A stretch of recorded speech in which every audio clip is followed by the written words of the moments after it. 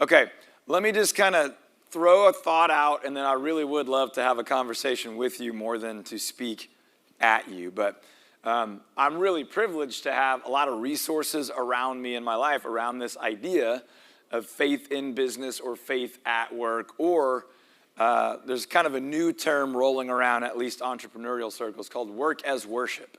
This idea that God designed our work to be a part of our worship, that we live out our worship throughout the day, each and every day. Now, I'm sure there are people in the room and on virtual of different faiths, right? So my faith is in Jesus Christ as my Lord and Savior. I'm in desperate need of him, and I'm glad to know it and wrestle with it all the time.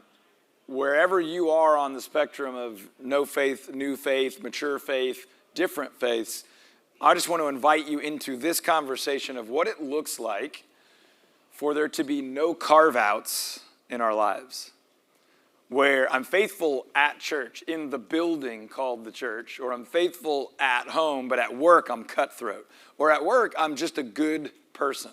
And the reason I say just a good person is I mean, like in the business sense of do the right thing, but I'm not fully living out the faith that maybe I want to, right? Or when there's a volunteer opportunity, it's clear to me that I'm being faithful here, but it's not clear to me how to be faithful at the office or with a client or in the middle of a negotiation where the person on the other side is being a jerk, right? So who's got just a thought or an idea or even maybe a question? I may not have an answer, but someone in the room might. What comes to mind when we just initiate this topic of being faithful everywhere, including work, not carving that out? Anyone have a thought, a share, a question, anything on the topic? We'll get a mic to you. Anyone on virtual, feel free to type that in and I'll try to run it through the room. All right, let your wheels keep turning on that. I'll try to stir up a few more thoughts. There's a great resource out there. I'll just, free mention here for faith-driven entrepreneur. A good friend of mine is the executive director of an organization that's really impressive. It's called Faith-Driven Entrepreneur. They have a division called Faith-Driven Investor and another one that's growing up that's called Faith-Driven Athlete. They have awesome podcasts. They have some really good content online, and they do an annual conference. It was actually about 2 weeks ago. We used our office as a watch party host site for that, and it was really, really, really cool. What they're doing is trying to equip entrepreneurs, business people, financially minded investors to do exactly what we're talking about, to be faithful all day, every day, at home, at work, and in between. And the resources look a lot like storytelling, right? How do you do that? How do I do that? How did she do that? How did he become, a decamillionaire that way? But how is this person absolutely thriving and passionate about their life and ministry while settling on a income cap of $55,000 a year? Some really interesting thoughts. I am generating $4 million a year, but I'm living on $100,000 because I feel called to do that. I feel like that's my ministry. I use my gifts and abilities in the world to generate revenue, but it's not for me. It's for me to steward, right? I'm just throwing out thoughts to get your wheels turning. I'm not trying to teach or preach to you. I would love to have these conversations in depth with you anytime you want. Come find me. But I'm just trying to get your wheels turning on this idea and point you towards some of the resources that have helped me grow a little bit in this regard. Who has struggled with this? Who's struggled with, I'm at work, I got my work hat on, my work brain, my work focus, and I want to live out my faith. I just don't know how. Yeah? Anybody willing to grab a mic and just kind of talk through what that struggle looks like, where some of the frustrations are? John's got a microphone right here. Okay, John, you mind coming up here? What's on your hat? The Well Coffee House. Okay, I like that one. We just hand him the mic and let him share with us a little bit? Thank you, John. I know we didn't prep you for this. So I think for me, early in my career, it was when I got into real estate, it was, I don't know, the realtor world was very, cutthroat, and you had to do certain things and you had to act a certain way, I felt like, or you couldn't help people. I mean, there was some conversations yesterday about, do we help people? Do we help the clients? Do we give them money? And for me, there was the balance of kids. I have 6 kids, and so I didn't want to work 80 hours a week. And there's things I wanted to do differently. And so I think for me, it took a few years, but it was realizing that, now my clients love it when I show up in shorts and flip-flops. Yeah. It looks like I just came from a soccer practice, because I did. You did, yeah. And they love it. And my clients love it when I say, hey, you know what? 6 o'clock doesn't work. I've got a basketball game. How about 5 or 7:30? Yeah. Because where all of my peers when I got in all told me, you can never do that. Right. You can't, don't even think about it. You'll lose business. What I learned was that they totally respect when they realize that where your priorities are. And so I would just tell you, you just got to, to me, it's, you have to set your priorities. That's one of the things I love about real estate is it's faith, family, business. My family's scheduled in, and you come after them. If there's a basketball game, sorry, we're not meeting. So I love this. Keep the mic, because I have a feeling you're going to be able to volley this with me for a second. Who has been told at one time or another something like that? Like, you can't do that. You've got to go when they want you to go, right? Just a little bit, show of hands, virtual, turn your screens on so I can see who feels the pain of this insanity. They're asking the name of who's speaking because they love what you're saying. Matt. You want to tell them your last name? Matt Tramonte from Wisconsin. There you go. Matt from Wisconsin. We'll get you all his details later. He'll be selling that for $29.99. No, I'm just kidding. But we've all been told that, right? Like, hey, you're going to work evenings, you're going to work weekends, and you got to go when they want to go, or you just don't make money, right? Where does that line up with get into real estate to make money and have freedom? But that's not the topic for now. The topic is, how do we fight against that and remain faithful? I would say faithful to be obedient to Jesus, right? And I'm hearing you say that too. But being a leader in your home, being a father, being a husband is not a separate thing from that, right? I would say I have clearly defined biblical roles that I'm committed to. Again, I'm not pushing that on anybody else, but I'm not going to compromise on that, right? I've gone so far in initial consultations to say, no, I want you to know up front, I'm really excited to work with you guys. Here's how my time lays out. I love my wife and children more than you, right? And it's always like, ha, ha, ha, yeah, like, okay, right? But once I've planted that flag, when I say later, hey, I got a commitment to my wife at that time, they have 2 choices. None of those are to complain to me. Right? One is to work around it. One is to not work with me. I can live with both. And the second, they almost never choose to not work with you because they respect you. If they're a total punk, you should have caught them. The filter should have caught them way before that. Tomorrow, we'll talk about ideal clients only, and some of that is to defend your values, right? And the one issue I would take with what you said, Matt, is they don't all love it. Not all prospects would love it. But by the time you've taken them through that and chosen to work with them, they're your people. They're your kind of people, or they've recognized your values and decided that it's attractive to them, right? Yeah. Well, when I say all my clients love it, it's the ones that work with me. That's what I mean. So I've therefore love filtered. It, but not all the prospects will love it, which right? I'm totally fine with. Exactly. Because if you are going to demand, if you think that you're going to call me at 4 o'clock on a Friday, and I need to jump and show you 8 properties Saturday morning at 9 o'clock during my kids' soccer games, you can go fly a kite. That just ain't happening. I love it. But to be clear, to keep this on the faith at work topic. But that comes back to my faith, right? That comes Exactly. back to my values and what's important to me. And how do you do that? You just have to me, you have to make the decision of what's important, right? And that's where you're talking about, okay, how do we do it at home, in the church building, and in the workplace? Well, I think too many people, they get to work and it's like it's this different animal. Exactly. And it's not. You have to just. Well, we all know that residential real estate is not something you leave at the office, right? So you've got to find a way. You've already woven real estate into your home life, right? So what we're talking about is making sure that our home life, our faith, our identity exists everywhere, that we don't leave that in the car when we go into the office or into the showing or into the closing table or whatever the case is. Anybody else have thoughts, comments on Brian in the back? John, you mind running it to Bundy? Brian's now going to teach a sermon that he's named. No, I'm just kidding. Although he can. No, I was going to say, I feel like a lot of times to me it's just a matter of, am I looking for opportunities? Not shutting that aspect of my life off. Just when there's opportunities, when you hear of someone who's sick or someone who, their kid's going through something, or just being aware to listen to that and then actually thinking through, like, how would I love this person in that instance?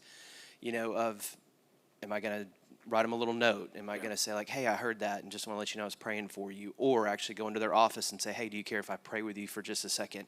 Whatever that expression is that you feel comfortable doing. But I feel like, to me, when I'm looking for opportunities and I'm asking God for opportunities and my eyes are wide open, that those things actually happen to come. But you kind of have to just be actually engaged in looking for them. And then I find that, like, that's been the moments in the years that we've been doing this, my wife and I, that we have those opportunities come up. So I think a lot of times it's just looking, like, God used me today in a small instance, and you never know the impact that has, because over years it's compounded for us to have more opportunities just off of some little bitty thing that seemed like nothing, but yet to people who don't experience that. I mean, I think of that, of like how many realtors go into the title office with actually eyes of love and compassion towards who's serving them. So being pissed that they did something wrong, find ways to, like, serve them and love them. Yeah, a couple things you said that I think are worthy to pull out for everyone to mention. You said something along the lines of, God help me see those, like, you're praying about that, right? In the grind, I'm a meathead. I don't see the opportunities. I'm just next thing, right?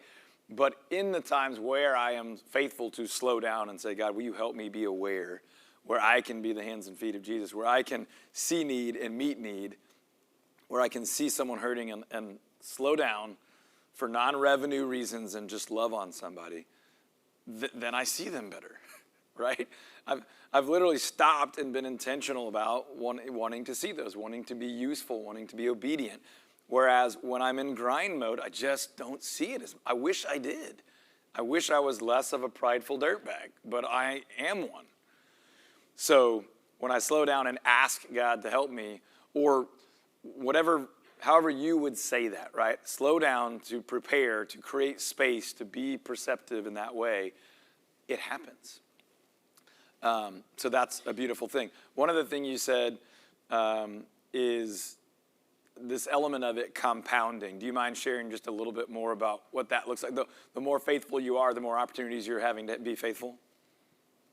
If I understood you right. Yeah. I think part of that goes back to my background. I'm a bit of a go big or go home kind of guy. So if I don't make a big splash, I feel like, well, what the heck was the point of that? Hold on. Anyone feel that? You're like, I thought I was being faithful and I didn't see any results from it, so I must be horrible and I shouldn't have done it. It was just a waste of my time, right? Yeah. Like, you want the fruit, you want the reward, you want to see that you made a massive difference, right? Mm-hmm. Yeah, You're and I think alone. I was in full-time ministry for years before I got into real estate. And, you want to immediately see, whatever it is that the counseling moment or the, like, sharing the gospel moment or whatever it is that you're in that situation that you can feel like, effective in that moment. But I think the thing that I've had to shift is, like, it's a long game. It's not necessarily like, how do I see something happen today, but how do I invest in this person's lives over the years? And I've just found that within our own brokerage, the opportunities that come up, that people just tend to look at us. I'll throw my wife in there as well. Like, she's definitely much more of a better person than I am. But, like, I believe that. But have the opportunity to love on people as a journey instead of looking at it like on a day by day or week by week basis, and just having those opportunities. But I think, one of the things that she does, she's just super thoughtful. So if someone's going through a time, she'll write them a note, or like, hey, I was praying for you today, or maybe come up to their office and bring them a little, just something simple, and it's just an act of kindness.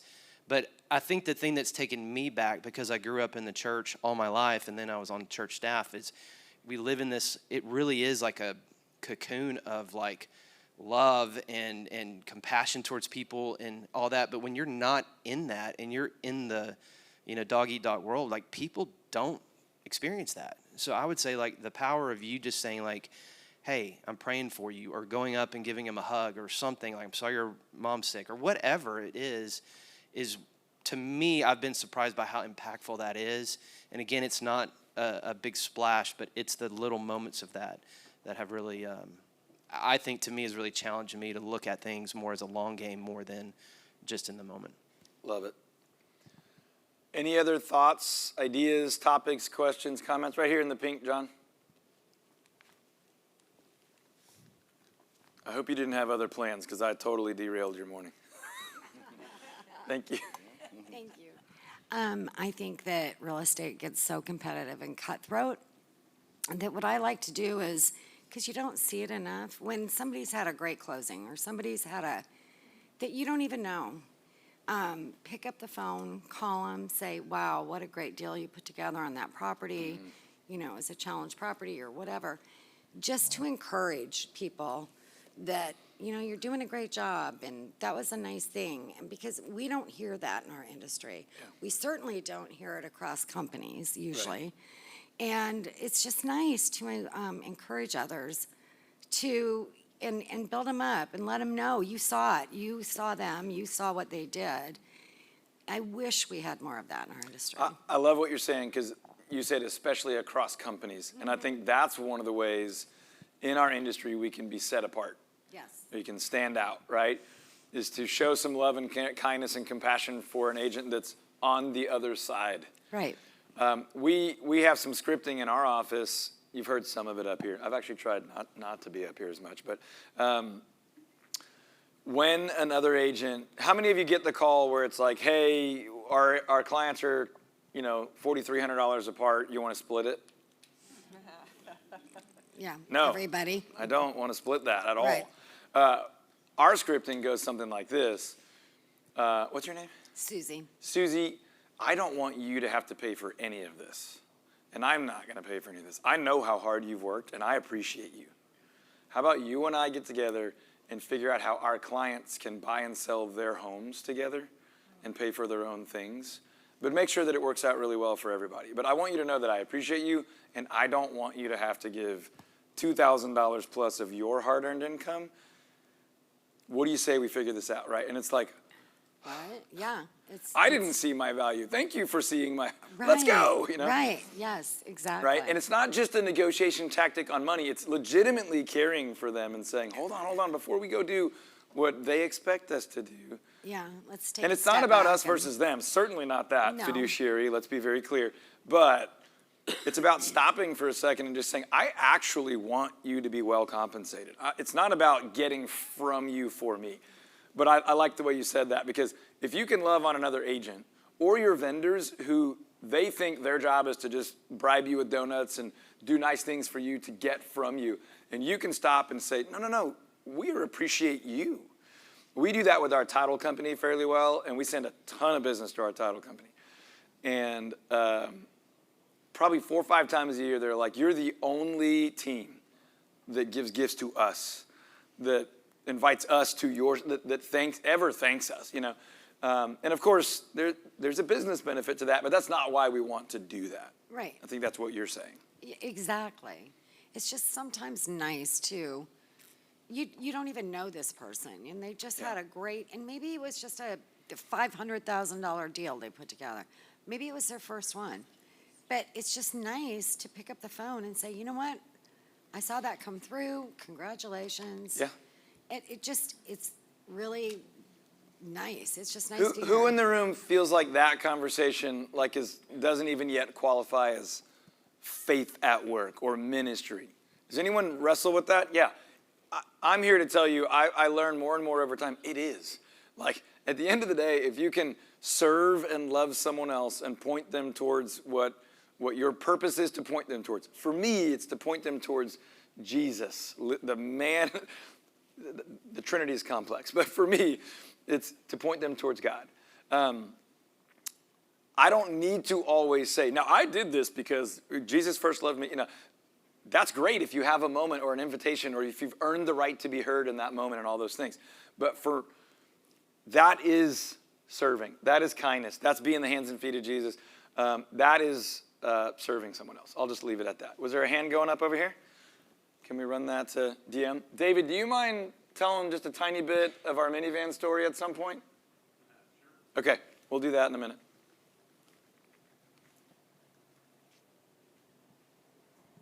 Good morning. I'll share something. So this is my 3rd year in real estate, and I guess my business model is always help people first, and then don't think about it, and the business will come. And I cannot tell you how many times I help people completely on something unrelated to real estate, like, and then down the road, they'll call me to sell or list their home. So it is really work. I think we need to just focus on, not so much as winning the business, just help people, genuinely help people. And then you'll be the one they think of when they need help, when they need to sell or buy. And so first year, I closed about 20 transactions in 9 months. And then the second year, I doubled my income. And the third year, I tripled my income. And that's just my business model. I help people first, and the business follows. Here's what I love about that. Two seemingly contradictory thoughts. Number one, if you just spent your entire life serving and caring and loving on other people, it will be an incredible life, right? Number two, you could spend your entire life doing that and you will not always triple your income, but it's still worth it, right? I mean, I think it's important to acknowledge, that's not an automatic plan, right? Where you just are a super nice, loving, kind person and your income just keeps compounding exponentially.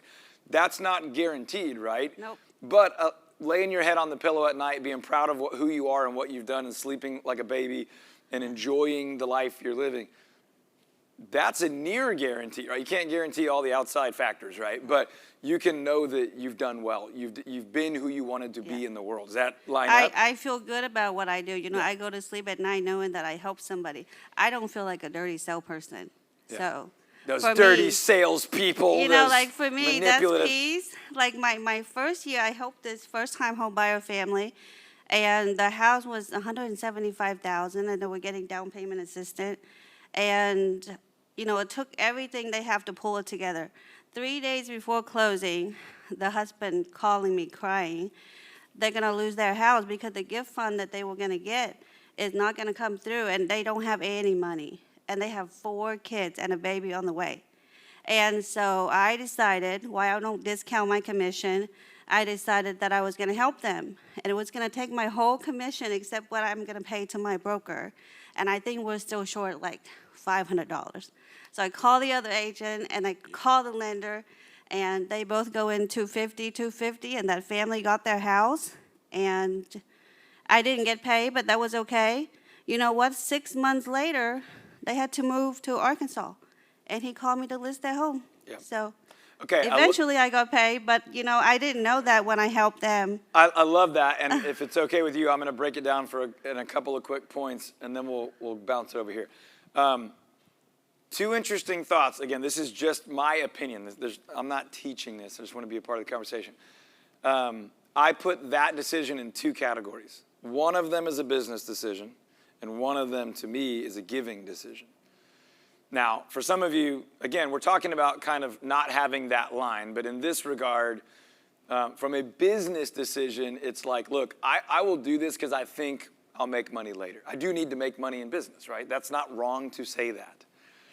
But on the other hand, because of my overall business, not this one deal, I'm in a position where I can give here. From a transactional perspective, I'm net loss on this deal, not even calculating the cost of time and inputs and all those things, right? But from a overall, my life is one life and I blur all those lines, I can make a business decision and a giving decision in the same transaction and feel great about this. But if I didn't categorize that as giving, it's a pretty bad business decision. Does that make sense to everybody? But actually, tomorrow afternoon, I'll talk about the 3 most important things in small business. I'll tell you right now. One of them is cash reserves, which ties into this idea of giving. So we'll keep having this conversation over time. Thank you so much, DM. That was awesome. We'll go ahead and pit stop here, and then I'm going to make David, whether he wants to or not, tell a really fun story. I just wanted to lean into what you just said about giving, that I think a lot of times, I have, we think that giving is like, oh, I need to give and it'll be a tax deduction or whatever. And what I love about your story is that you did give. That was an act of giving. It's not always a situation that it's very formal, let me donate to this charity or whatever. And I love that you gave the other people who were involved in the transaction the opportunity to also give. And that's really cool that you brought these other people in on the opportunity. The opportunity to split the price of a refrigerator is less exciting than like housing a family with 4 kids in need, So it really is an opportunity to have contribute. And they were a genuine family in need. It's not like the dude who's, manipulating. Yeah, no, I love that point. just trying to be a cheapskate. So John's going to run the mic to David Goss, who's on our team. Obviously, he's in the delightfully red pullover. David is a freakishly generous giver and phenomenally faithful man that's had massive impact in my life. We met on the committee for Young Life in this area right here. You can tell that story however you want. Sure. Well, you say I taught you something, but I steal books out of his bookshelf all the time on giving.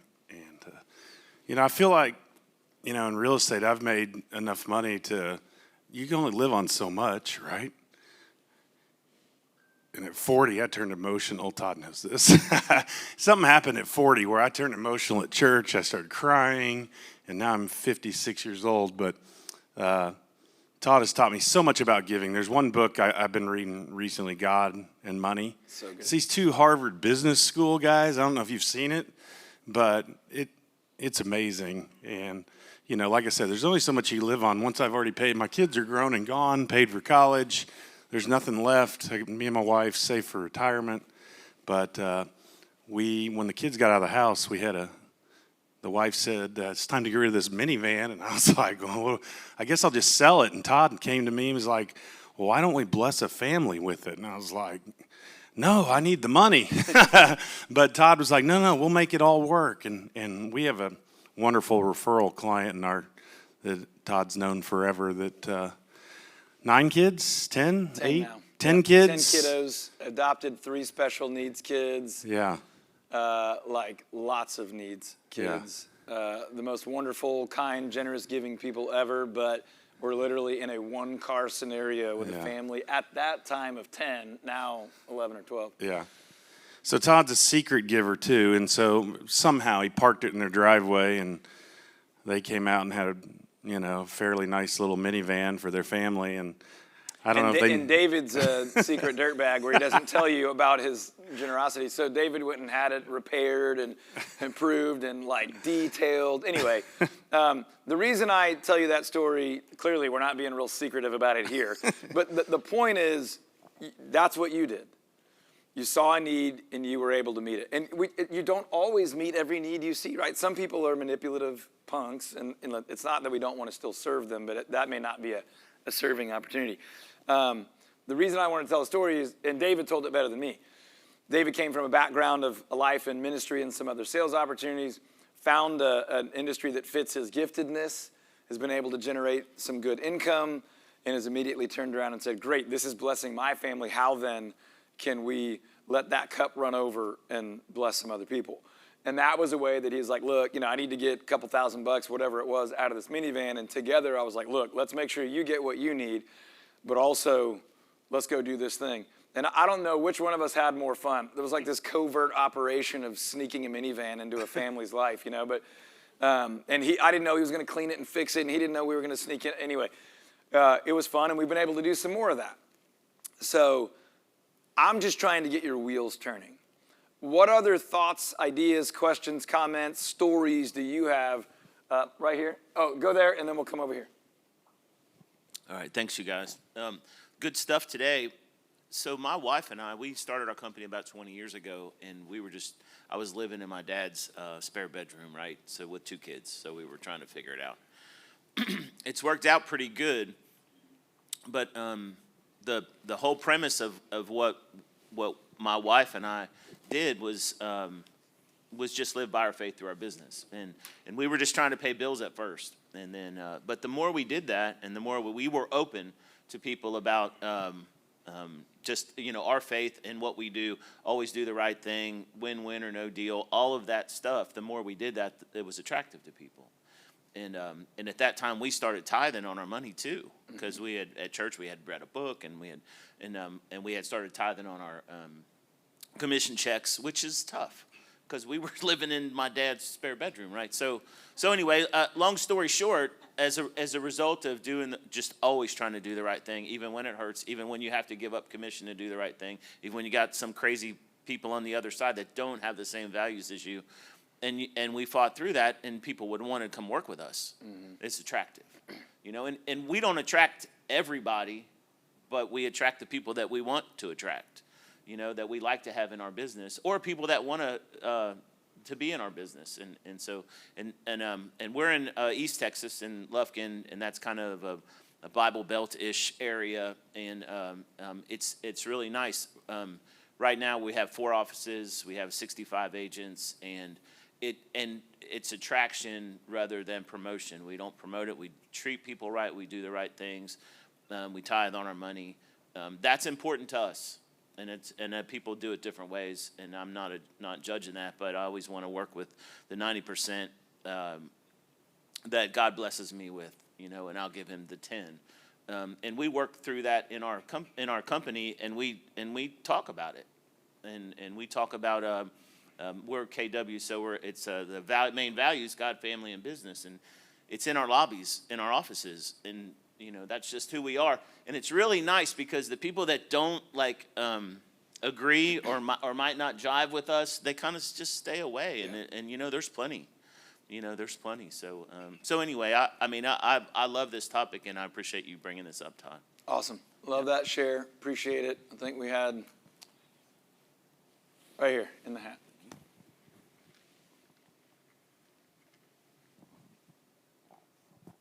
Hey guys, I was going to say the same exact thing about tithing. It's funny, so we work on it's sort of like a team, but I would say it's kind of different. We work with my mother-in-law and then my wife. So we all work together, but we're basically just her assistants. But we're also licensed in our own realtors. But anyway, I've seen her be very, very, very faithful in tithing, and probably the most faithful person I've ever met regarding that, and just in hard times and in great times and blessed times in any season. And it's so funny because when I first started working for her, we were making more money than I ever could imagine. And I was like, well, I don't really see tithing in the Bible. I couldn't find it. I went through my whole journey of I don't really see it. Jesus never said it. Whatever. He did. Long story short, it's in there. I was wrong. I was like, it won't take long. I'll meet you right No. It's there. I've been through that already. But and it was just funny because our original mindset in tithing, my wife and I, was it's not because we want to make more money. It's not because it's going to change anything. It's just because it's what the Bible says, and we want to honor that. And long story short, as soon as we started honoring that, God started blessing us even more, and we didn't think that was possible. And I just think it doesn't really matter what religion you are in. There's something in putting something first, even before you, that 10% comes off first, and then even to compassion or whatever you want to give your money to. There's just something really to that, even if it's not a tax write-off, because we don't make enough money at this point where it is a tax write-off. It's just how it works in New Mexico. But I just second that, and I second just being vocal about, and people all the time are like, oh, you're making 3% off this one, so you must be doing good. And it's like, well, it's not that simple, It does go to this first, and it goes to that. And I love it. I love both shares. I'll just throw out a resource. If you have something you want to contribute, raise your hand, and while we're running mics, I'll share this really quick, but you get to go right now. Anyone who brags on their mother-in-law like that gets the mic. Go ahead. I just wanted to mention that, I am very successful where I'm at in our town in New Mexico, and whenever I get awards or whatever, I try not to put the glory on me, but I put it on God. Mm-hmm. And I say that because a lot of agents say, why are you so successful? What is your secret? And I was just like, God, He's my employer, nobody else. We're not salary. We go on faith. We don't know who's going to come into our door, buyer, seller. He's the one that puts my name in their head to call.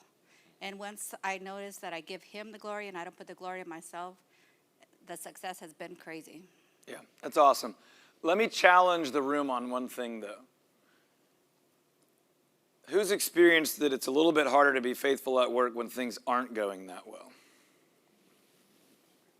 If I had another hand, it would be up.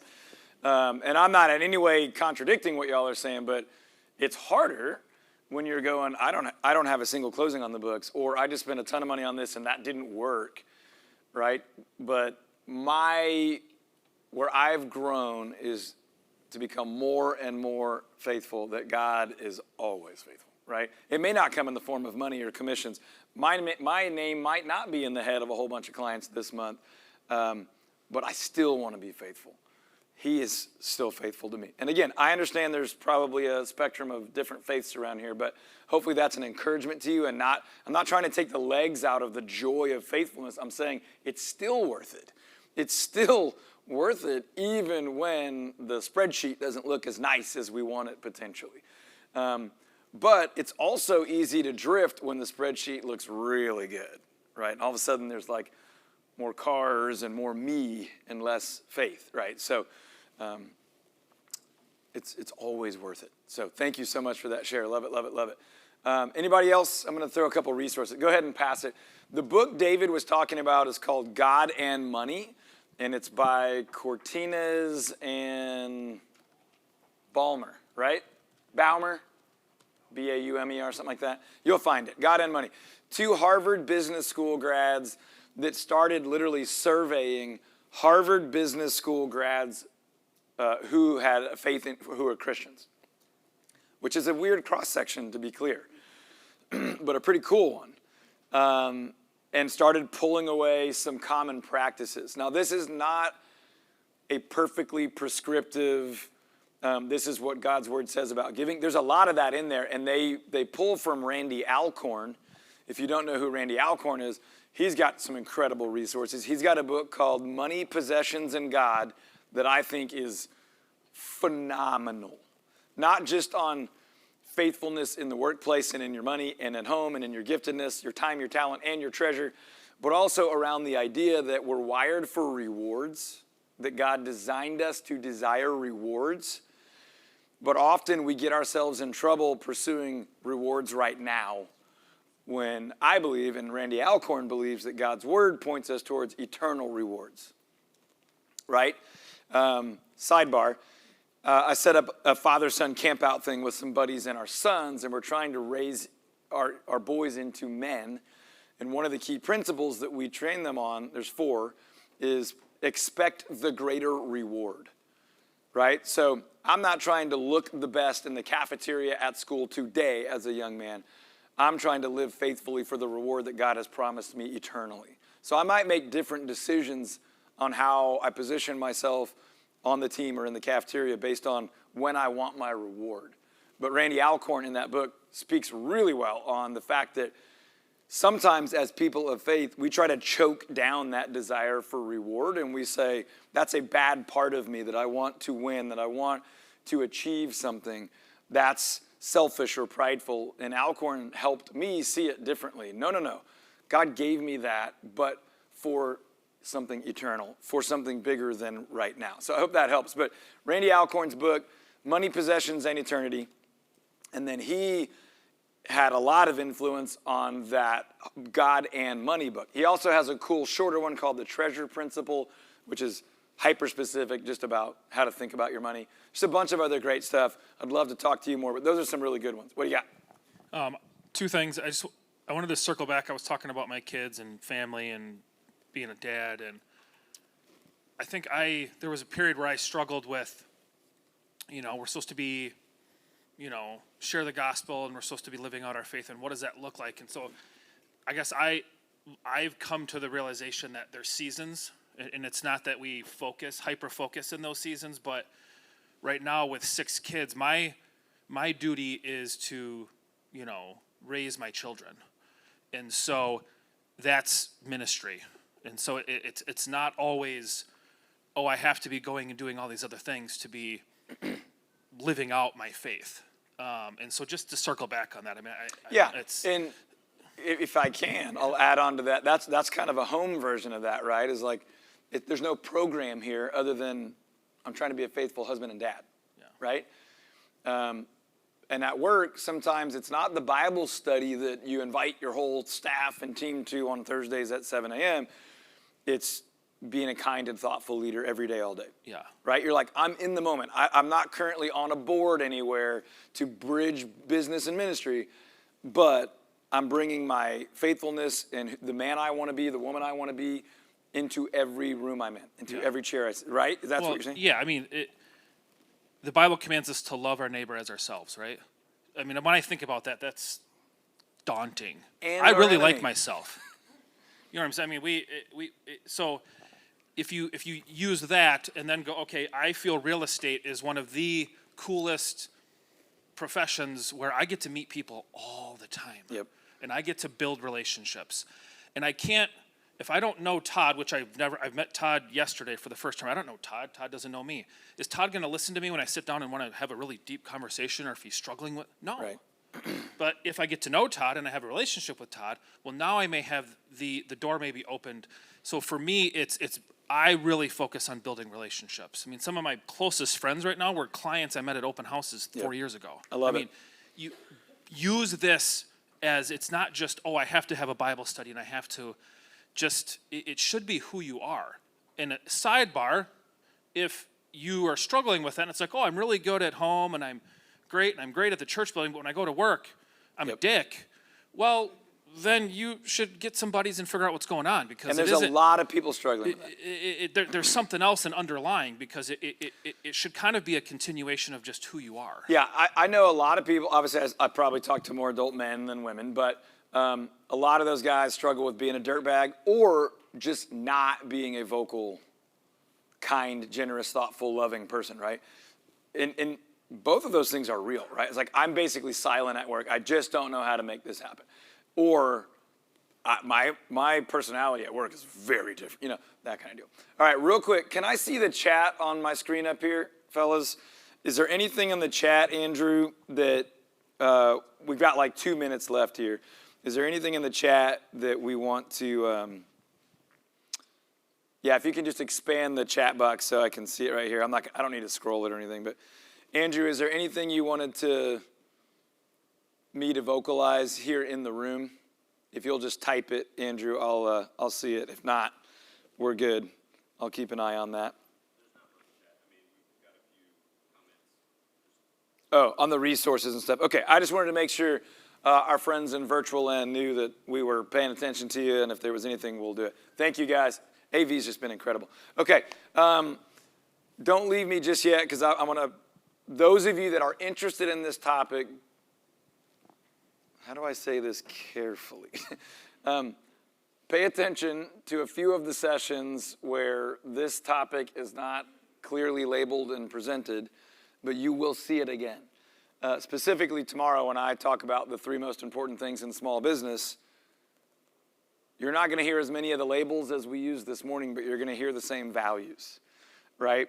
And as we talk on the first session today of this national panel, you'll hear some of the values. The last thing I wanted to say really quickly, and it was hit on in multiple places, is if you are open about your values and who you are, you will attract people that value what you value, and people that are significantly opposed to that will steer clear. The one challenge in that is, how do we reach people that don't already share our values, right? So I think it's important to look for those opportunities. Doesn't mean I want them to be my clients or I want to hire them for my brokerage at this point or whatever, but it may be, we also don't want to completely isolate and hide the light, right? So is there anyone that was dying to share, that something's on the tip of your tongue, you're far from the microphone, or you just felt like, I'm not going to do it? Last one, you get it.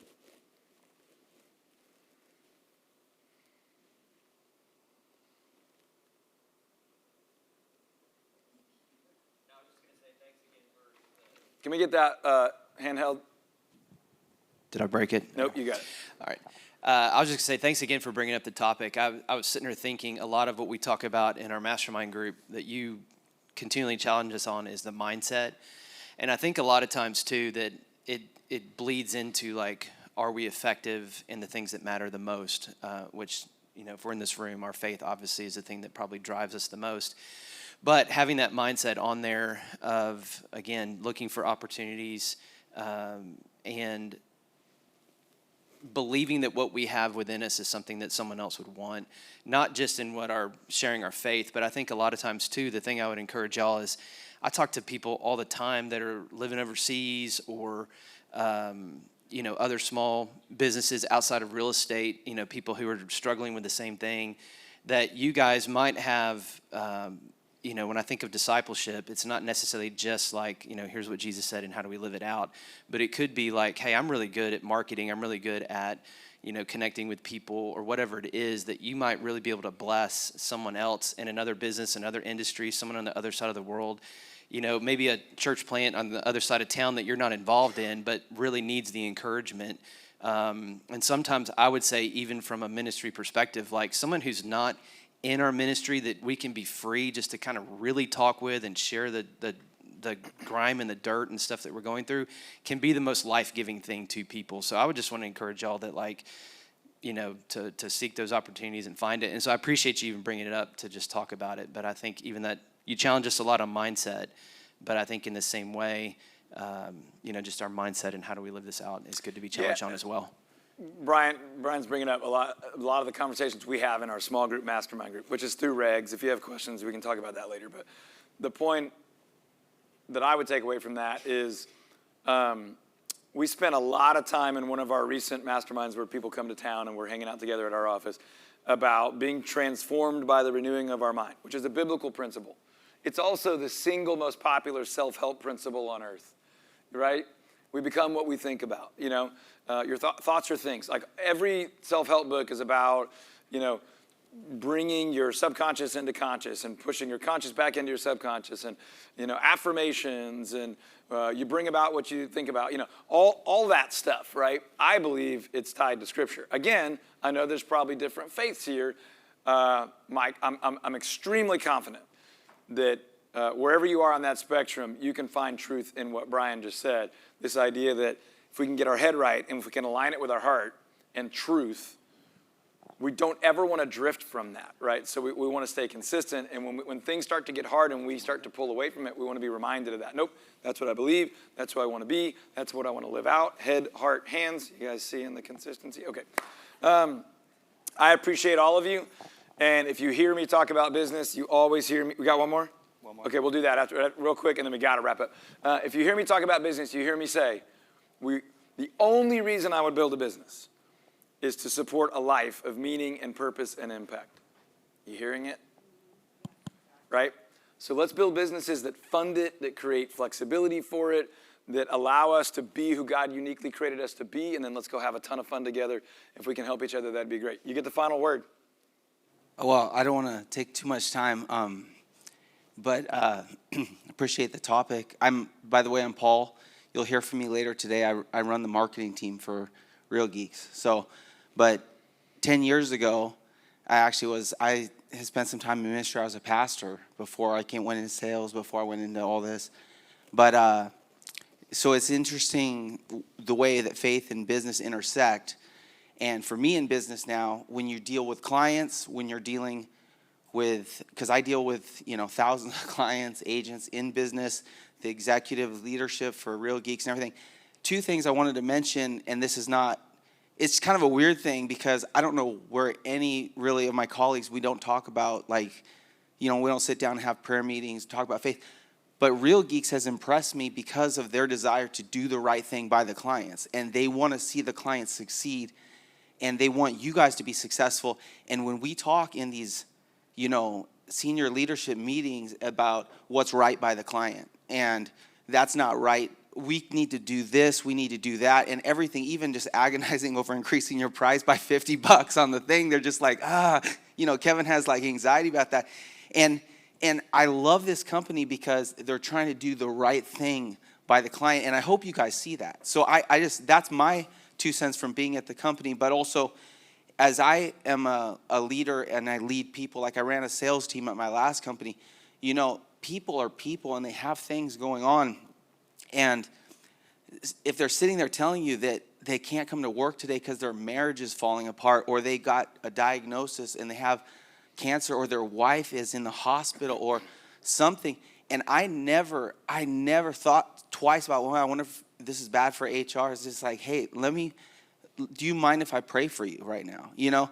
And I want to encourage you guys, because there are people that are hurting, and when you come across them, there are clients that they have to sell their house because they're going through a divorce.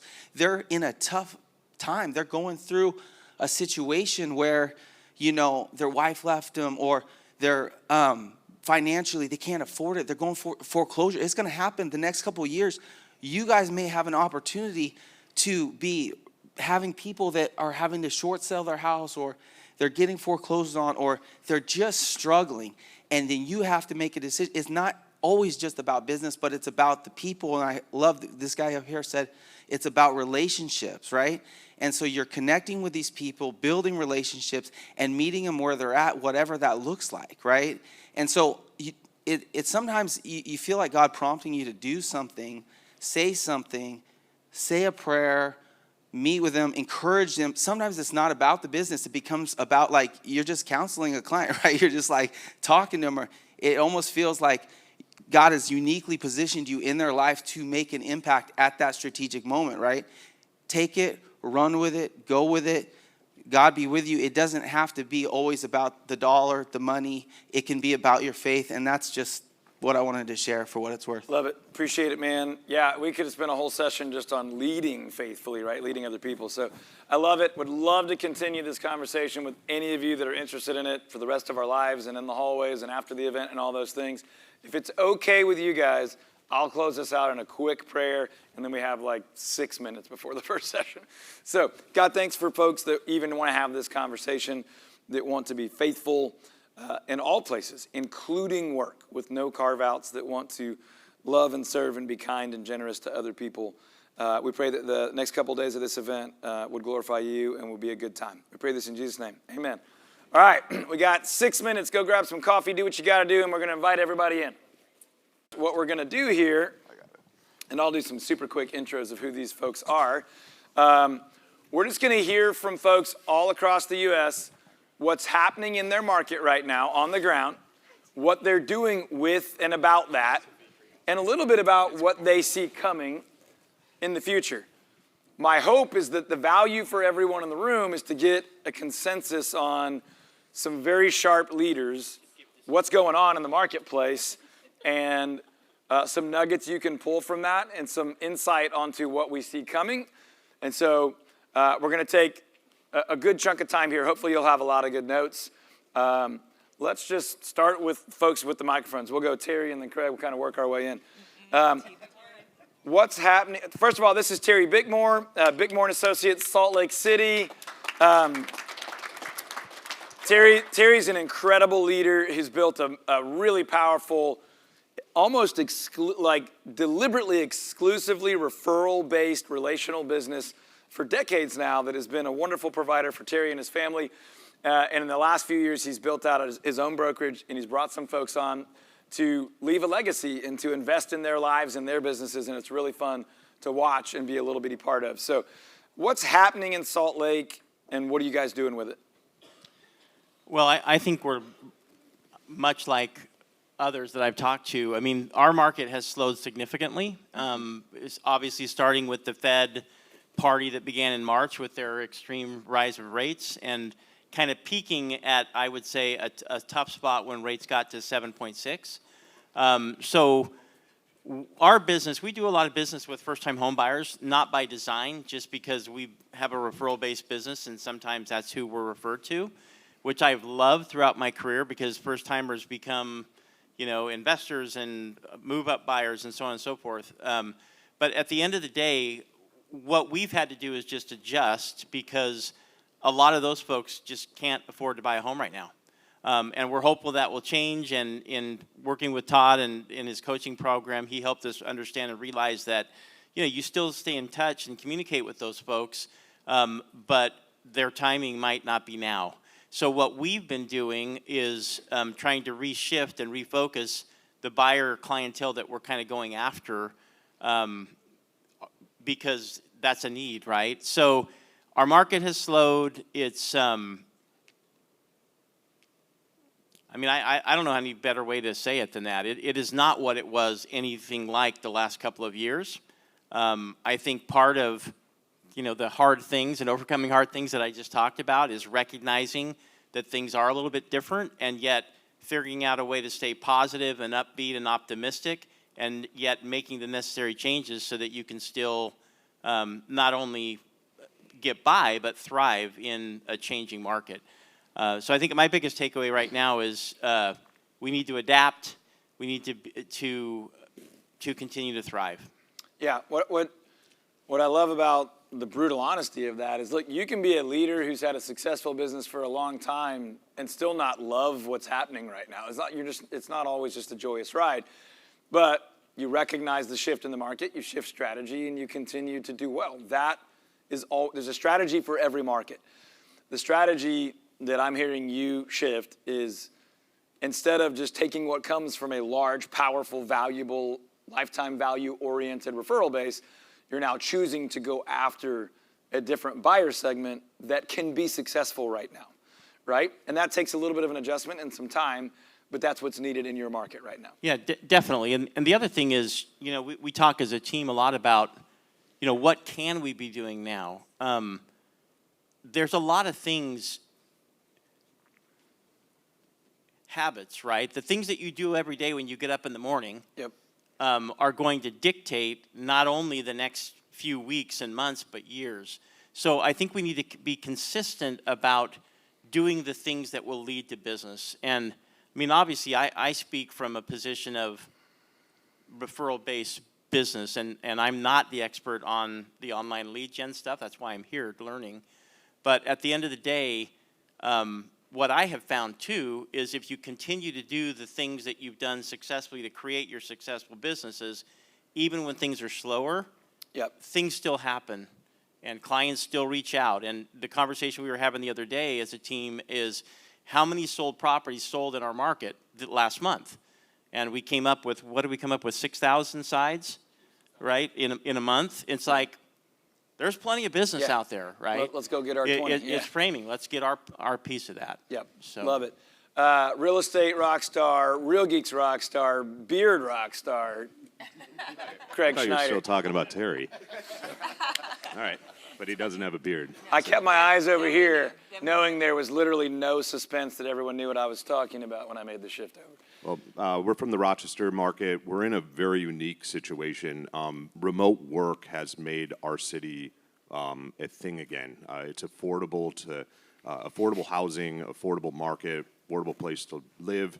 There's traffic doesn't exist in our market, so there's a lot of really great things going on in our market. And unless remote work kind of goes away, we don't really see the market changing back.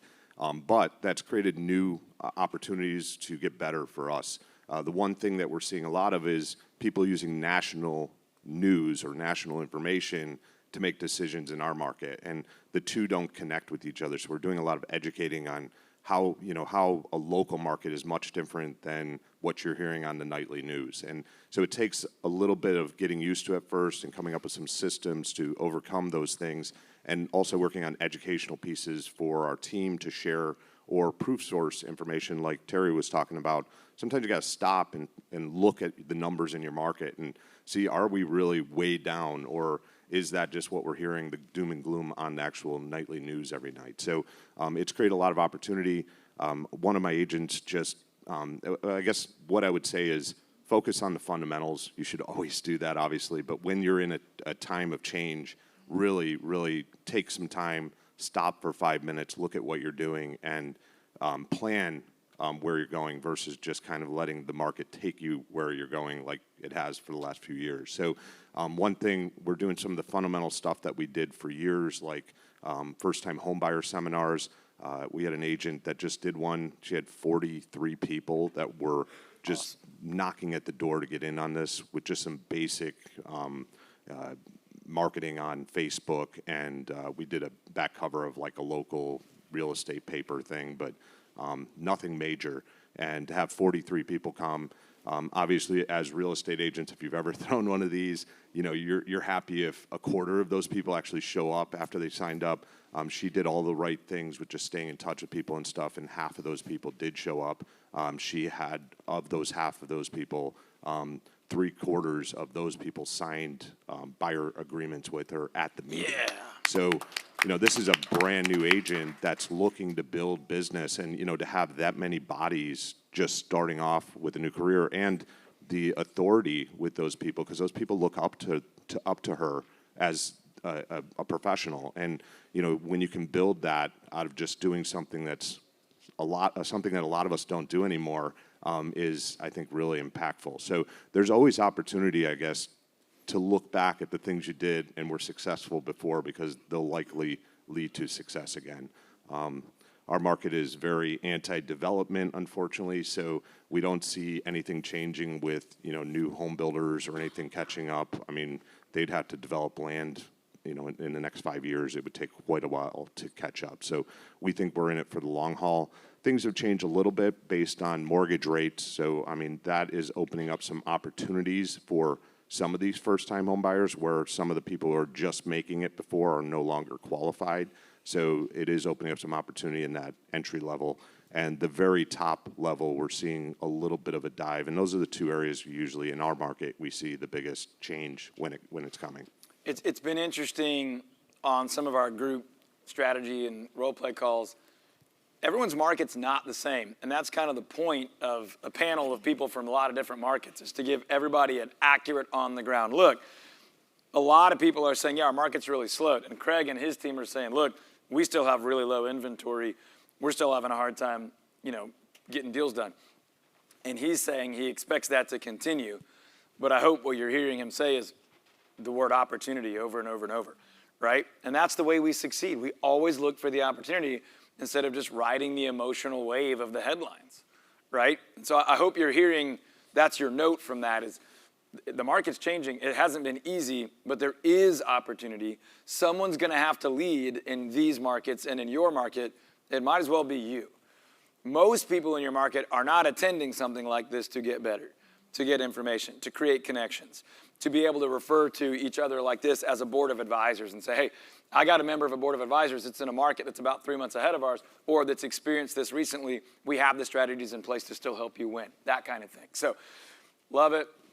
Why don't we bounce back over here to Stephanie, who some of you recently heard on a Keeping It Real and are going to get to hear more from later today. She loves being on stage, so we've just got her up here a lot.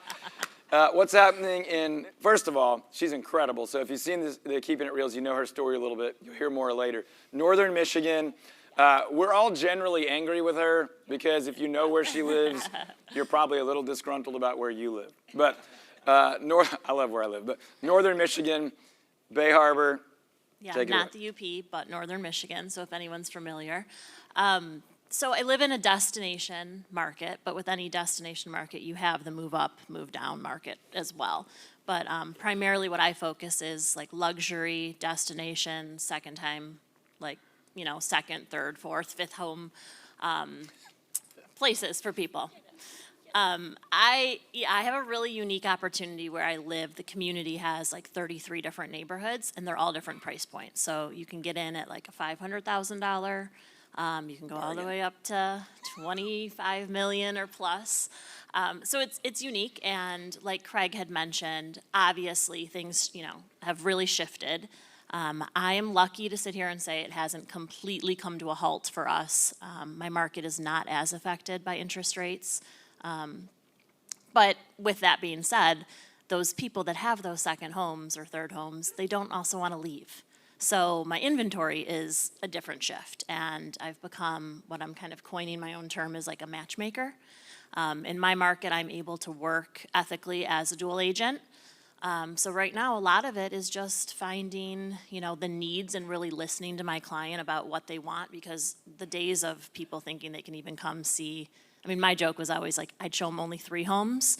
But some people coming from different markets would send me a list of 13 homes before we ever spoke. And I was like, not gonna happen, because it's not worth my time or yours.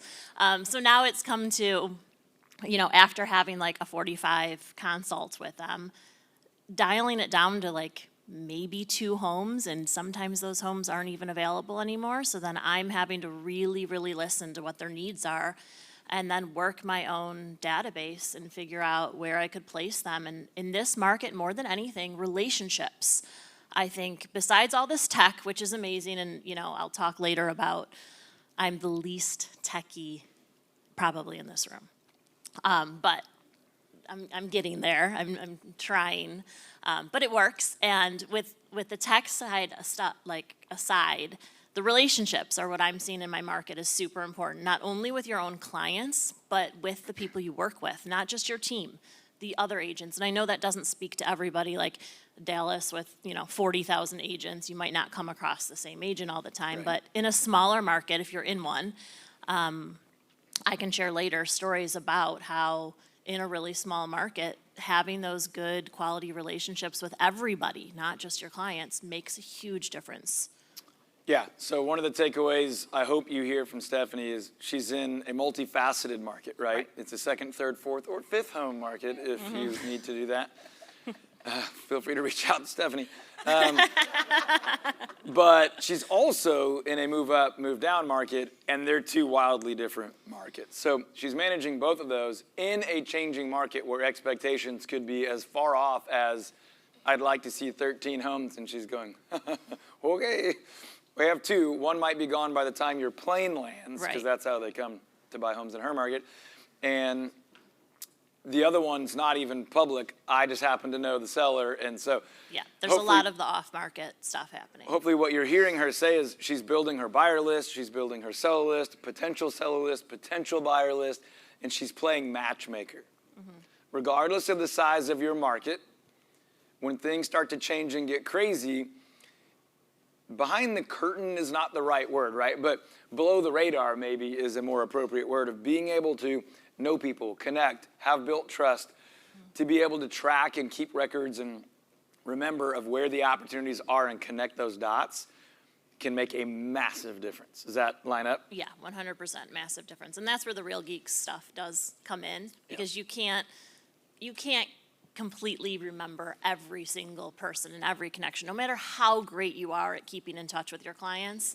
It's not humanly possible. So yeah, you got to add tech in with the relationships to.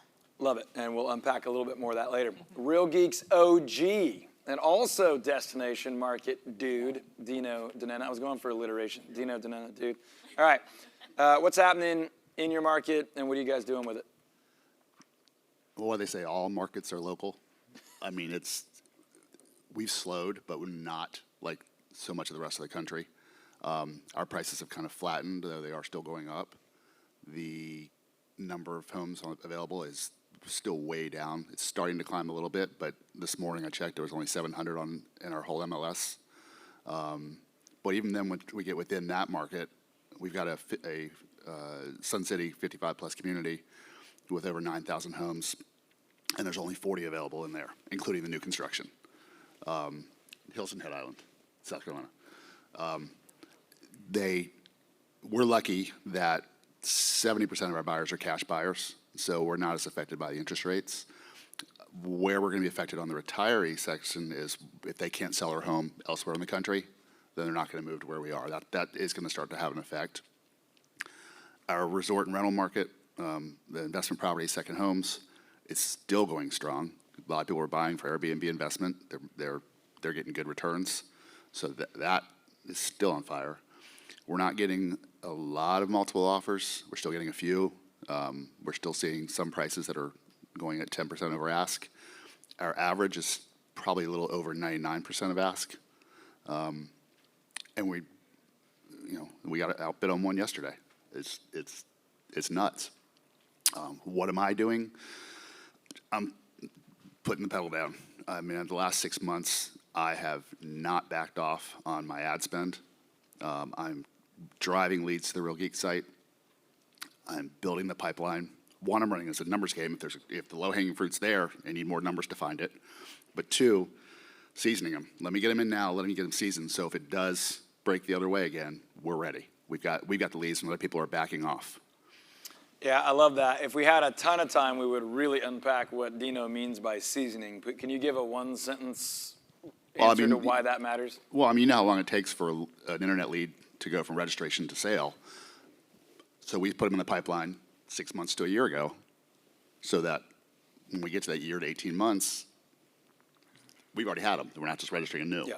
And obviously that's averages, because there's some immediate opportunities and there's some forever opportunities. But what he's saying is if we want to keep trucking, we want to keep feeding the pipeline and let those nurture and mature and get our content and get homes and all that good stuff. All right, we'll bounce it back over here to the TB1, Teresa, Austin, Texas, independent brokerage, lots of really cool stuff happening.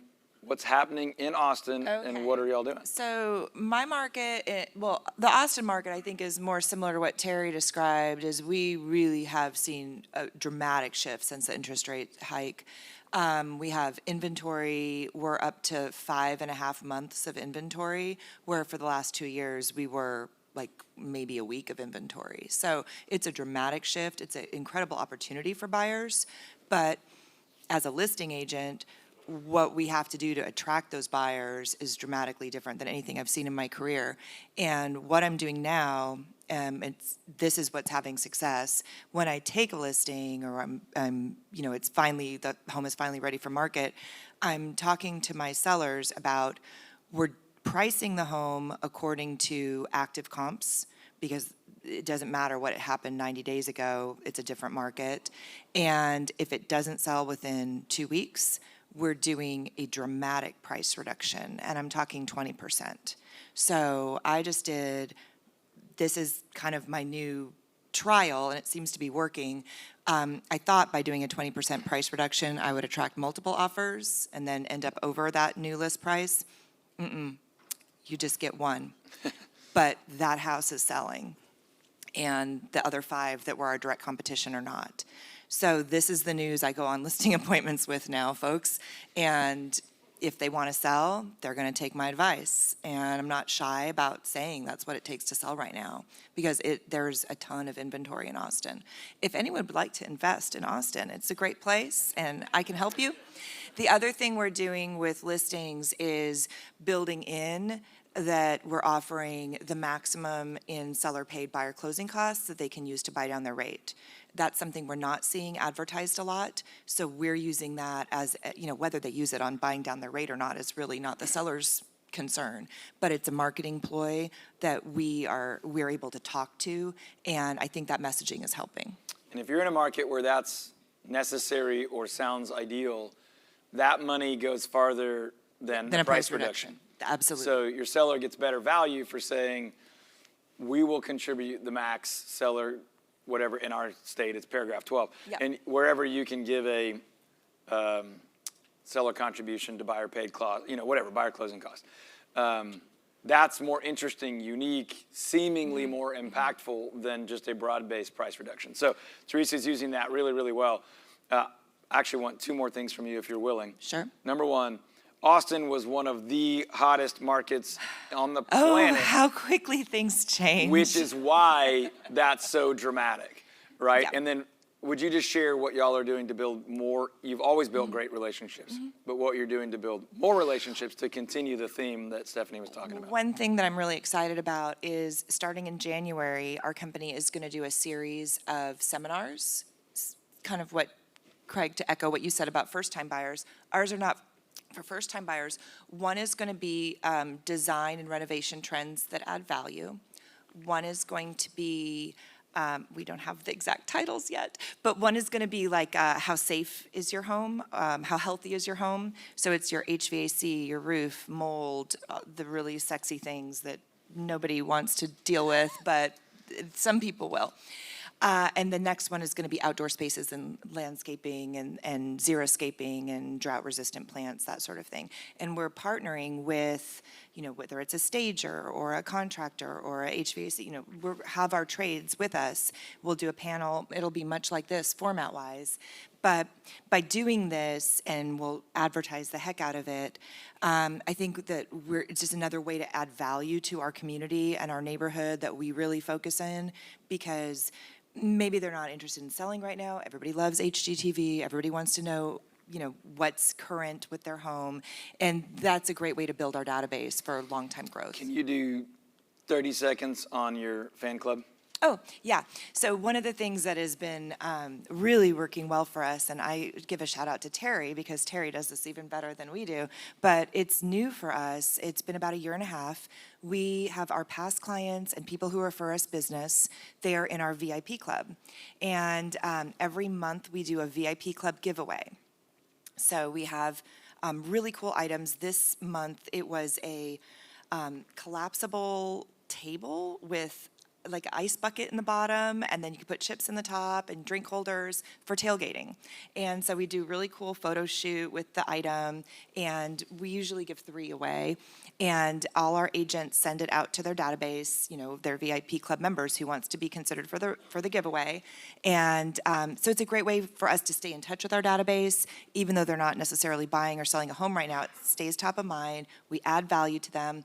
And for me, like, I like the idea of pop buys, but my ideal client, my target database doesn't want like a dollar store calculator.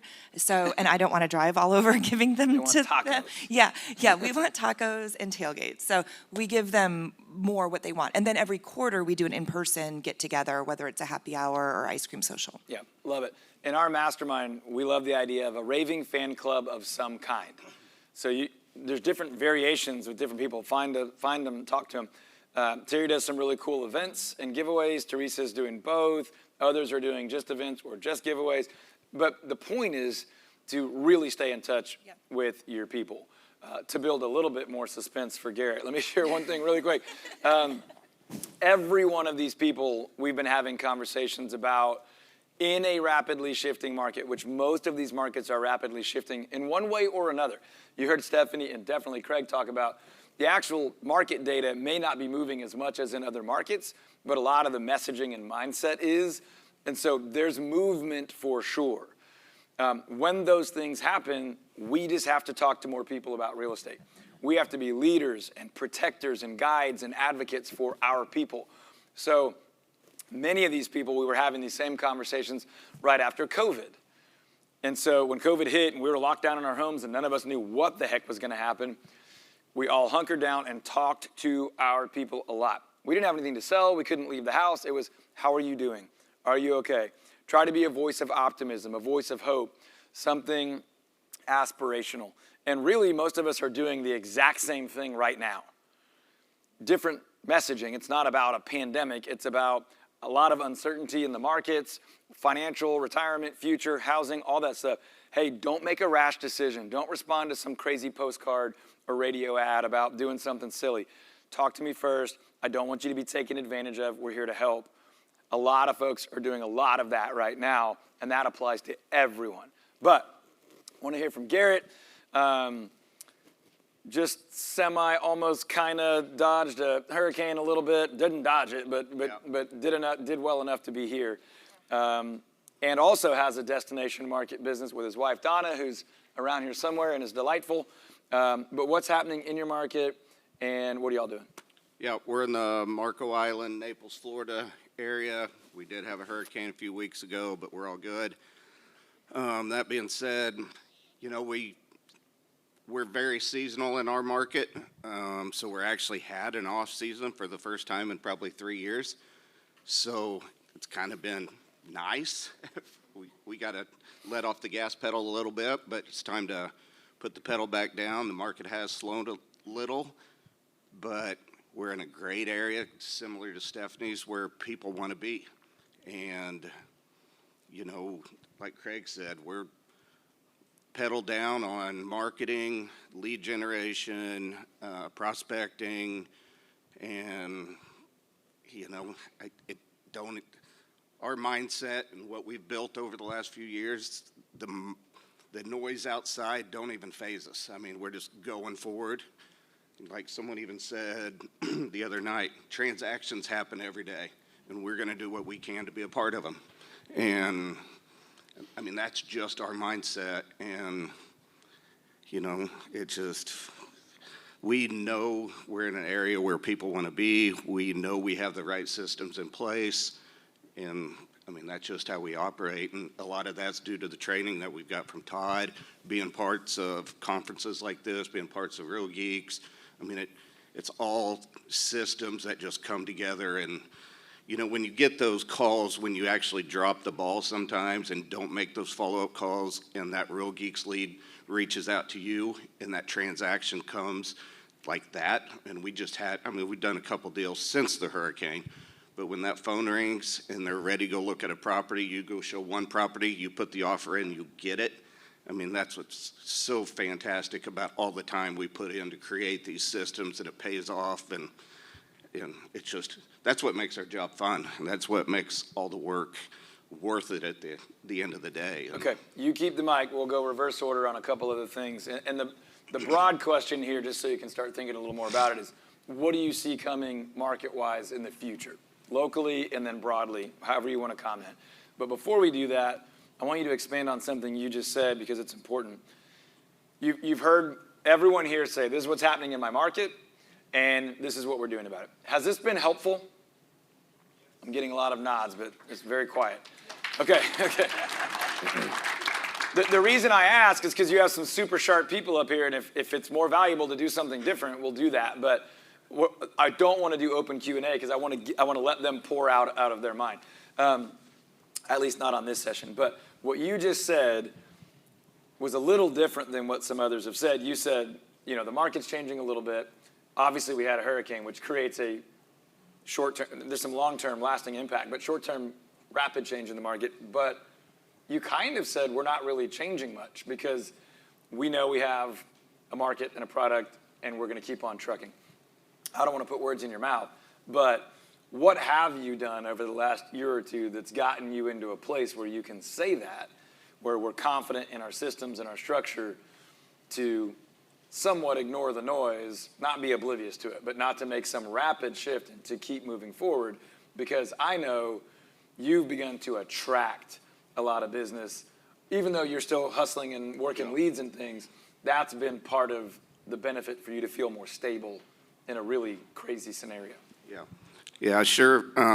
Putting the systems in place to build the confidence and the repeat and referral business has been amazing. I mean, obviously Todd's helped us with that a lot, but you know, just a lot of it is just believing in the systems that you're working on, because if it works when it's good, if you're the one out hustling, when stuff slows down, you're going to out hustle the other people, and you're just going to gain that market share even more. You're going to keep in front of everything, and you know, I just believe that I think there's more opportunity now than when it was crazy and people would just reach out to anybody that's willing to put an offer into them.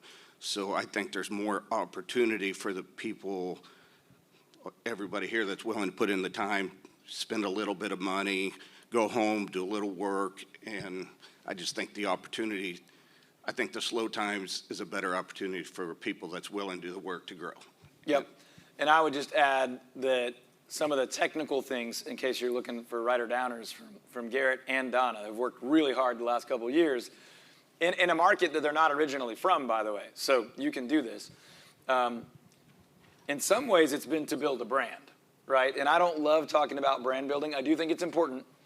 But I'm a direct response guy. I don't like to spend a lot of time, energy, or money on branding only. Branding's really important, but I want to do it on the back of response and lead gen and capture so that we can do something with it. And that's what you guys have done. They've had opportunities to do some magazine stuff, to do a little bit more image marketing.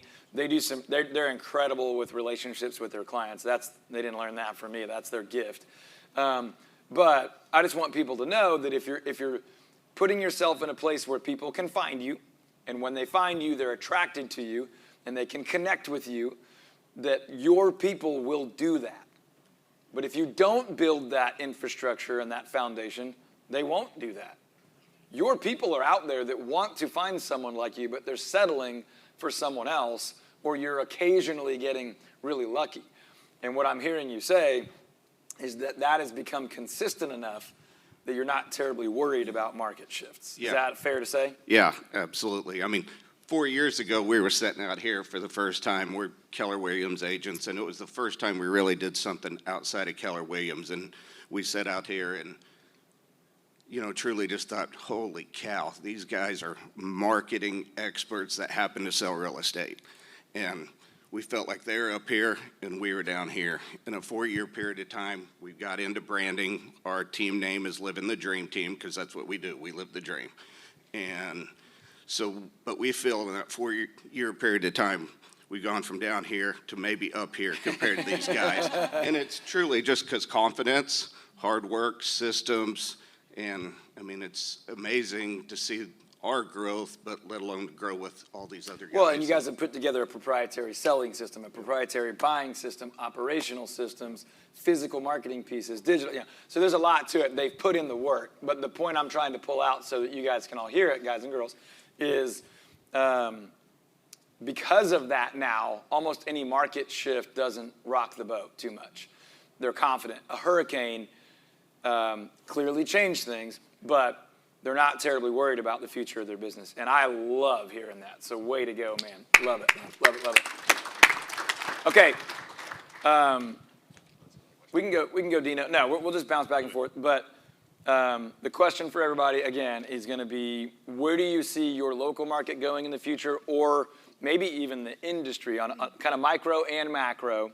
And then we'll have some time just to kind of bat around anything maybe any of you wants to add. So go ahead, Dino, and then we'll hop back up here. I still think that our local market's going to do quite well for the coming year. We are big on the boomers retiring to our area, and their numbers are growing every year. There'll be some, like I said, some hassle because if they can't sell their home, but a bunch of them, recently made a killing in the stock market, so they're finding ways around it. With inventory limited and the Airbnb returns, that market's still going to be doing great for us. I'm not too concerned. A note on Airbnb returns, because you've heard several people here in destination market. If you're in a market that still has fairly low inventory, and we're coming out of a season where a lot of people chose not to rent vacation homes, just to buy them, and they're not doing that anymore, that vacation rental market is stronger or less strong than it was, right? It seems stronger, and I'm hearing that from a lot of people in markets like that. So this becomes sort of this cyclical deal. If you're now telling your buyer investor clients, our vacation rental market is actually stronger, but fewer people are entering it. If we can help you find a way to enter that market, there's actually more opportunity here. Does that feel like a relevant? It is, and then but we also went with all the work from home and all that stuff. We've gone from, if you could get 13 weeks of rentals a year 6-8 years ago, you were doing good. Yeah. It's now year round. Yeah. We have But you can still be profitable on the 13, but you can get 40. Yeah. Yeah, that's incredible. That's incredible. Okay. Any other thoughts on what you see coming? I mean, obviously, you feel like your local market is going to be strong for the year or foreseeable future. Anything you see kind of in the big macro picture, how people buy and sell, anything like that? Truthfully, that's my shortcoming, is I'm not looking far enough forward. That's why we do panels like this. I'm hitting it hard right here. Right? Okay, great. What do you see? Okay, so I'm not an economist, but all disclaimers aside, we're all just doing our best. Okay, what do you got? I feel like right now what we're seeing in Austin, and I think that's like a lot of major markets from people I talk to, it's buyer caution. But Americans are not patient people. And I just think even if the interest rates stay high, there's only so much longer people are going to wait. So they may have renewed their lease this year, but next year they're not going to renew it again. They're going to pay 7% interest rate and buy their first home. I just think my sense is we just wait this out and continue doing good business. And even if the economy doesn't change dramatically, people's patience will change and they will come back to buy and sell. Plus, they've all seen the GIFs and the memes all over the internet that rent is 100%, right? Right, yeah. Well, we learned that from the internet. 74 times a day. Rent is 100%. The other thing that's going on is a very real thing is that a lot of marriages were strained from the pandemic, if not just life, and we're seeing a surge in divorces. And I will just say divorce real estate is one pillar of my business, and when people divorce, there's typically a real estate transaction or 2 or 3 that needs to happen. So I would just say maybe that's something to look into in your area. If that's not, relationships with family law professionals could be opportune. Okay, Stephanie, you ready? Okay, so I live in like he's talking about, in a bit of a bubble, a destination. So I'm a little bit with Dino where I don't forecast because I don't have a crystal ball. And quite frankly, I don't want, and this might be, Todd might throw me off this stage, but I don't want to have to shift my business every time the market shifts. I want like a strong, steady business, like a heavy pipeline. I don't want to have to go, oh my God, there's so much like low inventory now or high inventory. Like, what are we doing? What I like about where I'm at in my business and with joining like the regs team is I've got this group of really, really professional agents that I can call on all the time when there is something that like spikes in the, when we were sitting back when it was going crazy, I had never really had 14 multiple offers. I've been doing this for 12 years and I came from a market where like if we were in a multiple offer, it was like 2. It wasn't that big of a deal. But yeah, I know. I mean, Teresa wants to make fun of me for it. But I didn't really know how to adapt because I had never had it for 12 years. So I think having good professionals that you can trust is really also key to your market because those things are going to come up. And I mean, everyone knows real estate's competitive. You're not always going to be able to knock on your broker's door or an agent next to you. I mean, hopefully in a lot of offices you can. But it's not, the norm. So to have somebody in another area that's similar to mine but completely across the country to lean on, I think that's like invaluable. And that's one of the big benefits of events like this, right? Is hopefully you're connecting with people. That's why we do the little badges on your name tags, those of you that did, to go, hey, that's another buyer agent, or that's another team member, that's another broker. And then also make those connections. That's another destination market. That's another luxury market or whatever. So you're creating that board of advisors that then if you're smart, you're telling your clients, I have a board of advisors. I was just going to say that's the next step is that made me uncomfortable to say because it was foreign to me. But starting to like drop those in all your conversations. I mean, Todd made a joke, I don't know, about a month ago, like, I'm going to be speaking later. Nothing I feel comfortable doing, really out of my element. But he's like, start telling people. And I literally have been challenging myself, like responding to texts like, sorry, I'm speaking at a conference this week, blah, blah, blah, blah. And it just like elevates, you have to be an expert in your market because I don't care if it's a small or a big market. There might be 400 other people that they could call to sell their home. And you have to learn whatever way it is to be that expert. And whether that be like Craig isn't multi-faceted brander. I mean, Garrett is great with people. Teresa's dynamic and has all these great events all the time.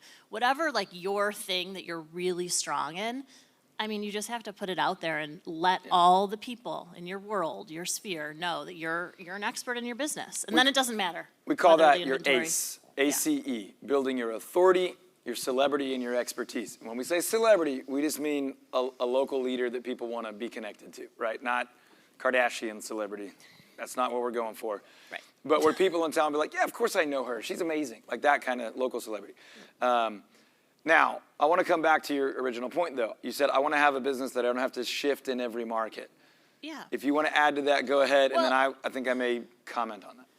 Okay, you're going to have to shift. You're going to have to shift a little bit. Like, to be completely candid, right now, I'm coining this whole matchmaker thing because I am. I'm shifting. I'm digging a little deeper, trying to find the matches because they're just not in my MLS out in front of me, 20 to choose from. So that's a shift. But what I'm saying when I say that is I don't want to have to dramatically all of a sudden hire 5 buyer's agents and change my marketing and do all this because I need the money coming in and I don't know how to get it and I'm nervous about it. I don't want. No, I love that. And just let me talk too much for 2 or 3 minutes here. I want you to hear from them, but I've got to share this because I think you made the point and I just want to make sure everybody doubles and triples down on it. There are a lot of leaders in our industry that I disagree with wildly right now. Mm-hmm. They are creating and leading a self-fulfilling prophecy that our industry is moving towards high volume, low fees. Who's excited about that? Raise your hand if you're excited about working a lot more for a lot less. All right, then, quit encouraging that type of leadership. But my point is, that was going to be my comment. You already made it, but let me make one other point from it. None of us want to have businesses that like every 9 months we have to rebuild. Right. Okay, I'm going to hire differently and structure differently and market differently and shift my budget completely and hope we can figure this out on the fly. That's not worth it. That's a nightmare. But a business like Garrett said, where we're not worried when things change, but we might go, okay, here's where the bigger opportunity is now. Little shift. Hey, we might move a little attention over here. I might do a little bit less of that, a little bit more of that. And when we talk about annual planning and goal setting, which this happens to be a great time of year for, we go, what's working? What do I want to do more of? What's not working? What do I want to do less of? What's not working that I need to just stop doing, right? So those are typically annual plans with quarterly adjustments, right? So you're talking about, hey, there's been a little bit of change in interest rates. We're gonna still do mostly the same things, but we're gonna start to talk about that a little differently. And we might reference our board of advisors or our go-to mortgage expert, that kind of thing. Right. So you made the point. I'm just hoping people really, really hear it. Who wants to rebuild your business every time one variable in the marketplace changes? But who wants to be capable of finding the unique opportunities as things ebb and flow? Right? Everybody does, right? Of course. There's a strategy for every market. But unfortunately, 90+% of agents have a spring-summer strategy focused on a slightly seller side of stable market strategy. That's what most broad-based brokerage training is. Most agents, that's all they've got. Can I add something Yes, I you may. wished I had said before? According to Texas Realtor Association, there's 25% of the realtors in Texas have been licensed less than 2 years. So that means 25% of the realtors that I'm competing against have only worked during the pandemic, which was not a normal market in Austin anyway. I don't know about everywhere. So again, I think that's a huge opportunity, and a couple other people have said, keep the foot on the gas pedal, keep making your ad spend. I fully expect, trend-wise, that there will be a lot of agents that wash out, and the opportunity is to just still be present and still be effective. They're already pulling back. Yeah. Their license doesn't expire for another year or two or whatever. The other thing in that regard of like keeping the pedal down and agents pulling back is in a market like that, the demand and the recognition of the need for expertise is starting to go up, up, up. When home values was the thing going up, up, up. Yeah. Now the recognition for the need for expertise is what's going up. You're like, my nephew, maybe not the best idea right now, but someone that actually knows what they're doing, because I'm not certain it's going to sell right now. They thought they were certain before. They were like writing their phone number on a paper plate and taping it to the mailbox, like, I got this. But now it's like, this isn't a guarantee. I need a pro. If you're positioned as a pro, you shouldn't need to totally shift your business. Last thought, I'll give it right back to you guys. But people in the red shirts are on my team. They can vouch for this. I've been telling them for the last several years, this market is the worst market for us. Now, it's been a hot market. There's been a lot of opportunity. But in this market, people don't care who they use. They're like, I already know the outcome. I'm a seller, I win big. I'm a buyer, I get steamrolled. Let's go do it. Right? Now they're like, I need someone that can help get the outcome I want because it's not as certain. I'm looking for a pro. This is the market we were built for. I don't wish any harm. I don't wish for slowdowns. I certainly don't wish for higher rates. But as a team, we are wired to be the set-apart expert when the majority of agents are just, thumbs up neighborhood specialists. All right? So, you have anything else, Stephanie? No. All right, Terry. We'll come back over here next. I hope I'm not the only one in the slow market. Our inventory went from 1,600 homes to over 10,000. Okay, and so this is what I think is going to happen. I really believe, I think Teresa mentioned, there's a huge consumer confidence buyer problem in our market. And I think that will change, but I think that we're going to have rough sledding for the next 6 months-ish while there becomes a new norm in interest rates, right? I think buyers are waiting for there to be a new norm. The new norm might be 6 to 6.5 or 5.5 to 6.5, but I think people are waiting for a new norm. So I think it is going to be a little bit rocky, and I echo everything that these guys have said. We've doubled down on our ad spend, right? We're still doing all of our client events that we've always done. We're not spending less money, we're spending more, right? Or the same. So I think you need to be consistent in doing the things that you've done in good markets, bad markets, or whatever, and you'll weather the storm. But we're in a storm in our market, and what we are not doing on our team is putting our head in the sand and pretending like things are the same, right? Because they're not the same. But that doesn't mean that you're not going to survive. I echo what Teresa said too. There's a lot of agents, you know, they sold their mom's home and their grandma's home, and now they're done. And so they're going to be fading out of the market, and expertise, like Todd just mentioned, is going to become critical. We have a huge discount broker in our market that has billboards plastered all over everywhere that just had, you know, they're fired their CEO, they're laying off staff all the time, and it's like, now is the time where people recognize that you can't just stick a sign in the yard and sell it. You need the expertise. So I would comment that. The other thing that I would say, and this is maybe to new agents, I assume some of you are new, from go, when times are good, set aside money so that you can continue to maintain your business and your spend and all those kind of things when things do slow. Because there are ebbs and flows in our markets, right? And so I can remember when I was early on, I decided I was going to set aside 10% of every commission check just for a rainy day. And then I thought, well, I'm going to put aside 5% for marketing. And that's in addition to other budgeting kind of things for the business. So when things are riding high in some of these markets where they still are, make sure that you're budgeting and planning for the future, right? So yep. Anyway, that's my thoughts. Yeah, love it. You can tell how much Terry cares for people, all of these. There's a conversation, yeah, everyone. There's a conversation that will happen tomorrow afternoon about the 3 most important things in small business, where that is a very big part of that conversation. Let me say one thing that's probably relevant to everyone, and then if there's any comments on my comment, y'all just pass the mic. Terry made a comment about expertise is still going to be very important, and some of these discount brokers, unnamed, are caving in lots of ways.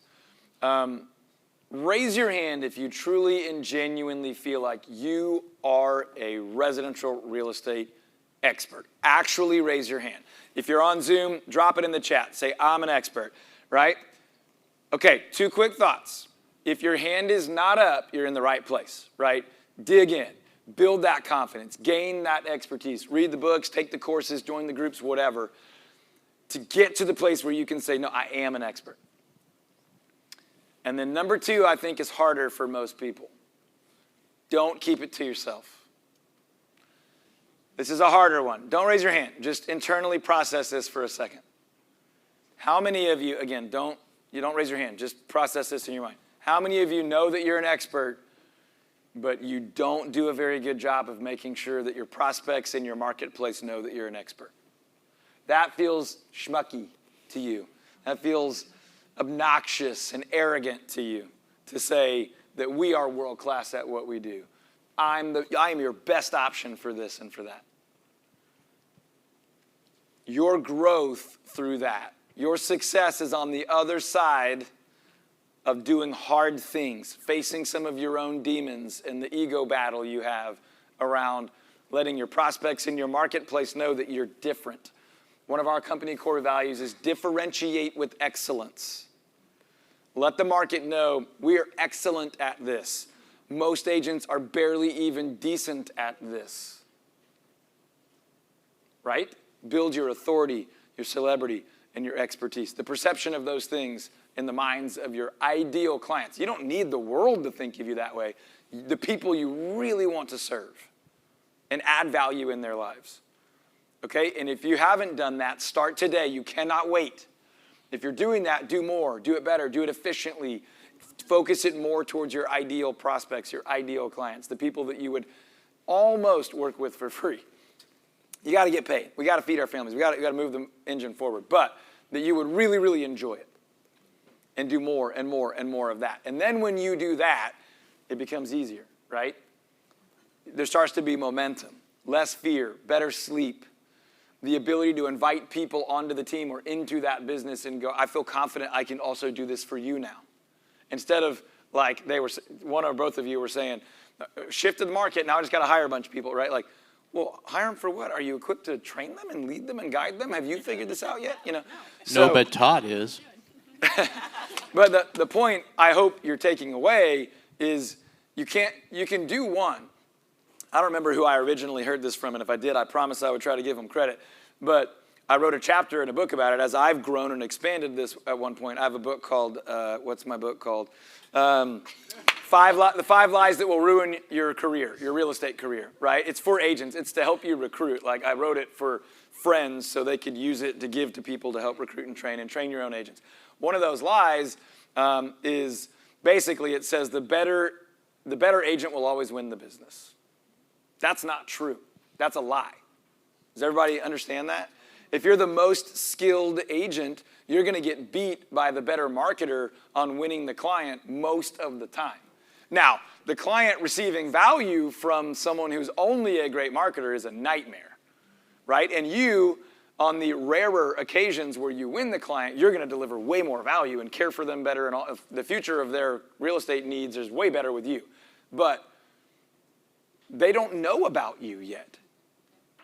They don't know that you're different. They don't know that you exist until you tell them or someone else tells them or you equip someone else to tell them, right? That kind of stuff. So I just wanted to expand on that because you had almost all made that point in one way or another, but it's crucial that we hear it and that we put in the work. That success is on the other side of hard things that are mostly internal.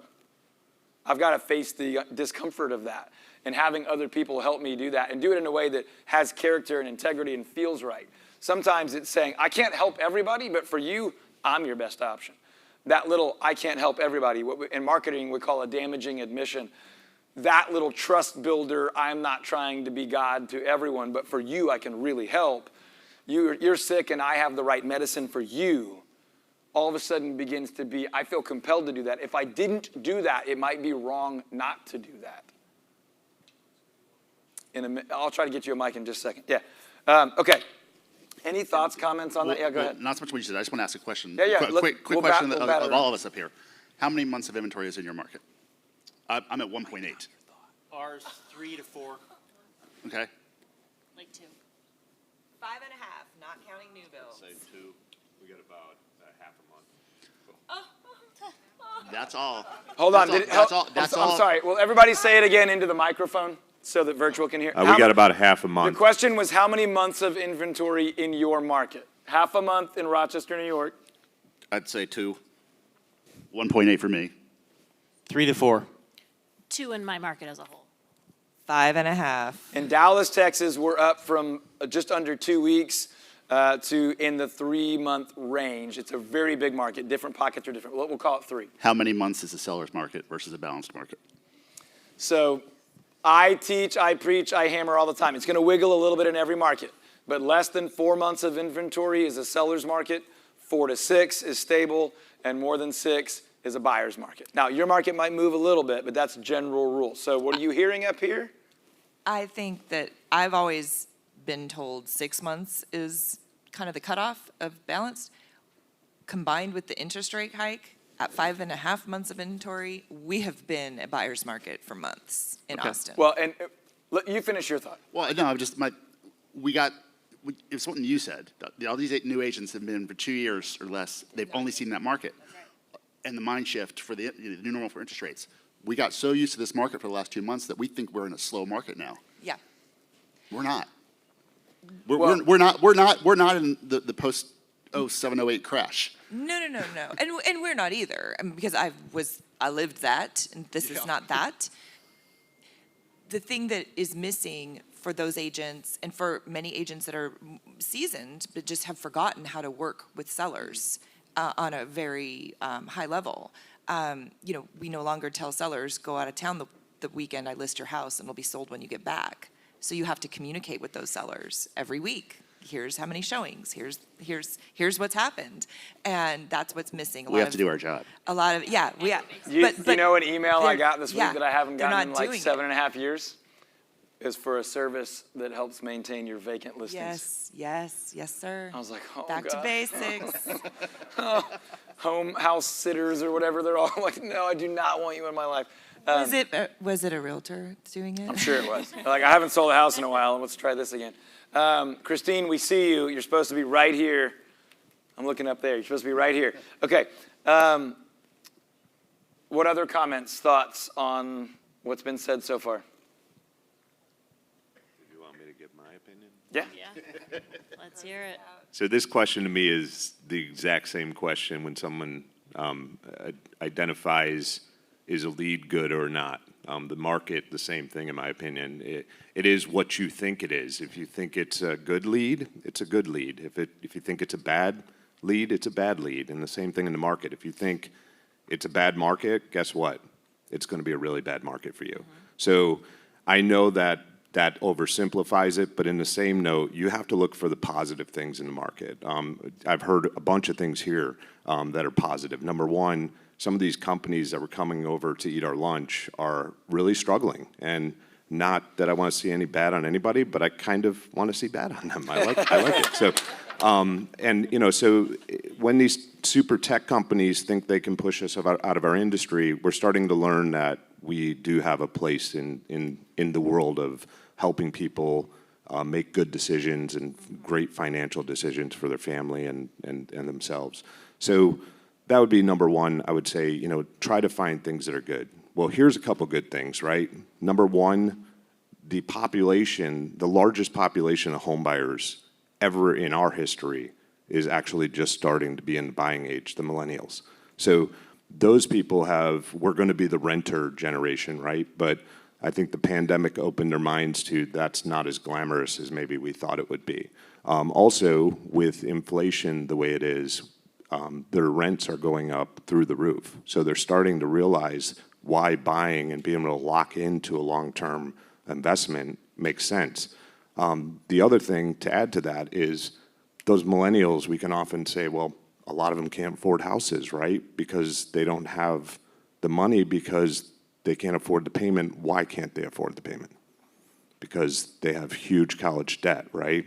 Well, we maybe are going to see a little relief on that and getting in the front end of that, maybe doing videos or kind of being the spearhead of that in your own local market and talking positive about, what are you going to do with that extra income before you go out and buy a new car and fill that equity or that payment with a car payment. Why don't you put it towards something that's going to help you?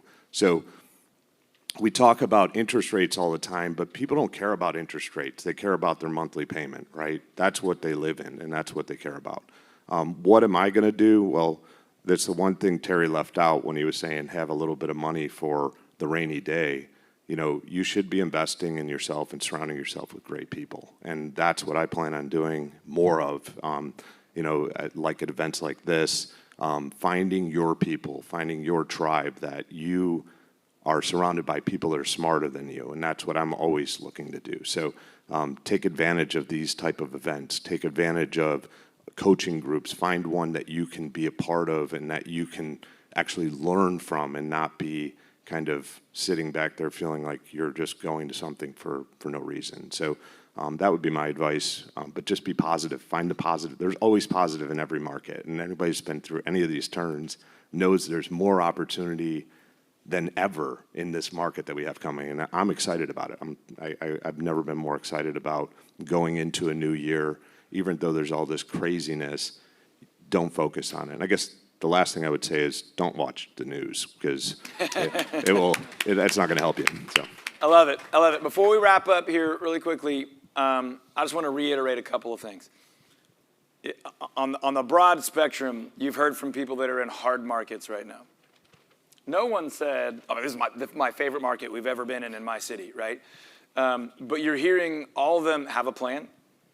They have not formulated those plans on their own. They're gathering wisdom, not just data, but wisdom and insight. They're moving forward with confidence. That doesn't mean there aren't days where there's some uncertainty, right? But they've got, to Craig's point, they've got their people that they can go to and regain confidence and optimism, or sometimes cry and gripe with for a few minutes and then move on, right? Get it out and start trucking. But we've talked about all event, and I will continue to talk about as long as I have any opportunity to lead in life or business, that we build these businesses so that they can support our lives. Now, we hope real estate doesn't allow us to draw a line between life and business, right? It's all one thing. It blurs the lines. So we have to be able to live out this purpose and meaning in our life. So if your market shifts and all of a sudden business just becomes this grudging, ugly, cruddy thing, then that ends up bleeding into your whole life. And that's not worth it. So if you find yourself in a place like that, I hope you're really encouraged by this conversation where people are, like Terry is saying, this market's not fun at all, but here's how we're moving forward. Here's where the opportunity is. Here's where we can make a difference. Here's who we can help, right? And I hope you walk away with a sense of that and some people to connect with. Come connect with these people in the hallway. Ask them and meet others out here to do that. But that's what makes it worth it. That's what allows us to live out our purpose. And right now, in a shifting market where lots of agents are throwing up their hands, crawling under the covers, staying home, there's more opportunity to deliver world-class value and serve others and have impact and make a difference than there has been in a long, long time. In our business, one of our other core values is to build relationships that your grandchildren will be proud of. And what I mean by that is 2 generations from now, when someone meets your grandchild and says, hey, I knew your grandmother, or my dad knew your, whatever. He was an incredible man. She was a wonderful woman, right? She did a favor for our family, that kind of thing. And I know what you've heard from a lot of these people are talk to your people, connect with your people, have those events, have those seminars, do the prizes, the awards, connect, lead, give, serve. That works in every market. That is a good strategy now. It's a good strategy in the future. There's lots of tactical differences to these markets. Price points, first, secondary, fifth home. Lots of differences. My hope is that you take away something. Everyone here has gotten value from this. And you've gotten to see all over the country things that can be really relevant to you. So was this helpful? Was this valuable? Will you let them hear it? Will you show them your appreciation? All right, go ahead. You'll get it. Just go ahead. It's coming. Handheld, it's coming. No. No? There we are. I have a favor and a challenge. Public favor requests are tricky. All right, let's do it. My friend Craig has given so much to this community, to the mastermind group, constantly. Last night I was talking to him, if you remember. I like it. I like where this is going. I challenged him to offer up another bonus to the group that could be uploaded if we can get 100 people to subscribe to his YouTube channel while we're here. It's not a real estate channel. No, it's a man in his van down by the river. Yeah. What is the name of what's your YouTube channel? I don't even know. And? Birdie Overland, right? Overland camping. If you guys have seen the amazing adventure camper van outside, that's theirs. They came here from New York in it. They travel, they sleep and play and adventure in their awesome overland camping van. It's called Birdie Overland, B-I-R-D-Y, Birdie, B-I-R-D-I-E, Birdie Overland. If you check out their channel, you'll see all their crazy family, amazing adventures and stuff. And apparently... He needs to get to 1,000 subscribers to go to the next level at YouTube. Okay. And I want to get him 100 more. All right, Dino's his hype man. If you want to subscribe to that, Dino will have him... What do we get? Yeah, upload some of his... it's either going to be, it's no, it was going to be a script or something else amazing from your system. Yeah, I got some of his Slack integration, cool business stuff. He did clarify that he's not shaving his beard off for any amount of YouTube I'm not asking him to do that. Nor would I want you to. I feel like if you shave your beard, I lose some power. So I don't ever want that to happen. All right, thank you so much to all 6 of you. You're incredible. I'm really excited about this next session because I know life has proven to me that leadership matters. Most of the failures in our world, in our culture, in our country, in our businesses, in my opinion, are due to a failure of or lack of leadership.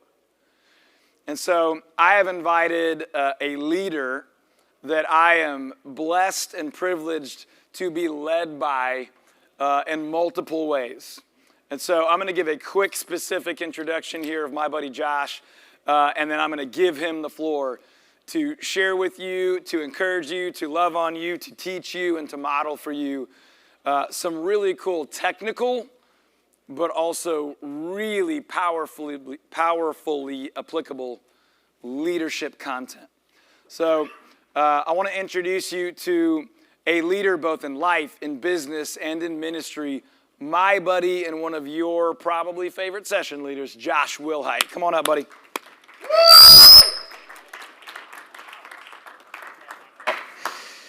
Well, hey everybody, how we doing? Yeah? Eddie's doing great. I know Eddie. Nice. Well, listen, as Todd said, well, first off, let me say thanks for having a guy who's not in real estate. I think that's, and for being in the room to hear him. I think that's really remarkable that you'd be willing to step out and listen to a guy who's not from the industry and maybe get some value out of the perspective that that guy brings to what it is y'all are trying to do, trying to be excellent, trying to invest, trying to live a life that's a good life, a solid life, a fulfilling life, while grinding hard in a hyper-competitive space. True? And so, listen, let me tell you a little bit about myself, just so that you have a sense of where I'm coming from, since it's not a real estate environment. So, I mean, shoot, I've been involved in a whole lot of different things. I mean, fresh out of college, I stepped into the social services space, spent some years working with adjudicated youth, and invested in that space. Not long after that, I stepped into leadership development organization, working on a lot of what we will be talking about today. Beyond that, I got involved in higher ed, adjunct faculty for a university, and then stepped into 10 years in a local church helping youth, basically as a youth pastor, helping out middle school, high school, and college-age students and their families as they walk through some of the hardest things that they've ever experienced. I mean, you tried doing a funeral for a student whose brother committed suicide. You tried doing a funeral for his mom the next year. It's interesting stuff, the things you're walking through. And that was 10 years in the Detroit area. Learned a lot, saw a lot, experienced a lot. From there, came here to Dallas to pursue another master's degree. I got a master's degree in organizational leadership. Somewhere along the way, threw down a master's degree in theology.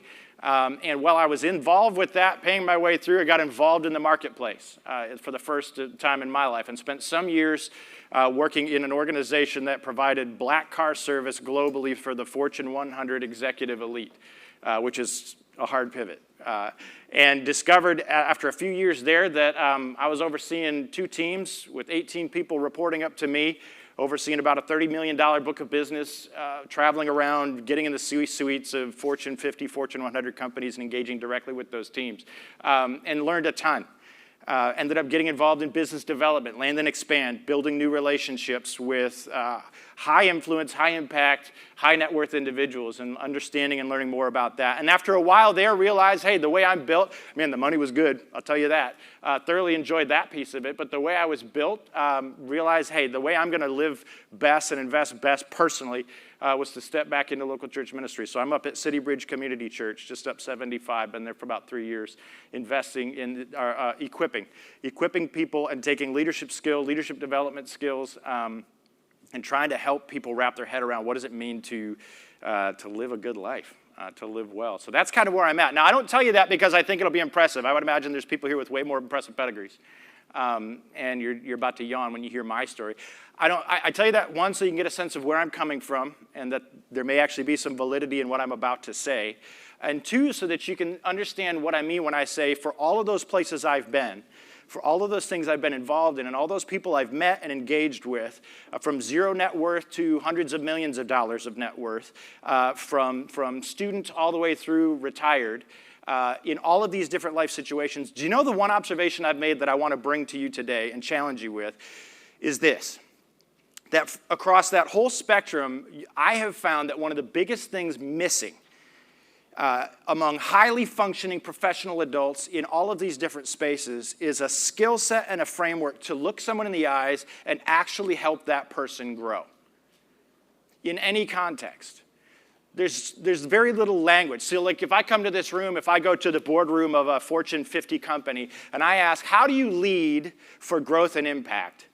I bet you know exactly what you'd hear, right? You'd hear KPIs, you'd hear communicate your vision clearly, communicate the process, remove the barriers for your people, right? Resource and make sure they see and are captured by the vision. Make sure they're disciplined and coach them in how to work systems, you know, and make sure they have the right systems and the tools. And we get into all of that, and it's entirely valid, right? But the thing is, when I ask helping lead people for growth and impact, what we think about is business impact. What we think about is financial outcomes. What we think about is organizational strategic outcomes, and that's beautiful and it's good. But what's conspicuously missing through all of that, and what's often cannibalized by all of that, is a skill set around looking Eddie in the eye, whether he's my direct report flowing to me and I'm in my one-on-one, or he's my boss, right? Or he's a part of my family, looking him in the eyes under any circumstances in any space and having something to give him that contributes to his growth as a person. See, I don't draw a distinction between professional outcomes and personal outcomes, and that makes me a little bit strange. But what was weird to watch, especially when I was out in the marketplace, was how those two things dovetailed so well.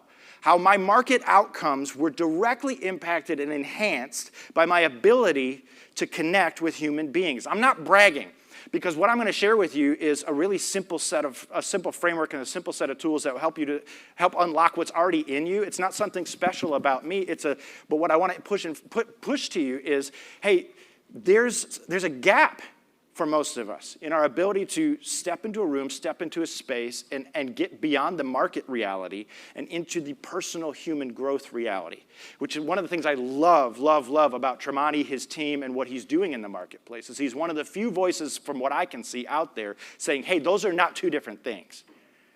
The tail is wagging the dog for so many of us. The business performance, the finances, that tail is wagging the dog for so many of us, to the point where when we retire, we don't know what to do with our hands. We don't know what to do with the money. You've seen that, am I right? We don't know what to do with the success. We aren't a person, a holistically well-developed person who is actually fundamentally alive and pouring life into other people with the resource we have. Yay, you won. Great job. Awesome. Now what? Right? Can we relate? Do you feel that need? I feel that need. And so what I want to do today is I want to try to help, right? I'm not going to drop a nuclear bomb of awesome that you're going to walk away fundamentally changed by. What I'm going to do is I'm going to try to introduce to you a tool and a set of skills and a framework, and just introduce to you a framework that I've been living out of for years, and I've seen it work over and over and over and over again in my life in terms of helping me grow, having a language and a perspective for helping me grow as a person in all of these arenas, at home, at work, everywhere, and in random conversations with strangers. And that's also then helped and empowered me to lean into anyone I sit down with. It's a skill set that I hope will be really valuable to you. Does that sound interesting to you? Yes. Sound worthwhile? Okay, good. I've established we're not going to waste your time then. Okay, cool. So the question I want to speak into is, how do we really grow? Is my slides going? Do I have slides? This will be a little bit less cool without slides, but we can pull it up. Ah, there it is. Good. Well, I'm ahead of myself. Okay. Question is, how do we really grow? And I want to speak into that. I don't have all the answers. I just want to speak into that. I'm going to draw a lot of what I'm going to tell you out of a framework that was developed by initially developed by a guy named Kolb. K-O-L-B. You can Google him. He's sort of one of the fathers of experiential learning. If you go before him and earlier than him, you'll see a guy named Dewey, who is challenging our assumptions about how people learn and grow. And their basic idea was, hey, you can train all kinds of things in a room like this with a guy up front monologuing at you, but where you really get down into what develops a person, where you really get into what develops who you are and how you operate, starts from birth, and it's developed in a context. And so what he's doing is he's bringing together content and context and saying the real content, the kind that moves you, the kind that grows you, the kind that leaves an impact in your life, is content that's engaged with context. That's what these guys were saying. And so if you want, there's a very fruitful project you could do is get into Kolb and his learning styles and all of that. But where we're going to go today takes it a step further, and that's because those guys inspired some really key people in my life who started an organization that has turned into what we call 11-6, and it's involved in higher ed, it's involved in all kinds of different things, leadership development in a variety of different spaces, in the marketplace, in local churches, all across the world, really. And they're the ones that have taken that sort of experiential learning model and have really developed what I want to share with you.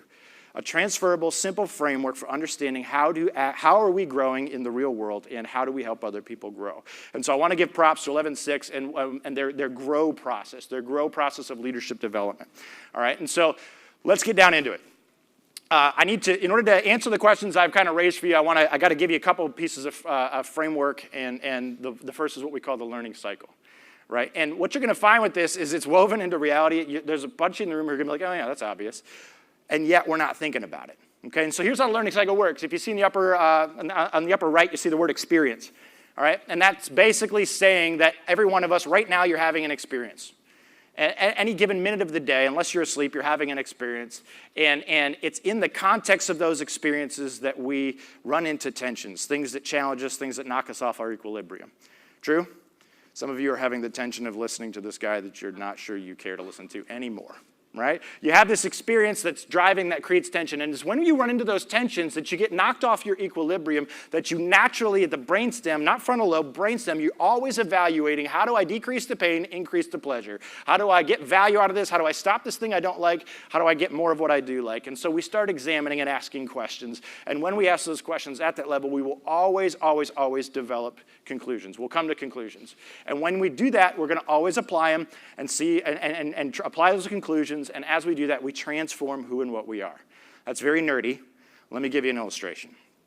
I have a buddy named Andre. He's got a 1.5-year-old boy named Sammy. Andre's cooking out behind his house on like a little grill, and Sammy comes wandering out, and he sees this glowing red hot thing, and he's like, that just looks like it would be amazing to touch. And so he goes and he touches the hot stove, and you can imagine what happened. Little Sammy, Andre described his face, his eyes just go wide, and there's that pause of what am I going to do with this, and he just starts crying. And Andre wraps his arms around him, hugs him, and Sammy's saying, ow, ow, ow, and Andre points at the stove, and he says, hot, ow, hot, ow. See, what's happening is Sammy's having an experience, right? And that experience introduced some intense tension into his life. And now Sammy's mind is reeling. And so Andre, like a good dad, is looking into his eyes and helping him examine that experience and get some understanding and come to some conclusions. Hot, ow, hot, ow. And the application you would think then is don't touch hot things, right? And then he would transform into somebody who knows not to touch hot things. But guess what happened about 10 minutes later? Little Sammy didn't really agree with Dad's assessment. Maybe he was thinking hot ow once, and the second time it won't be an ow. I don't know what he was thinking, but he came back, he touched the stove, loses his mind, and Andre keeps reinforcing hot ow, hot ow, hot ow, right? And eventually what happened is, thankfully, now that Sammy's 2.5, he has learned through that experience, through that intense experience, not to touch glowing red hot things. True? You've all been there? I mean, you learn to walk this way, you learn to talk this way, you learn to sell this way, you learn to engage people this way through this process of going through experiences. But here's the thing about Sammy, is Sammy's going to grow up to be a high schooler at some point. See, this is an ongoing process. He's going to grow up to be a high schooler at some point, and he's going to look across the room and see a very attractive person that he's going to be very attracted to, right? He's going to say, hot. And Dad's going to be like, ow, hot, ow. And Sammy's going to be like, I don't know, Dad. And he's going to go through the same process. And so do you. Am I right? Right? The thing, and I'm not talking about necessarily business strategy. I'm not talking about learning how to get your software set just the right way to get the most leads. I'm talking about the stuff that carries with you from business to business, job to job, relationship to relationship. That stuff, this is how we grow. Would you agree? Have you heard anything that you're like, I don't know about that? I mean, No, because it's woven into your world. You know exactly what I'm talking about. You just didn't have a framework for it. So that's what we call the learning cycle. And a fun fact, little hint, if you're going through that, if you really want to maximize your own growth, man, experiences and tensions are happening to us whether we like it or not, true? Where you begin engaging your own growth is paying attention to the kind of questions you're asking when you run into that. Are you asking self-protective, small-minded questions of how do I just get it to stop? Or are you asking bigger questions like, why do you think this keeps happening? What if I tried a different approach? You see the difference between a grower and a person who's just going to grow inward and continue to transform into someone smaller and smaller and smaller versus someone who really grows and develops is the quality of the questions they ask and where they take those questions to come to conclusions and if they apply them, which is what leads to what I really want to get into with you, is how do you help other people how do you help people grow? Well, you pay attention to the fact that this is what's going on. This is happening in the office.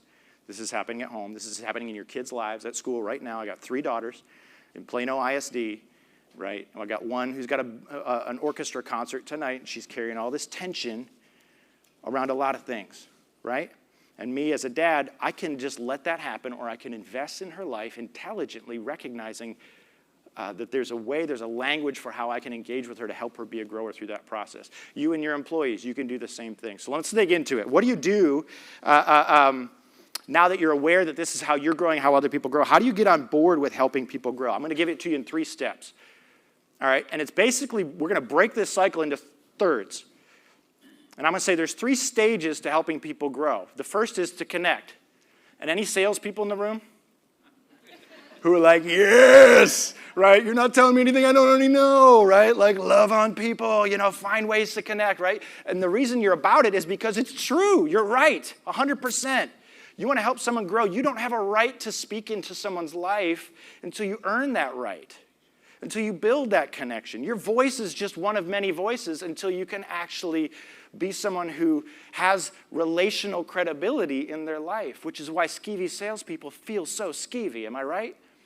Because this is not a space where you manipulate, where you press and awkwardly try to force relationship. There's a skill and there's a language and there's a heart a frame of reference you need to have if you're going to be someone who really helps people grow versus someone who manipulates people. Listen, you can manipulate, you can move people through force or manipulation. You can do that.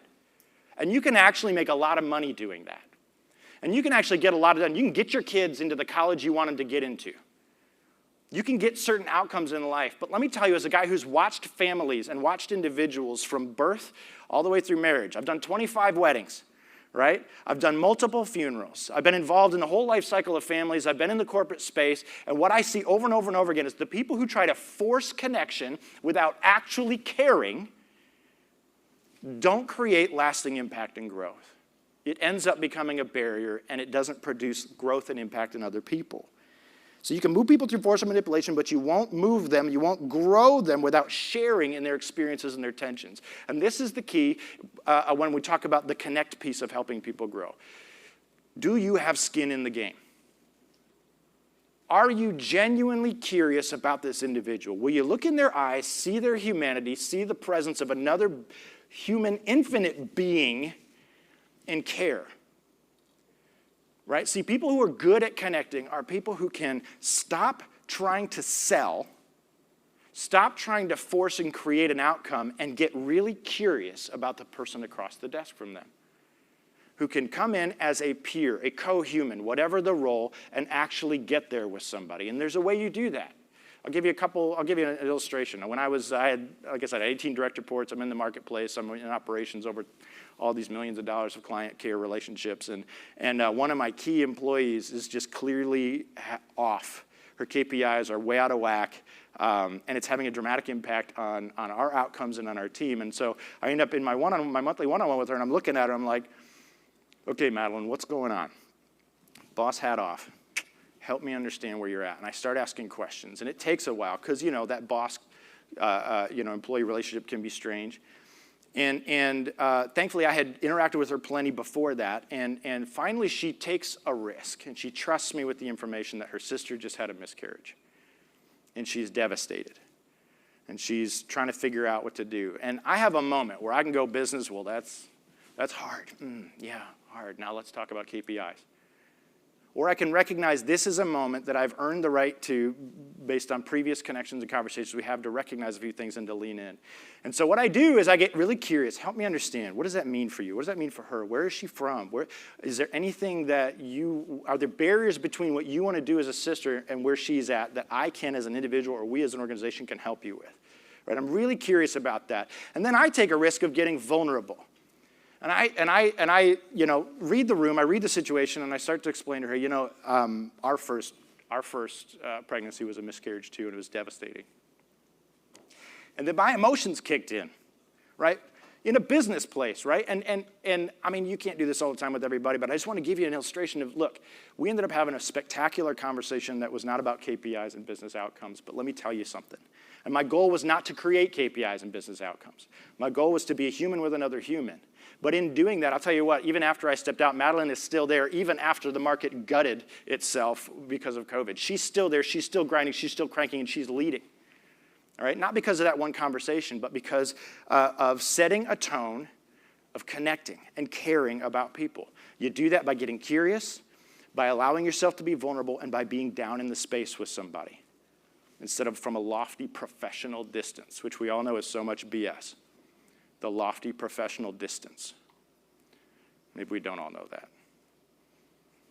That's my assessment. Can I say BS? Is that okay? All right, cool. All right, I could go on and on and on about Connect.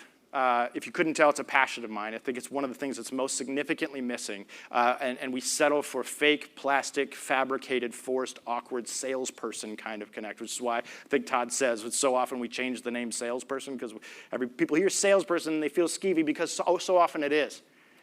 Listen, if you need to sell a house, if you look at that client as somebody you need to sell a house to, get in line behind all the other skeevy salesperson.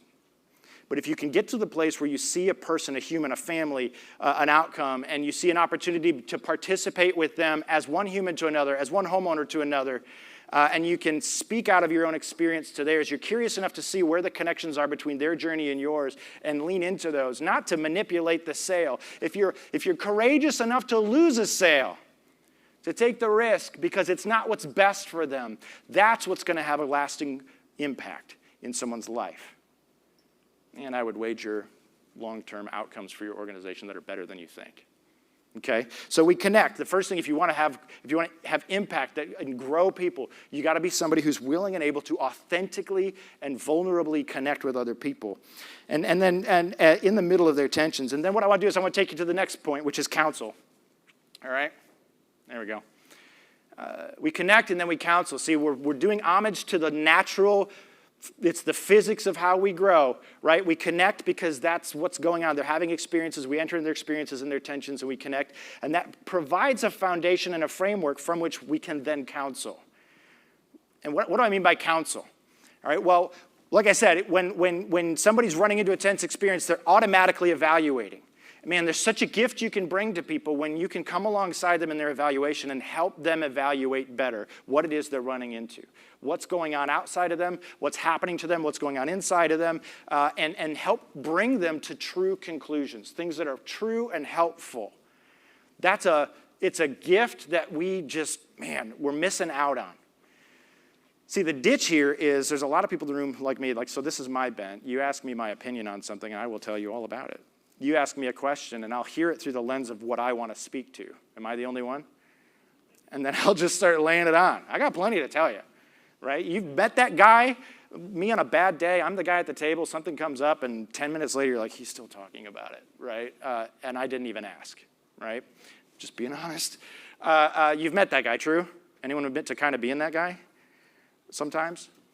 Eddie will, yeah. Listen, when we talk about let me just tell you a story. So my daughter, some time ago, was in grade school.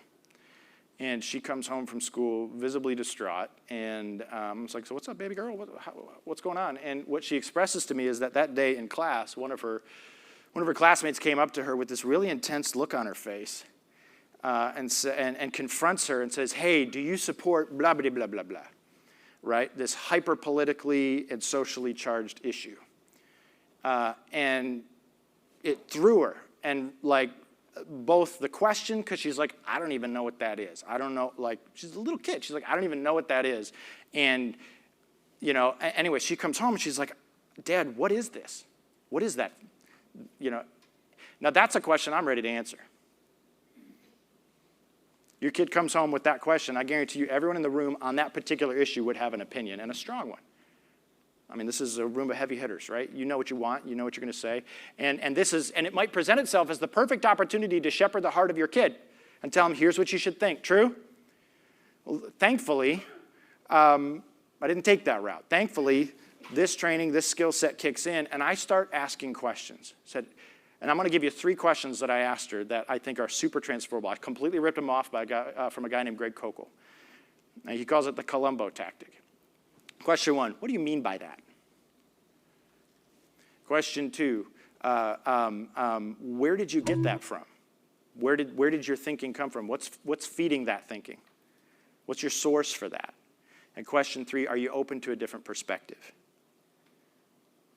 That's what someone who understands counsel and what we're talking about and who understands how to lead for growth and impact is going to do. Instead of just asserting and telling you what you should agree with me on, understanding what's going on inside of her heart. And so as I started asking her, what I found out was that her question was not really, what is this thing and how do I answer that person?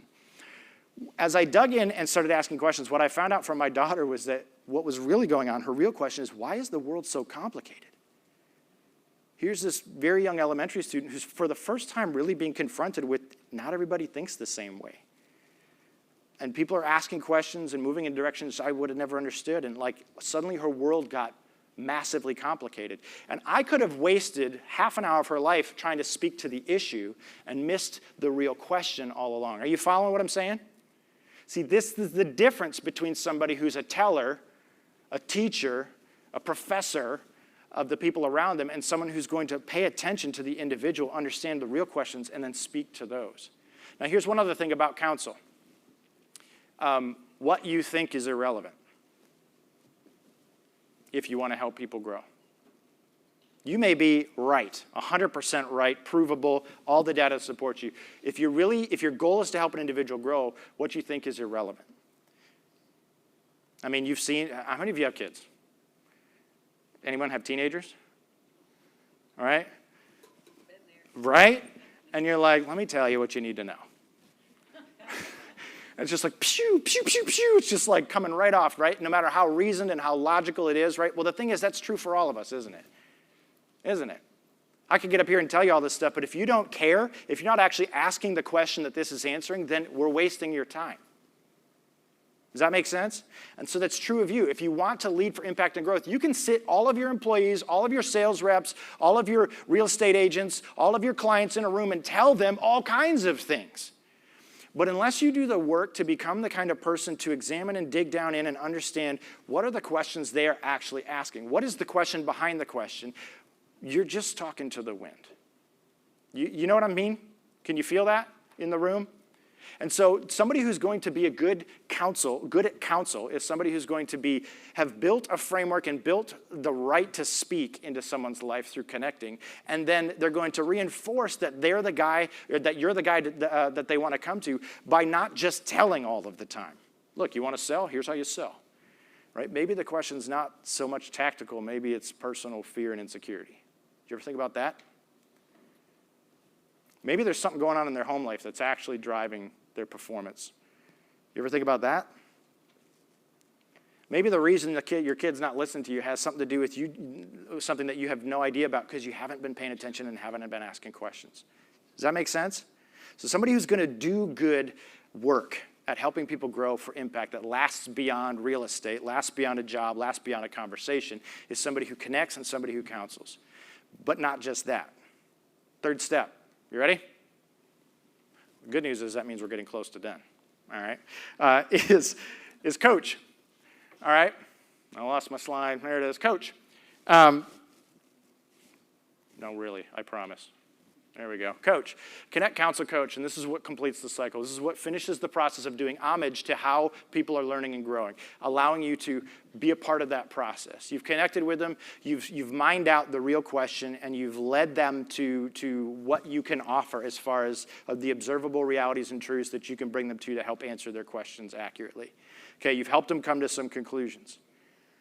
Okay, now what? Well, this is where I would imagine, how many in the room here coach and you're like, yes, finally, we can talk to just getting down to business. We can just get down to business and go. I have a lot of friends like that who are just like, I don't know why we had to talk so much. Let's just go, right? That means you're built for this naturally. What a coach is going to do is he or she's going to recognize that you have a conclusion. That doesn't mean it's a right conclusion. Doesn't mean it works in the real world. So let's come up with a strategy. Let's come up with some ways to try this out, experiment with this, and then execute and see how it goes. All right, so you're going to help somebody define, what do I do next? Now, here's the thing. Just like with counsel, if you haven't gotten them to buy into and ask the question themselves and come to conclusions that they own, they're not going to own your coaching strategy either. Does that make sense? So a good coach is going to help them come up with a strategy they understand, they're bought into, and they're motivated to pursue. And anybody who's natural at it already knows that. Because again, I'm not describing anything new. I'm just describing how the world works. Right? So I'm going to pay attention to the specific particulars of what, we just had this conversation and help you think through, okay, what do I do with that? What are you going to do with that? What is your next step? So listen, you can force and force and force, yell and yell and yell. I had a sales leader I worked under who was like this. He's just like, just do it. That guy, you seen that video? Just do more. It's just a question of effort. It's just a question of effort. And the thing is, he was often right, but he was often wrong. It wasn't always a question of effort. He had a great strategy. He had all the tools. He paid all the money. We had leads for days, right? We had a process. We had drip campaigns. We had all the stuff. And some people still continued to struggle to apply that, but it wasn't about those things, right? Sometimes he struggled to understand that it was about buy-in, ownership. He struggled to do the rest of the cycle. And that's what I want to lean on you with when it comes to coaching is you got to lean in on and help them build a strategy that they buy into, they understand, that works with the questions they're asking, the conclusions they're coming to. And then what you do is you help them tinker with it. When the strategy fails, have you ever come up with a great strategy and found that it failed? Right? When it fails, a good coach is staying in the game with them and coming back and helping them evaluate, reevaluate, come up with a new approach, a new strategy, and trying it again. And the best coaches are doing that in the trenches with them and encouraging them nonstop, empowering, encouraging, and imbuing them with hope and motivation by example and helping them develop and build strategies, okay? So listen, you can yell all you want about performance. You can yell all you want about just do it, just try harder. You can press people to get with the program, but you won't grow them without helping them through a refining process of trial and error that they own for themselves. And so that's basically all I'm giving you. I'm giving you a framework. I call it's Connect Counsel Coach. You want to lead for growth and impact in a way that sticks with people long term. Beyond their interaction with you, beyond their interaction with your organization, whether it's your family member, whether it's a client, whether it's a coworker, whether it's your boss, you work on understanding that there's more going on here than KPIs. There's more going on here than a transaction around real estate. There's a human being here having an experience, and you have the privilege and the responsibility as a fellow human being to offer what you can to their growth and learning process. And so you're a grower who steps in. And you start with connecting, to the degree that you're able, you move to counsel, and then you do your best to coach. Now, I have a couple questions as we kind of land this ship. As you listen to Connect Counsel Coach, I feel like I would imagine, every time I've talked about this, I've found that there's different people in the room who resonate with a different third of that cycle. True? So who in the room would say what comes most naturally to you, what you're most excited about is the connect piece? Anybody? All right. Who in the room was with me saying, oh, counsel, I'm always telling people, here's what you need to do, here's what you need to do. Anybody? And who in the room's a coach? You run like triathlons and stuff, and you're like, why don't people just join me on that, right? Or like, you're the one driving your sales leaders to go hard. Yeah? Listen, it's beautiful. Yeah, Tramonte's over there. I was hoping you'd raise your hand because I was going to tell you that even if you didn't know. I guess. Of course you would. Of course you do too, right? But here's my point. I think all of us are wired to gravitate towards one of those or another. Sometimes two, Todd, right? And here's the challenge with that. I saw this with youth leaders when I was working with students back in Michigan, is that I had youth leaders who would walk into ministry and think that their whole goal was to just help kids be known. And the thing is, it's beautiful. The ministry of presence with somebody, to just sit with somebody when they need it, is massive and is a standalone gift you can give to someone and under any circumstances, right? True. But you're not actually helping them grow. You're not actually helping them grow. You're doing part of the process, but you're not helping them grow. Then there's me. I asked my daughter the other day, I was like, okay, so Connect Council Coach, which one do I do the least? She's like, Connect. She's my teenager. I was like, you're not wrong. Okay. All right. I said, okay, which one do I do the most? She's like, Council. I was like, okay, right? And I think that's probably true of most of us in the room, right? And so here's the thing. What I don't want you to do is get down on yourself and hear, oh no, connecting is not enough. That's your strength. Lean into it. Leverage it. It's probably what got you where you are on so many levels. Probably in many ways would be a sick corollary probably between those thirds and where in an organization you land. Are you a salesperson? Are you a sales leader? Are you driving tech? Are you solving problems? There's a lot of corollary there. But here's the one thing, and as I land this and give you a so what do I do? It's this. It's recognize this is all working all the time, all natural. It's just wired into the way things work.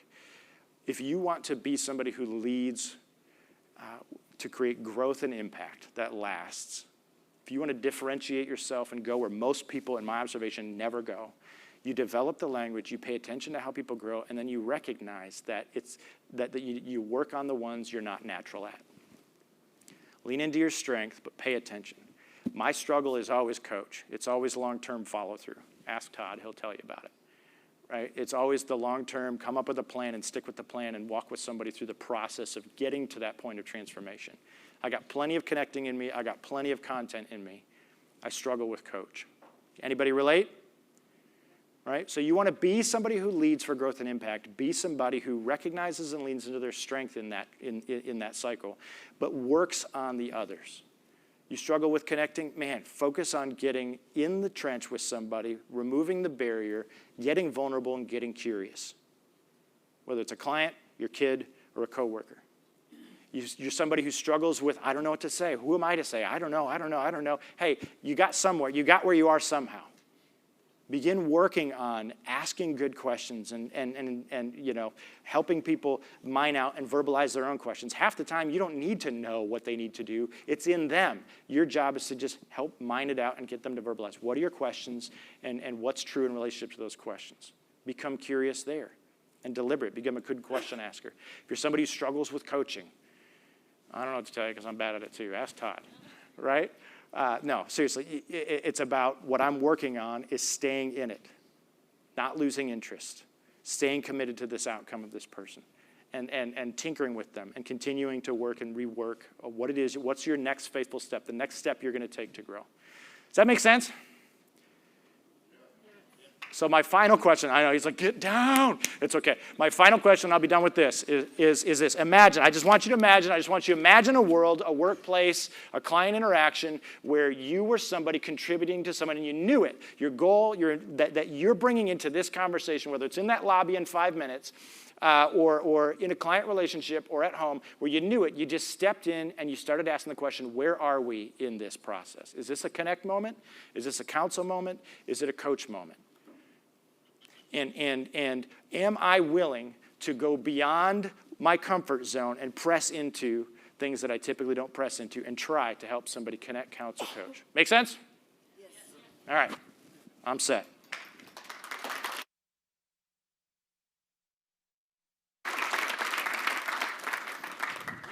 Who thinks that would help you on a real estate team?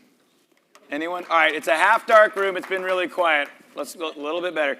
Who thinks that would help you on a real estate team? Who thinks that might help in your family? Who thinks there's about 57 million ways that's going to help you in the rest of your life that you don't even know yet? Yep. Thank you, Josh. We appreciate you. Glad to help. Every year I try to find a voice that has a different perspective from us. And you can see Josh's gifting and you can see his heart for helping people do things that matter, right? It's my opinion that things that matter are hard. Things that matter are messy. Things that matter are rarely left at the office. Okay? When you do things that can massively impact someone's life, people get emotional.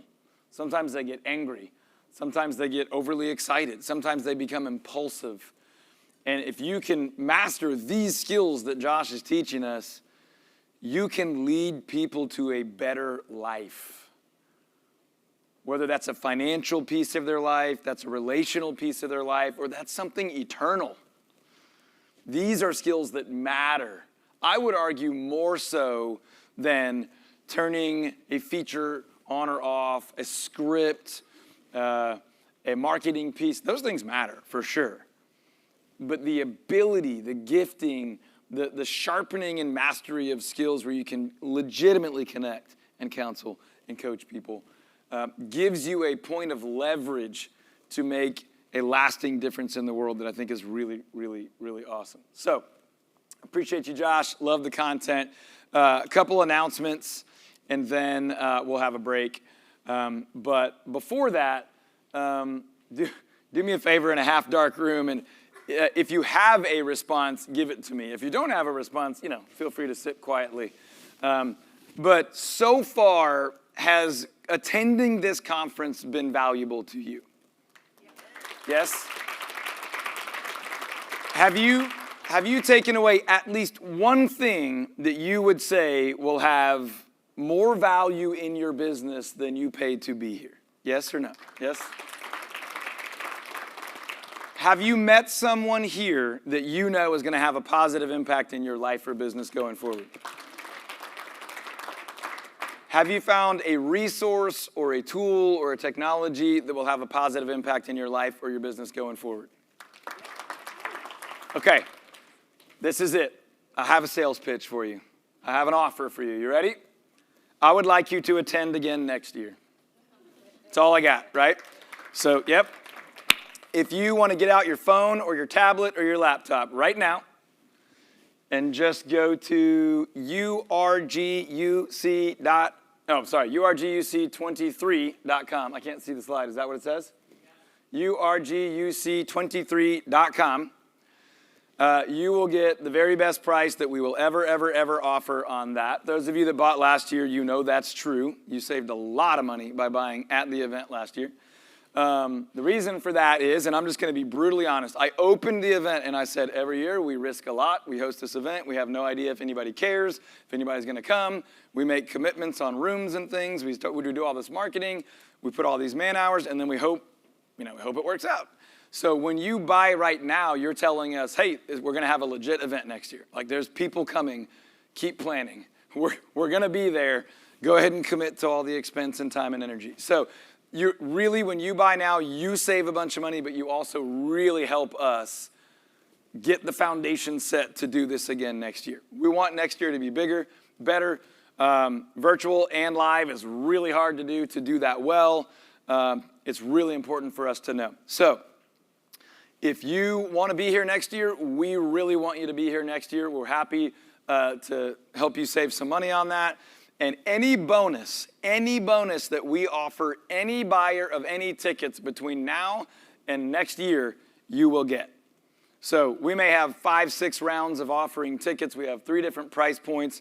This is until 5 p.m. tomorrow only. And then there will be early bird for several months, and then there will be standard tickets.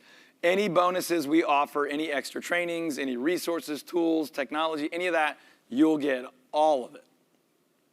But it would help us a lot if you would jump on your phone right now, if you know you want to do it, and just do it now instead of saying, I'll remember to do it later, because some of you won't. And it will really, really help us to know what's our momentum, where's our starting point, what's our budget, what's our critical mass. So if you know you want to attend, would you do that, like in the next few minutes? That would be awesome. You'll save money. You'll get all the bonuses. We will make it completely worth your early commitment to us. Are the dates on that slide? Okay, good. So feel free to check those dates. Your ticket's refundable until, a few months before the event. So if something in your life changes, we'll absolutely refund you.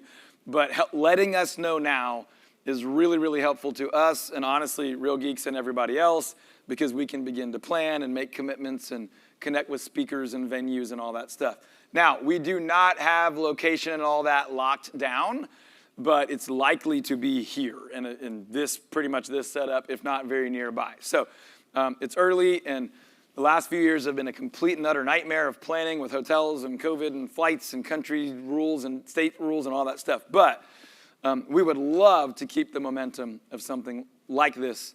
The other thing that getting a ticket early gets you, there are many, is you then become our feedback. You become our email list to say, hey, what do you want? What topics do you want us to cover? We are sending those requests to people that have already bought tickets. That's what I like to hear, my friend. Love it. Thank you. Hey, tell you what, I got something for you. I'll get it to you during the break. I love it. Hey, fast action bonus, right? I appreciate it.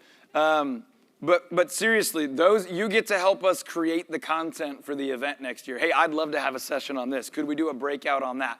It's not a guarantee, but it's a high likelihood that as an early ticket grab, then you'll get to help set the tone for what next year's event looks like. You'll also help us communicate with Real Geeks and sponsors and vendors to create really unique, powerful opportunities.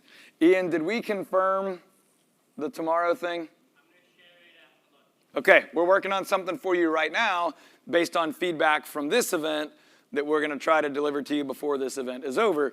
But as an early ticket buyer, you get in on that. You get in on dictating to some extent the pace, the tone, the content, the speakers, and things like that. You also get the early opportunity to potentially be part of the content. If you have something you really want to share, something that you have proven to be successful at that would benefit others, then we may be able to work you into some of the content. So I'm not going to beg you. By all means, we're going to have this thing next year, and it's going to be great. You got something you want to say? Mm-hmm. Oh, I have no idea what this is. Yeah, you never know.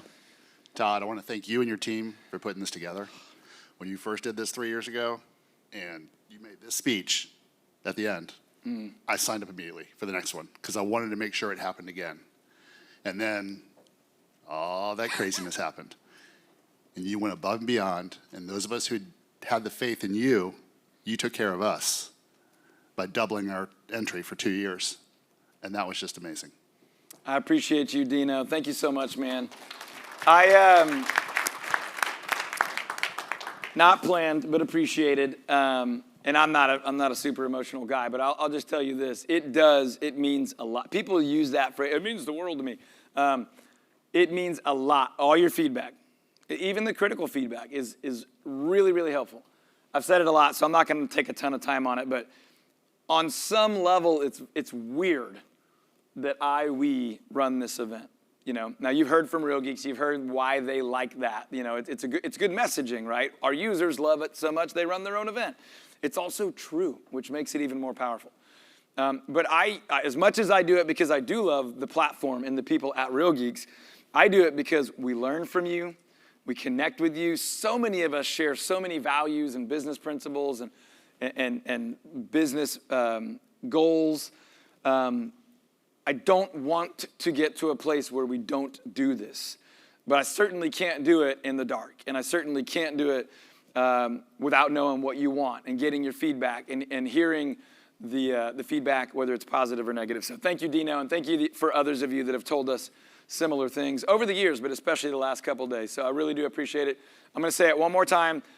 We are not going to offer this price to anyone ever, no matter what, after 5 p.m., really 4 p.m. tomorrow. When this event wraps, as soon as we take a deep breath, we'll change that link. No one else will have access to this. So if you're on virtual, go there. If you're in the room, go there. It really would help us if you go there and do that now. But if you need to think or talk to someone or confirm that, by 4 p.m. tomorrow, make the call, jump in with us. After that, it's going to go up $100. And then after, I don't know, a few months after that or whatever the timetable is, it'll go up $200. And eventually you'll lose some of the bonuses and stuff too. And it's no scare tactic. If you're not ready, if you're not financially in the position, do not buy a ticket to an event that takes food off your family's table. No one's asking you to do that. But if this is valuable and you know this time next year you're going to need to get away and work on your business and not in your business, to get out of the environment, out of the drama, out of the grind, and into a positive, encouraging, fun, enjoyable, engaging, educational, encouraging place, then make that commitment now. You save some money. It gives us a rolling head start, and we're excited to do it again.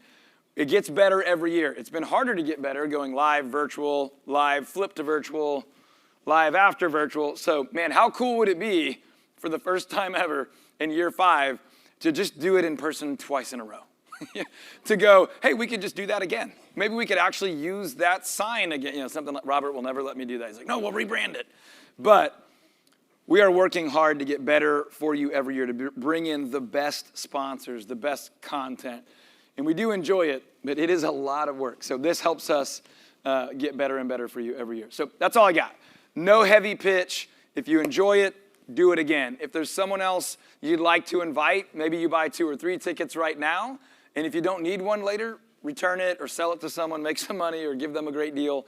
That's all fine. This isn't about maxing out every dollar, but it is about covering the cost and making sure we don't flop one of these things at some point. So if you're going to bring your whole team, bring your whole team. If you're on virtual right now, I respect the position that some of you are in, that it needs to be virtual. But so those of you that are on the fence, I love you, but virtual's better. If you're in the room, I'm sorry, I love you, but in the room is better. Sorry, I was 3 thoughts down that train track. I love you, but there's just, you know this, but during the breaks, people are connecting and sharing and swapping ideas and, you know, sending each other tech tools and scripts and ideas and thoughts and branding and resources and vendors and all those things. And I know a lot of that's happening in the chat. We're trying with our virtual host to do everything we can for you. But we want you here. We want high fives, and we want to hang out and have a drink, have some food together, and spend some of our lives with you. So if you're in the room and you thought what I just said was dumb, if you're in the room and you want to help me communicate to virtual, make a little bit of noise if you want them here next time. Come on, let's get here. Be here with us. Join us in the room.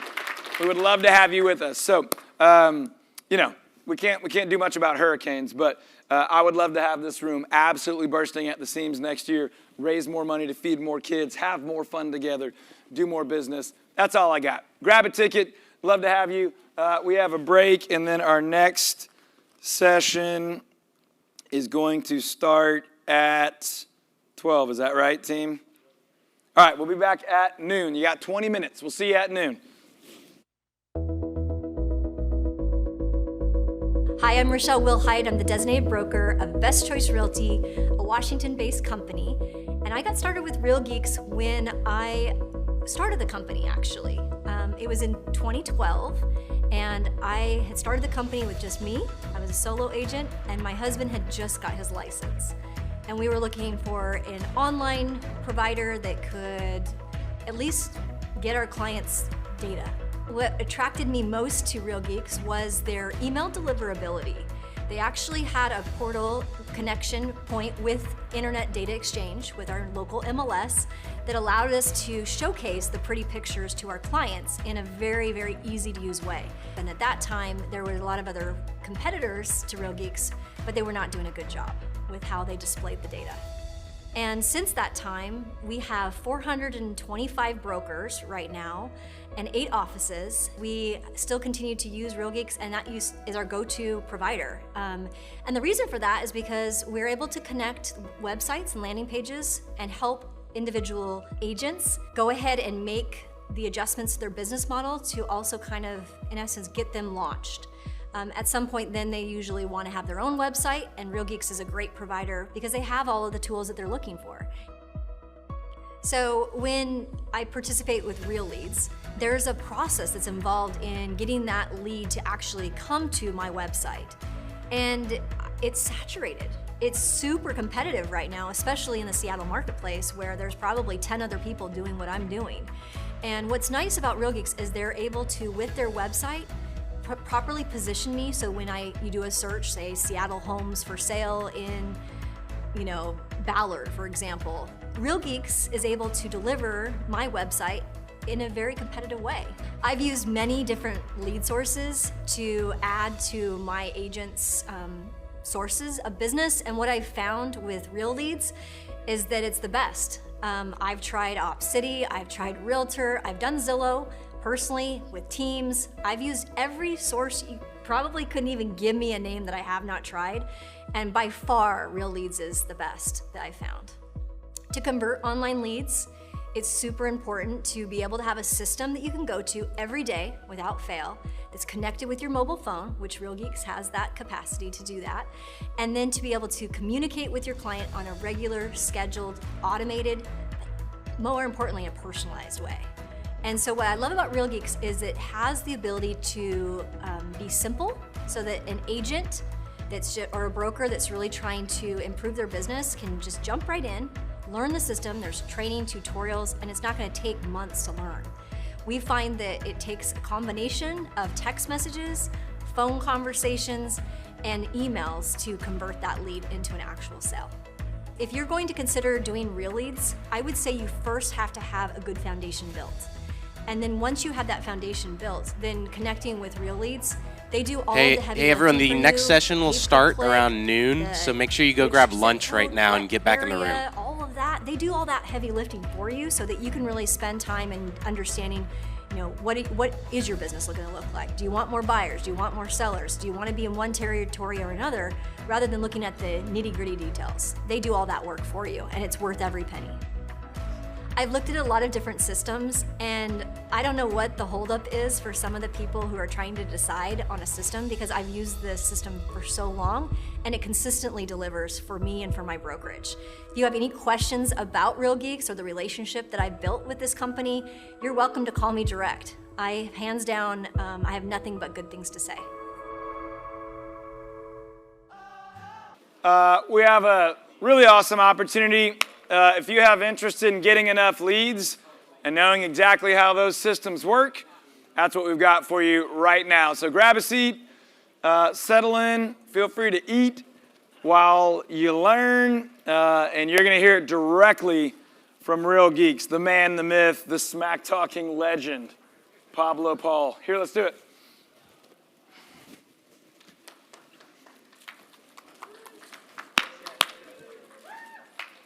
You don't have to hit it. Just keep talking. You're good.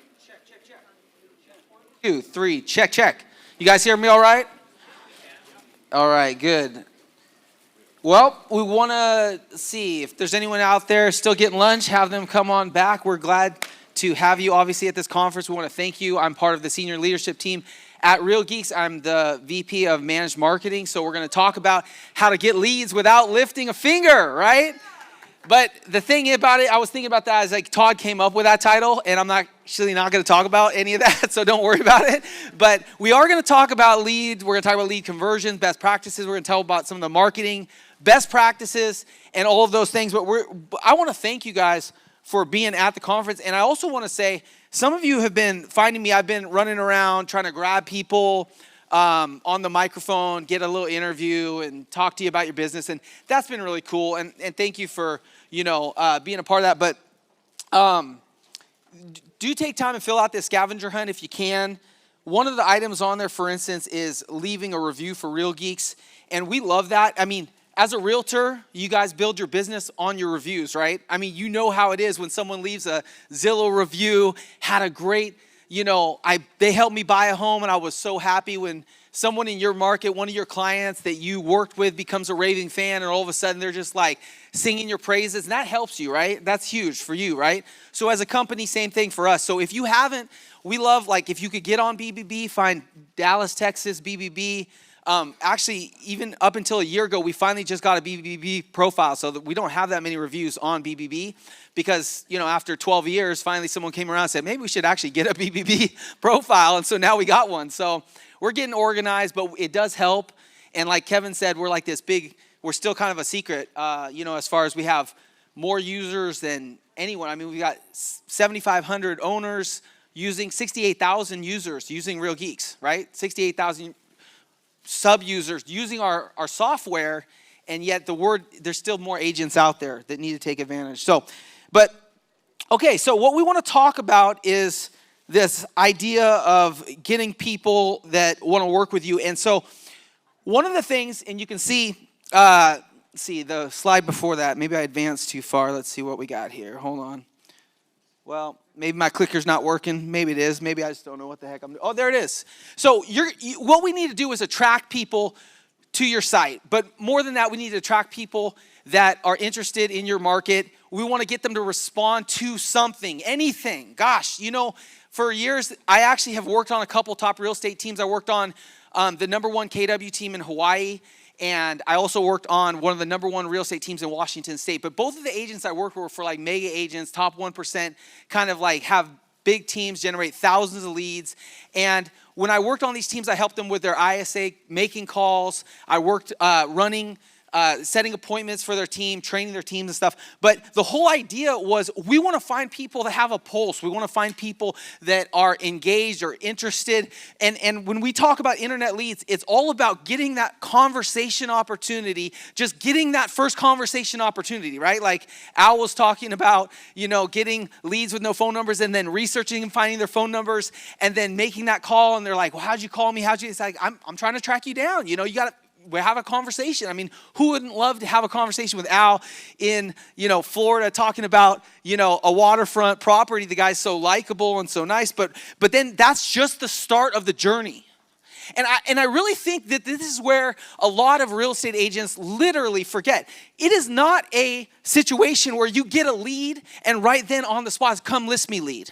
It's a one-call close. We're going to talk about that in a second. But you've got to nurture that lead. Until it comes, you've got to nurture that lead down the road until it converts for you, right? So there's leads that are right now leads, which we all want right now leads, but then there's going to be leads that are down the road leads. And you got to have a reference point. You got to figure out what their timeline is, and then that's the way that you're going to convert that lead, ultimately get them to transact, and then become a raving fan, repeat and referral business, and the whole cycle again. But it all starts with attracting people to your site. I ran across, by the way, when we talk about reviews, I did not know who Mike Johnson was, and all of a sudden Kevin was like, hey, check out this review in the Facebook group. We love it when you post great things in the mastermind. Sometimes there's negativity and chatter there, like, I'm unhappy with this, or I can't get a hold of support. Who cares? If you love what we're doing and you love Real Geeks, you can help spread the word, and you can post something. This guy, Mike Johnson, comes out of nowhere and says, hey, my first year in Real Geeks, he says, I didn't even work the leads at all. But I used them to run Google PPC ads for me. My total spend was $850 a month. So he's paying the $249 that, he was paying the old rates plus his $600 marketing, right? I was a solo agent. I was extremely busy. I did 8 transactions from Real Geeks at an average of about $500,000 per transaction. So here's Mike Johnson saying, I did 8 transactions in my first year with the real leads without even trying. He said, this is all because they called me and they contacted me. That was an eye-opener. Now I have a team and I pay about $1,100 per month and we are working the leads daily. It's a great system if you do the work. I'm about to increase my PPC spend. I've added 6 team members. I love that. I love that because I love to see the growth in your business.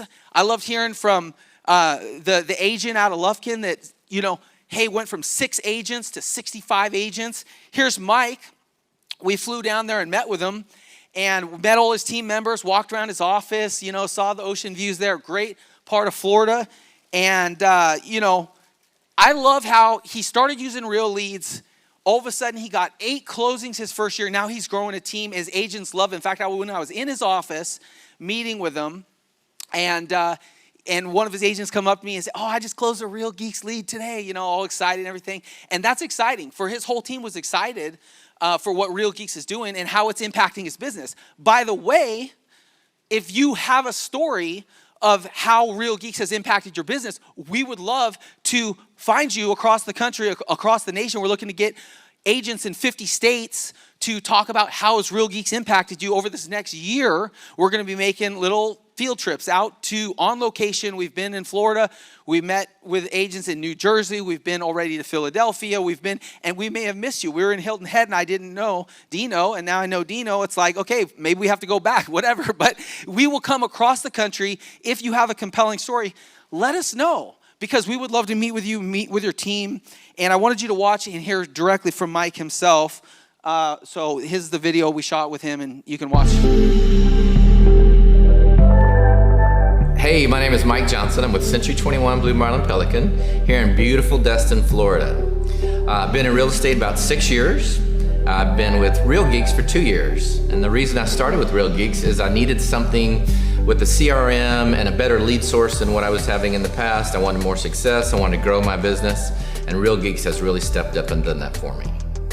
So when I first started with Real Geeks, I wanted it because of the Google pay-per-click, and they have a great program for that. And I knew if I tried to do it myself, I wouldn't be as successful. So I let them do all that work in the background, set everything up. Immediately I started getting 50 plus quality leads a month. I love the fact that when a new buyer goes online, we're notified automatically. I mean, we get the notification, hey, so-and-so is active on the site. Also when they favorite a property or they email a property to somebody, to a spouse or whatever, because then you know, hey, that person's hot, we need to jump on this lead. Ended up closing about 8 my first year with Real Geeks. I was super pumped. It more than paid for itself. The commissions were great. The rapport you build with your clients is great. It transitioned me from being the number 3 agent in our brokerage in 2021. So in 2022, I became the number 1 agent in our brokerage due to a lot of success from Real Geeks, and I was actually number 2 in the whole state of Florida for Century 21. So it's a fantastic thing. And I'm still so busy that I've sat down with my wife and we had a long conversation and we're going, how can we make this better? How can we grow our business? So what we did is in 2022, this year, we formed a team, and our team is now taking our leads, and it's really continuing to grow. I was able to retire from insurance after almost 30 years because Mike had so much success in real estate and was not able to really keep up. I was able to jump into the Real Geek system. It is amazing. The CRM is awesome. I can tell when a client is coming online, what they're searching for, have they had a favorite, and I said, we can make this work. We can really make this work. Mike had it a little bit more automated, so to speak, and I am really big about customer service, and I felt like for our team, it was better to make it a little more personal. So I took some of the automation off and then am able to track on there how often people are going, get with the agents, make sure they're following up. We get our monthly leads report, and it's really detailed. It tells you exactly where your leads are coming from, where people are when they're searching for you. So I'm getting hits from all over the country, not just the Atlantas where it's drivable distance, but people in Indianapolis and Boston and California, where their dollar goes a lot further here in Florida than it does where they are, and they're coming, hey, we want some property there. So Real Geeks has allowed me to reach all across the United States. I've set up some tabs that make it a little bit easier for the agents on the team. So like, hey, who's favorite a property in the last 7 days? Who have we not contacted in the last 14 days? Are they on at 7 o'clock in the morning maybe before they go to work? Are they hitting it on their lunch hour? So that we can get with the agents on the team and say, hey, you should probably try to contact this person specifically at what their pattern times are. And it's a really great tool, I think, for recruiting new agents, because we're able to offer a platform, a CRM that can track their prospects to show what they're looking at, and also provide them leads maybe they're not getting in other places. So I think it's a really great package for not only our existing team, but to help us to recruit new agents. All right. I love that story, and I loved meeting. His wife was so great. He was so great. Mike's such a humble guy. Really, here's a guy who we helped get leads, close deals, but then grow a team, and we're still helping him. I want to tell you, when you sit down for a listing presentation or a buyer's consultation, you're just pretty open and say, hey, this is why we're here, to talk about. Here's what we're here to talk about. I'd love to see you join up with Real Leads, right? I'd love to see you get some leads. We're going to generate them for you. You're going to do the work. My marketing team is in the back. They're ready to sign you up. If you don't have PPC coming in, if you don't have Facebook leads coming in, if you need help just generating leads, maybe you want to grow a team and maybe you want to get leads for your team, good leads, they're going to close. I'm just going to tell you right up front, we'd like to sign you up today. We'd like to get you enrolled in the program, help you generate leads, right? And I'm not going to be shy about saying that because I really believe this will help your business. I have traversed the country now. Like I said, we've been to Seattle, right? We've been to California, we've been to Philadelphia, been to New Jersey, we've been to Florida. One universal thing I can tell you about as we've met with agents around the country, they are having success with our product. I'm not kidding you. I cannot get more excited about what is happening, because when I sit down, and you're going to hear later about an agent that had just a wild closing from real leads, from one of our leads, it is literally like it was said here yesterday, hey, Real Geeks has changed my business and changed my life. And literally, this can change your business, impact your business, and change your life. And what we've talked about a lot at this conference is that the market is shifting. And I don't need to tell you that, because we've talked about it enough. But what I can say is, this quote someone said recently at one of the Keeping It Reals, I think that there's a lot of summertime agents and wintertime's coming, right? And I can say this, I remember watching a movie where a guy did a pretty heroic thing, crossed, it was like a night, I think it was like Knight's Tale or something weird, like some movie I was watching with my kids. But in any event, they're like, how did you do that? Like what caused you, or how, no one's ever done this before. And he said, well, fear will cause you to go backwards when really you should be going forward. And I can tell you right now, you're at a crossroads, it may be in your business or in your life, because you may think about retreating, but it may be time to advance. There's that moment in time when you make a decision, am I gonna hang it up? And am I gonna walk away? Or am I gonna just dig down? I'm gonna get this done, right? And you're at that moment. I was around, I may look, like I'm in my 20s. I don't know, maybe I don't. Maybe I look like I'm 80, I'm not sure. But I remember 07, I remember 06. I remember I was involved with investing back then. I had partnered with a builder and we were flipping homes, and I was involved with a development. And I remember, and I watched realtors go out of business, right? 40% of them. I was in Oregon at the time. I watched guys that had massive 200 unit subdivisions. I watched builders, the bigger builders in Portland, Oregon, just fold up shop, close down.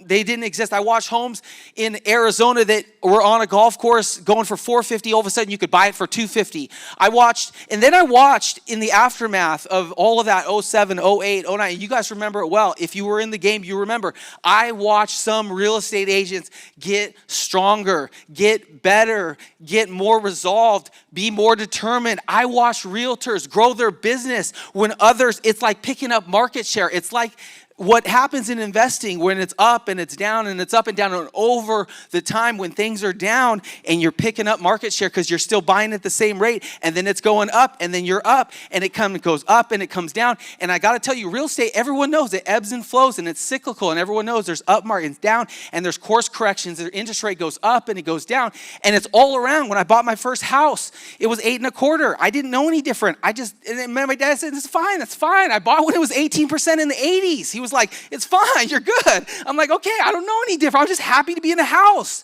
I didn't care what interest rate was, right? So, I got to tell you, some of you are going to make a decision about whether you're going to double down in real estate, move forward without fear, be cautious like we all are. We are all not going to repeat the mistakes of the past. We're going to learn from the past, but we're going to go forward instead of going backwards. So enough said about that. And I got to tell you what I believe in all of the time that I've worked with real estate agents now for about 10 years. And, I've also have run sales team. My last company, I was running a 25-person sales team. And I got to tell you that it is a numbers game. I got to tell you, and when you break down the math, like this math is brought to you by Dylan. He's our head of product, and he had worked with some of the top agents around the country. But they're like, okay, it takes 5 calls to make a contact, right? So you take 5 calls to make a contact, then 10 contacts to make an appointment to get someone to say, hey, let's go see a home. Or maybe meet with me. But then there's like 5 appointments to get one actual listing, right? So you see, you're making 5 calls to get a contact, 10 contacts to get an appointment, 10 appointments or 5 appointments to get one listing or get one showing. And then even then, you gotta have 2 to 1, right? In terms of listings to get a closing, right? Because not everything's gonna close. Now, assuming only a modest 350,000, in terms of volume here, he figured out that, and there's a calculator he developed, that to make an additional 10 million in transaction volume, you would need to call leads for an hour, 7 minutes per day, right? Now, the assumption here, if you look on his spreadsheet, was that you're gonna make 40 calls an hour. So let's say you only make 20, you might be calling for 2 hours and 14 minutes. But the math is there, the spreadsheet. It's when you really sit down and think, what does it take to be successful? in calling leads? What does it take? And you got to think, because when I was in ISA and when I was running ISA teams, it was kind of like this. Like, what if you had to make 100 calls to get one appointment? What if you had to do that? Some of you would be discouraged and you say, I don't want to make 100 calls. I would say, great, I'll make 500. Get 5 appointments, right? I mean, I'm the guy that says if it takes it's 100 to 1, great. And when you say, well, what about the 99? Who cares about the 99? You got the one appointment, right? So you're going to dial and dial and dial. And when I was in sales, I was very successful because I didn't stop. I just kept going. And I didn't care. I didn't get my feelings hurt. And I didn't just go and cry when someone said they didn't want to work with me. I just made the next call. Because every time that someone tells you no, you're one step closer to a yes, right? You hear me on that? Every time someone tells you no, every no is one step closer to a yes. And I'm telling you, and they're saying no, but they don't mean no. They don't mean no. They just mean not right now. Or they might mean, oh, I'm just having a bad day. Or they might mean, hey, just call me later. And no doesn't ever mean no. Call them back later. It's fine. But even on this math, you can look at, how many calls, okay? So if you had to make 45 calls and you can make an hour worth of calls, hour and 7 minutes, and let's say that, you're making 7,000 on each transaction, that's a 2% they figured, then you could grow 10 million of volume, 200,000 in GCI right there. It's right in front of you. But what I get excited about is look at the breakdown on this chart that every call you make, you're getting $19 on this spreadsheet. It's like, I'll make a call for $19. If every time I made a call I was making $19, I'd make a lot of calls. And then every time you make a contact, you get someone on for a voice-to-voice, you're making $93. I'm like, wow, I'll take those odds too. So when you start thinking about, I don't know what your time's worth, but whatever you think your time is worth, that's real money. I'm making $93 every time someone picks up the phone and I pitch them. That's great. I'll make that money all day long. Appointments, I'm making almost $1,000 every time I set an appointment. Let's set some more appointments. Let's go, right? So this is the math I look at. These are the numbers I look at. This is what I get excited about. And I think a lot of times, let's talk about PBC. There's so much that I don't want to go into, and it's so complicated. And to tell you the truth, I've actually learned from some of you here at the conference. Some of you are probably doing things that we could be doing. Some of the things we could be doing better at. And honestly, it's a give and take, right? So I'm learning from you, and I can tell you, there are a lot of things to consider in terms of marketing, and we have not perfected the system by all means, but we do a lot of things well. What I like about it and what agents love about what we do is it's done for you. Done for you. It's like what Al said. I have a lead guy. He said, but they just do it for me, right? And that's the thing is you're a busy agent. What are you going to do? What's your best time spent out following up on leads, prospecting, or meeting with clients, not figuring out, ads that are working and running side-by-side comparisons to figure out, doing split copy to figure out which ones are performing the best, or going back through, 60 days of data for optimizations to look at maybe perhaps which ad sets or campaigns you need to turn down or turn off or crank up based on the CPL, and you're looking at impressions and clicks and conversions, and at the end of the day, you turned into a marketing guy. Why not just have a marketing guy that does that stuff? Why not trust real leads and real geeks to say, hey, just do it for me. That's fine. We do Google, we do Facebook, we do Bing. Each one brings a different client base. Each one brings a different type of lead. There was an agent today in Austin that was talking about, ways to get listings. I'm thinking, oh my gosh, that would be perfect. If you carry listings, run the Facebook, we can promote those listings, link to the MLS, promote it. Not only if there's buyers in Austin, I know for a fact there's buyers coming from Seattle to buy in Austin. We could promote the listings, Austin listings in Seattle for that buyer pool, just like Hilton Head. Buyers are coming from Atlanta, right? And so not only can we promote that listing, so your seller feels like, wow, all my friends are saying, I saw your listing online. They're all my friends and saying that they're great. So you're doing great work for your clients, but also you're picking up people that might be interested, and who knows all the things. It's great CPL. But what we do, we come up with relevant content. We have an ad strategy, right? And we're constantly looking for ways to improve. Area-based targeting. So we will sit down with you, figure out where you want to target, what cities, neighborhoods, zip codes, figure out different ways that we can reach your client. We can get very neighborhoody. We can get very segment. We can get very specialized. We can do whatever. Talk with a marketing specialist. They can help you figure out. As far as bidding and budgets, you got to figure out how to spend the budget.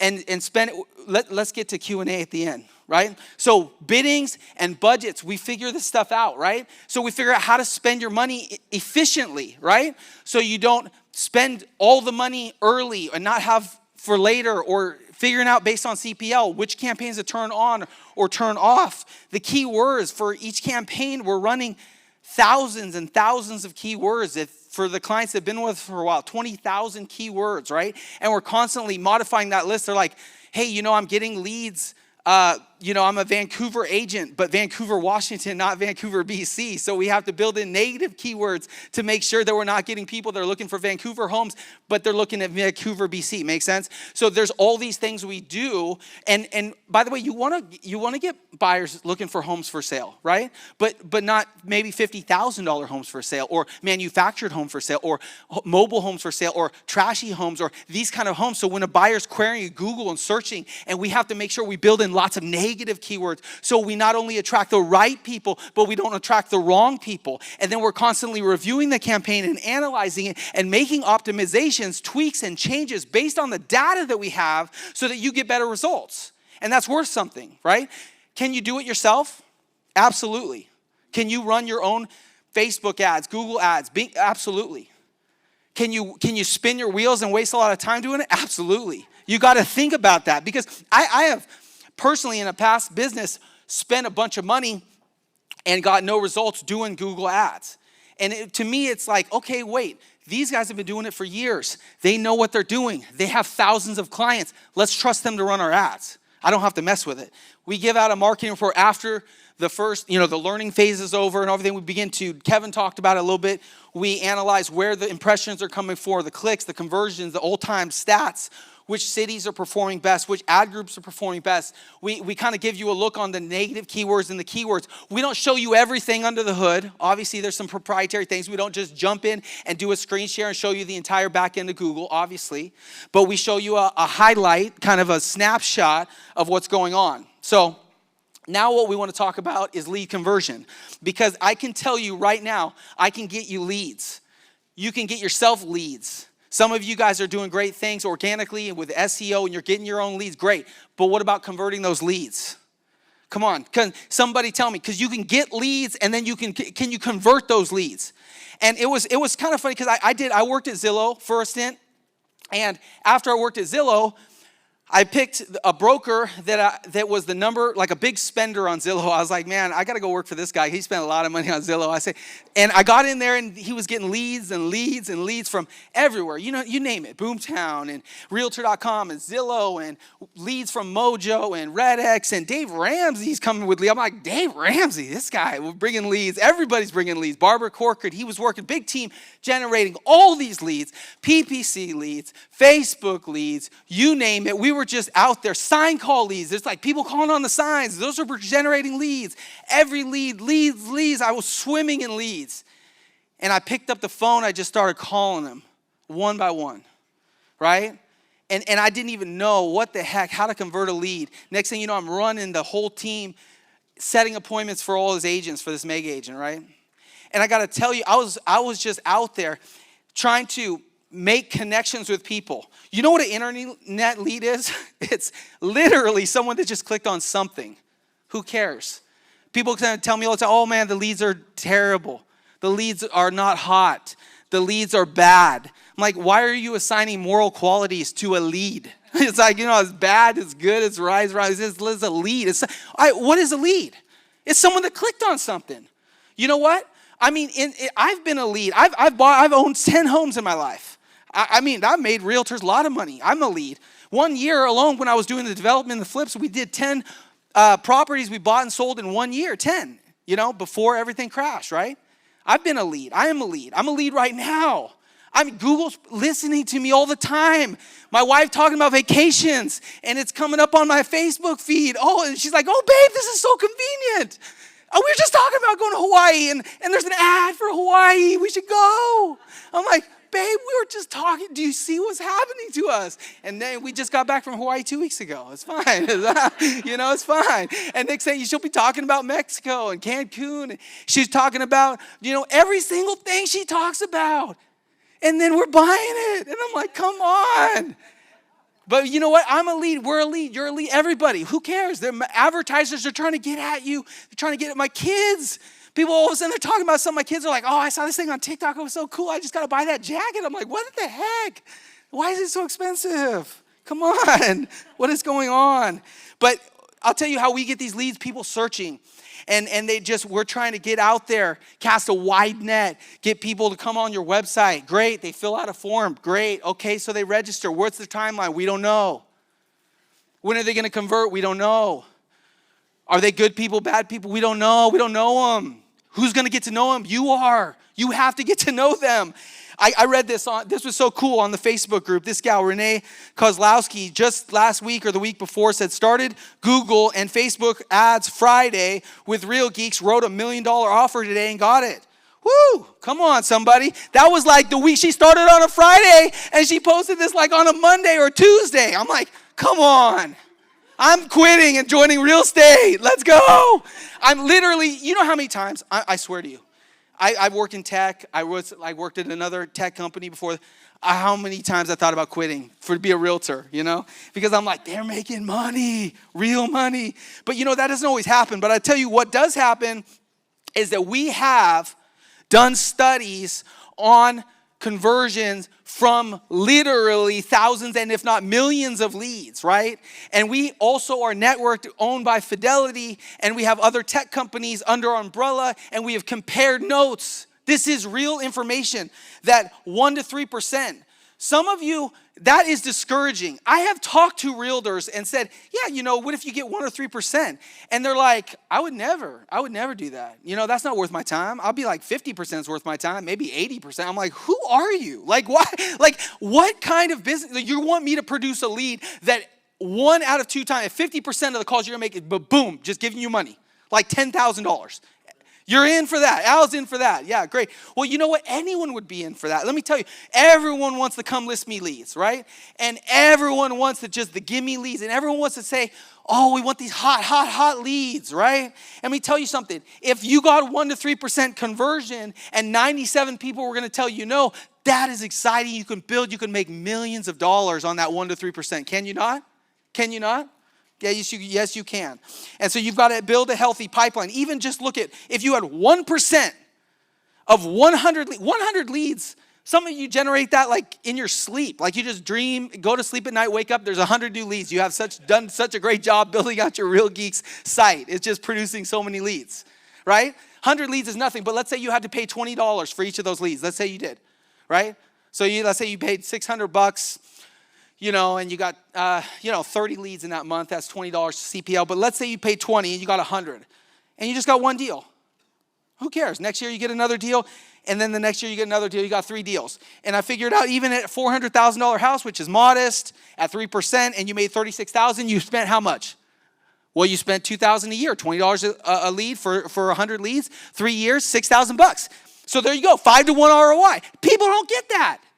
That is your business. It's like what we do. We put out money and we spend money and then we make money back as a business and we look at our percentage, how much expenditures versus how much income. What's our revenue look like? And we have to cast that money. We have to talk, like we're putting together forecasts right now for Fidelity to say, hey, this is what 2023 is looking at. This is what our growth model looks like. This is how many new accounts we're going to add. This is how much money we're going to make based on the percentages. You have to do that with your business. So take your 1% and build a business on it. Be wildly successful with that 1%. Because let's say you don't get 100 leads. Let's say you get 400. And then you have 12 closings. And then you make $144,000 and you only spent 24 and it's still the 5 to 1. And let's say you're just a baller and you like Al and you always have 3,000 leads a month. I don't know. Well, your percentages stayed the same. If you stay the same and you carry the same energy and momentum and training, equipping your team, make your calls. Have your morning stand-ups, your huddles. Coach your agents. Teach them how to have the conversations. I'm so excited about what we're going to be doing. In the mastermind, we do more coaching on lead conversion, more coaching on scripts. We know that there are conversations you could have with people that you won't get hung up on. that you can have more productive conversations. I know the scripts. I know a lot of scripts. I love to role play. And I'm telling you, you can learn it and you can teach your agents to do the same. Wanted you to watch this video of a gal we met with in Florida. I think this is it. Let's run it. Hi, I'm Alina Schwartz. I'm a resident of East Boca Raton for the last 20 plus years, and I've been with One Sotheby's International Realty for the last 6 years. And of course, I love where I live, and I love selling the lifestyle. I specialize in luxury and waterfront homes in the Boca Raton, Delray Beach, Highland Beach area. Well, when people work with me, I think they can see that I'm passionate about what I do, and I have great knowledge about the area. So that's why I specialize in waterfront and luxury, because I live the lifestyle.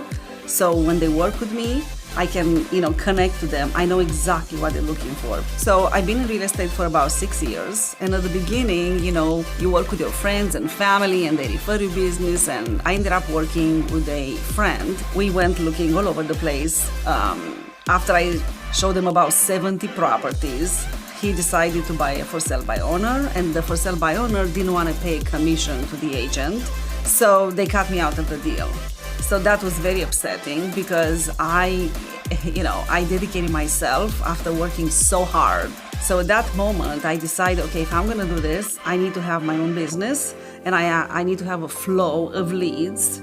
So one of my friends, she heard about Coach Carol. So I reached out to the coach. At first she didn't think we were a good fit. And finally she said, okay, I'm gonna work with you, but you have to follow me. You need to follow what I say. So I signed up. She recommended the Real Geeks website. And then, of course, a website, it's like a fireplace that has no fire. She said, now you need to start doing pay-per-click. And I'm like, what? I'm not doing that. And she said, okay, well, then you're gonna have to wait many years and doing SEO, and all that before you see traffic on your website. So that's when we started, doing the pay-per-click. So in the last couple of years, I've done $40 million worth of, closed deals with Real Geeks alone. The lead that I closed, the $19 million, I followed up with her for a year. At first she was coming down, she was going to buy in 2020, and then things happened, didn't work out, but I never stopped following up. They were considering Gulfstream, they were considering oceanfront properties. We looked at Sun and Surf in Boca Raton, and we also looked in Royal Palm, and the selling point for that, it's a community that has kids. That property was actually an off-market sale and was the second largest sale ever recorded in the history of Boca Raton, 19 million. And by the way, I'm a single agent with no admin or no transaction coordinator, with no marketing, nothing. I'm just me. And I'm doing all this by myself, and I am a mom of a 7-year-old. So it's pretty much, my son has to be my priority. At the same time, my clients have to be my priority, so it's a struggle. Look at the results I got. Why would I try something else? It's like, you know what? If it's not broke, don't fix it. Anyone want a $19 million lead? I got one for you. Go sign up for Real Lead. I got one for you. Listen, you're going to have to go through, a bunch of garbage leads to get to that 19 million. Guess what? It's worth it. I learned this when I was working at Zillow. You got to dig through the dirt to get to the diamonds. I learned so much. I also learned, you know what? There's gold in the old. I don't care. You give me someone's CRM. I don't care what CRM. Open it up. I start making calls. I will find interesting things there. I will get appointments. I will get closings. I don't care. I will open up your Real Geek CRM. I can get in your leads manager. I can call your leads. I guarantee I could set appointments. I guarantee that I could get closings for you. But that's not the point. The point is any of you can do that. It's not me saying arrogantly, but look it. You have the tools right there. Now, what's interesting about what was said there in the video, by the way, I sat down with her to talk about the 19 million, and she said, well, my first closing was 4.1 million from one of your leads. And my second was 4.4, and then I had a 5.6, then I got the 19 million. I'm the one that did the math there. I was sitting there dumbfounded, realizing that she had closed over $40 million from real leads that we produced. That's when I almost quit my job to become a realtor. But these are New York buyers from, like, who knows, but from up there coming to Florida, and I don't know that it's always going to be that way. And that's what keeps me sleeping at night, because I tell myself it's not always going to be that way. It's not always going to be that way in Florida. It's not always going to be that way. Right out, it's not always going to be that way. It's been an exceptional market. So I only have a couple more minutes here, but I wanted to tell you there's so much that I can tell you. But I can tell you right now, if you're not getting leads coming into your Real Geek system, we want to provide those for you. We want to generate them for you. Like Alina said, this is the fuel. This is the fire. Your Real Geek CRM without the fuel. Craig, you got something?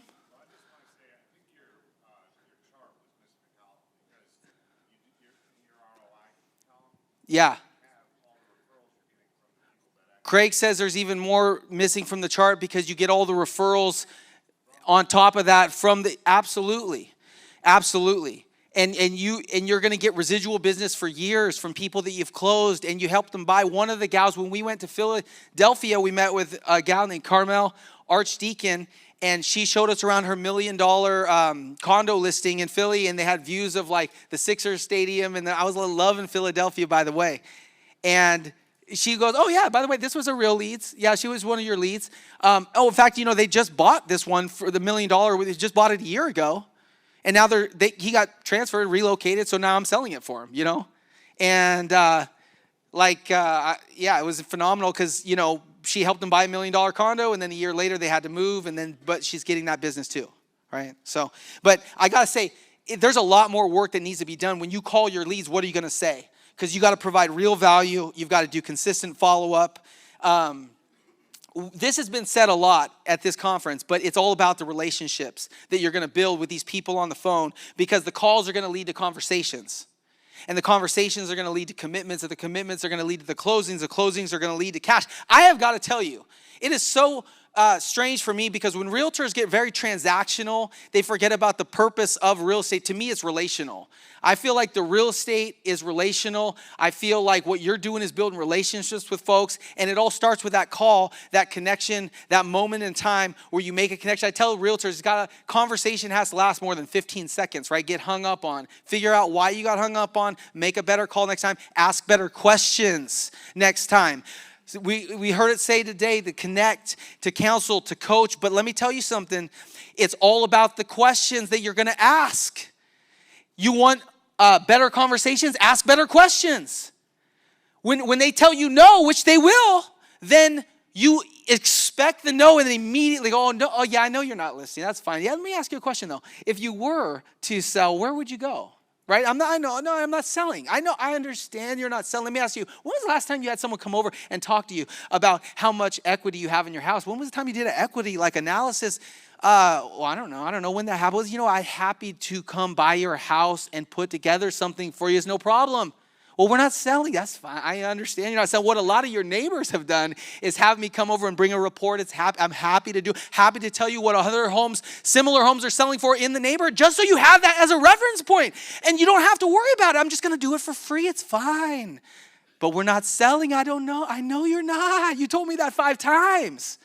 But I just want to meet you. Let me do a 360 review, walk around the house, tell you, because you made some upgrades. What'd you do to that house anyways? That sounds like a beautiful house. I'd love to see it. When can I come by? When? They told you I'm not listing. That's fine. I know you're not. I just want to come by. Can I bring the report this afternoon? Or how about tomorrow? Are you busy? What's happening? And then you come out. One agent I know and I coached and I talked to him and said, come out. And she went to bring a market analysis to a home. And the person wasn't ready to list, but the neighbor's like, who are you? Like, come here. I want to list my house. Got the listing from the neighbor right there on the spot. And it's like, and then she ended up getting the other listing as well. But what great things happen. Don't worry about the no, right? I was on a conversation one time with, it was like, I was like pumping up this, by the way, I used to make stuff up, right? So this agent, I would drive him crazy because I started everything. It was like, oh my gosh, you don't want to, you can't list right now because your house is dirty? Oh my gosh, we have a team for that. We'll come clean it. It's fine. We got that. And like, you will? Yeah, oh, absolutely. We'll take care of all that. We'll get it, before we get on the market, we'll get a team to clean it. Well, but the landscaping, sir, oh my gosh, well, that's no problem. We got teams of people that do that. Landscaping, got that. Yeah. And once I was like, all of a sudden I launched this whole program on the phone. I was like, we have all these subcontractors we work with. You need paint, roof. What we'll do is we'll get the people out there. They'll do the work. We'll just pay them at closing. It's no problem. We'll get that. It's part of our, restore and fixing the home program that we offer. And she's like, oh my, I think that's so great because, I'm so overwhelmed, and it's the house is so mad. I want to list it, but I can't. And right there in that moment, it's like, we'll take care of everything. Don't you worry, right? And then we went and found some subs to say, hey, by the way, we got a job for you. We're going to pay you later, by the way. And I was just and then we had the builders program. Yeah, we know all the best builders and we have all the best construction financing. We're happy to do, absolutely, yes. And why don't we sit down for a consultation? We'll go over your options. We can show you some floor models. And by the way, if it doesn't work out for a new build, we can show you hundreds of other homes that are similar and maybe a better decision for you. But when can you come in the office? When can you come in? It's fine.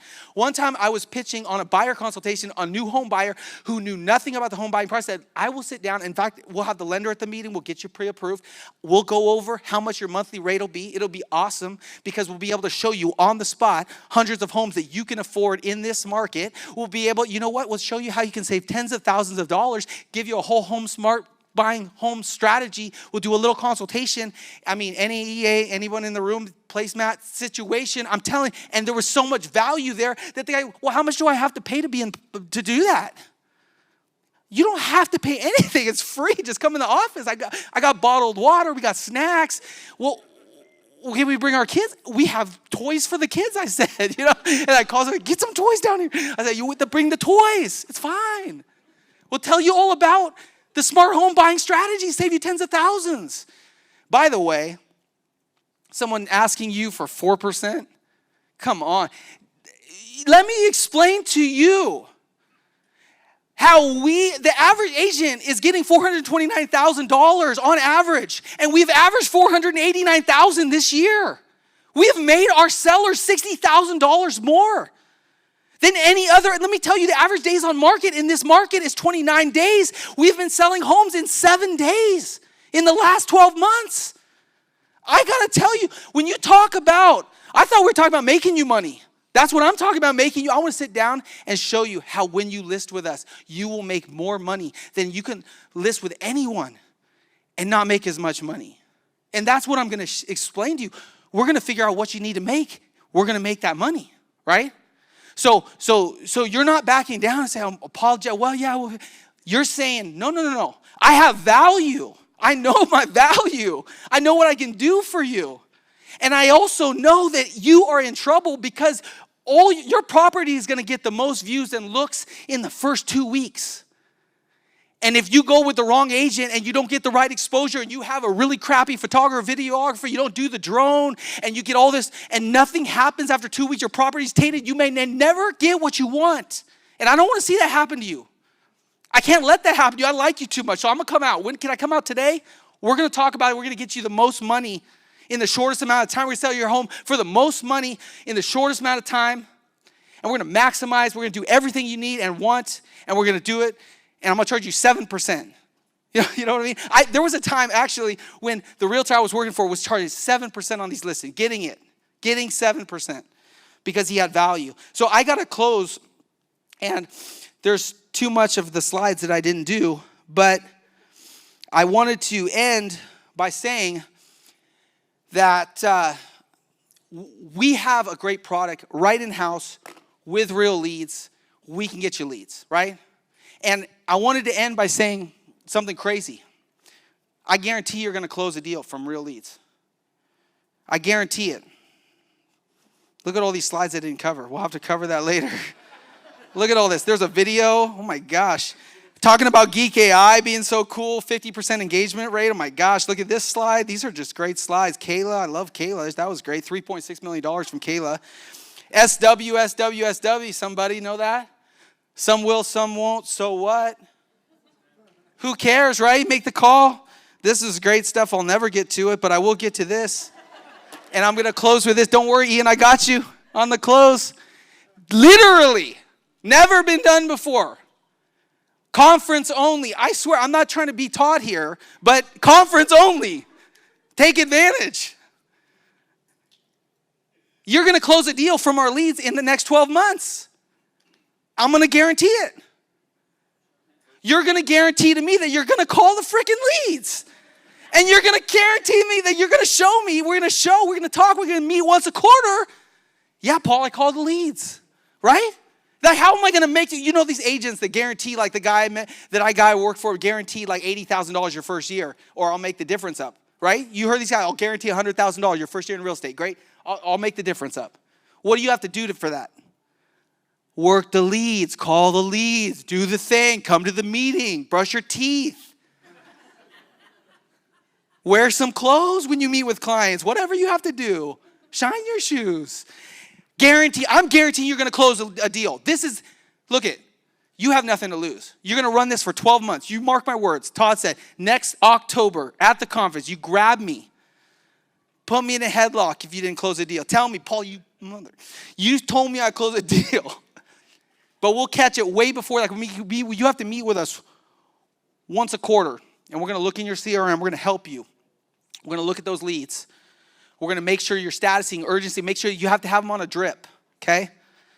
You have to work the leads, have them on a drip, just the basics.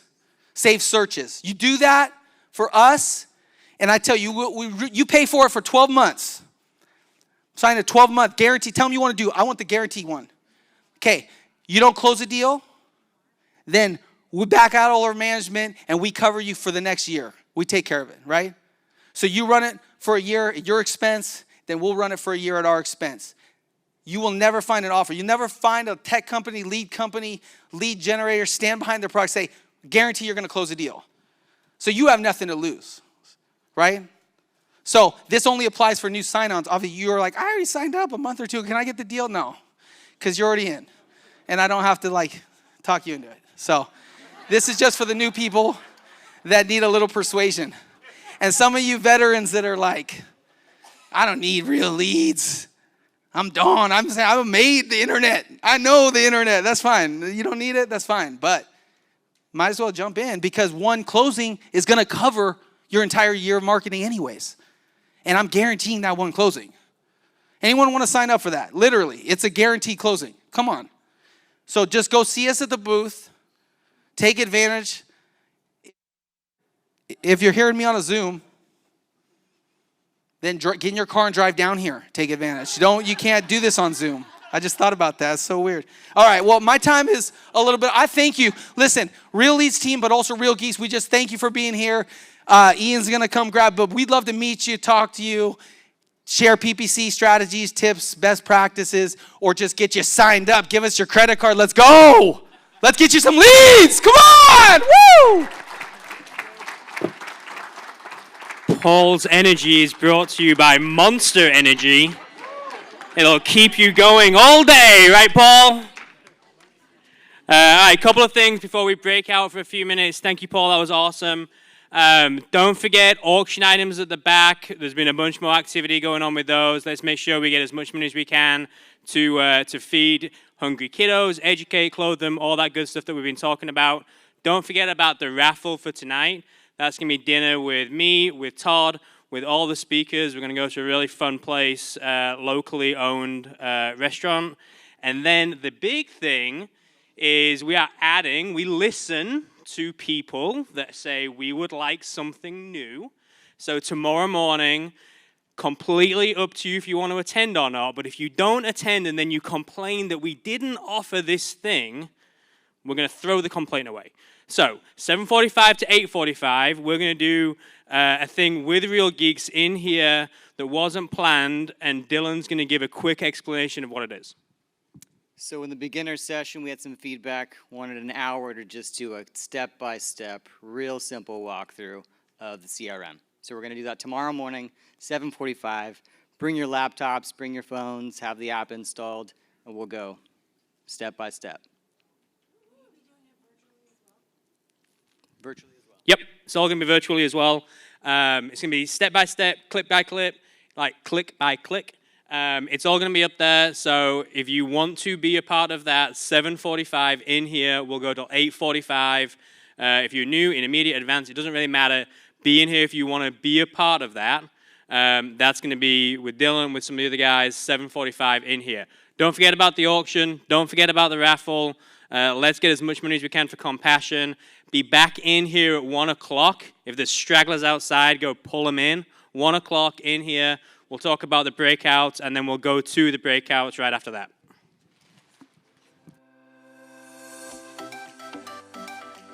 Hey, I'm Al Lewis from Cape Coral, Florida. I started using Real Geeks about 4 years ago. I was an experienced agent who retired from Chicago, came down to Florida, decided it was time to go back to work, started over with knowing nobody, and I needed a platform where I could generate leads. I did my research online, found websites, found Real Geeks, started with Real Geeks. My first ad on Real Geeks ran December 18th, 2018, so a little less than 4 years ago. And since then, I've made over $3 million in commissions from the Real Geeks platform. When I started, it was just, me and the telephone, but I didn't know how to use the automated features. I didn't know how to use the workflows. I didn't use the autoresponders. It was just me getting leads, picking up the telephone, and slowly I gradually evolved my system, and I developed a system. I have 6 agents on my team plus myself. 4 are brand new agents. They've been in the business between 3 and 9 months. In the last 30 days, those agents have done 10 transactions, all from Real Geeks, and last night they submitted 2 more offers that they're in the process of negotiating. So systems are really important, and the systems that we use are all already built into Real Geeks. We use the workflows. We use the automation when someone signs up, the automation, the auto text, the auto email, the auto chat feature, which is a great feature that Real Geeks, we actually make contact with 10 to 15% of our leads through the chat feature within Real Geeks. Yeah. So internet leads are a dime a dozen. You can get internet leads that are $1, you can get internet leads that are $20, but they're all basically the same. What they're gonna say to you is that they're just looking. But most of them are 6 months, a year, 2 years out, and you need to have a system that you can stay in touch with those people, follow up. And it's about building your database. Because the first month you might get 100 leads, and maybe you make contact with 50 or 60 of them. Now, if you're any good in real estate and you're making contact with 50 or 60 new people a month that are looking for homes, you should do some business. But here's the thing, next month you're gonna get another 50 or 60, so now you've got 100 people. The month after that, you get 150, and it's just, and all those people that were 3 months, 6 months out are now there. It's just a growing thing. Our conversion, it just keeps growing exponentially. The system can be used anywhere in the country. You could drop me, the one nice thing is, I love it in Florida and I'm staying here. But if I decided to move to Alaska tomorrow, I can go set up a Real Geeks website and start doing business in Alaska. For every $1 I spend on Real Geeks, which includes my website, my lead management, and my ad spend, I get $30 back, which is, I always look for a 10-to-1 return in my career. I've been selling real estate for 37 years. Again, retired, moved to Florida, but in the past, I always look for a 10-to-1 return. I've never gotten the kind of return that I'm getting now and that I get from Real Geeks.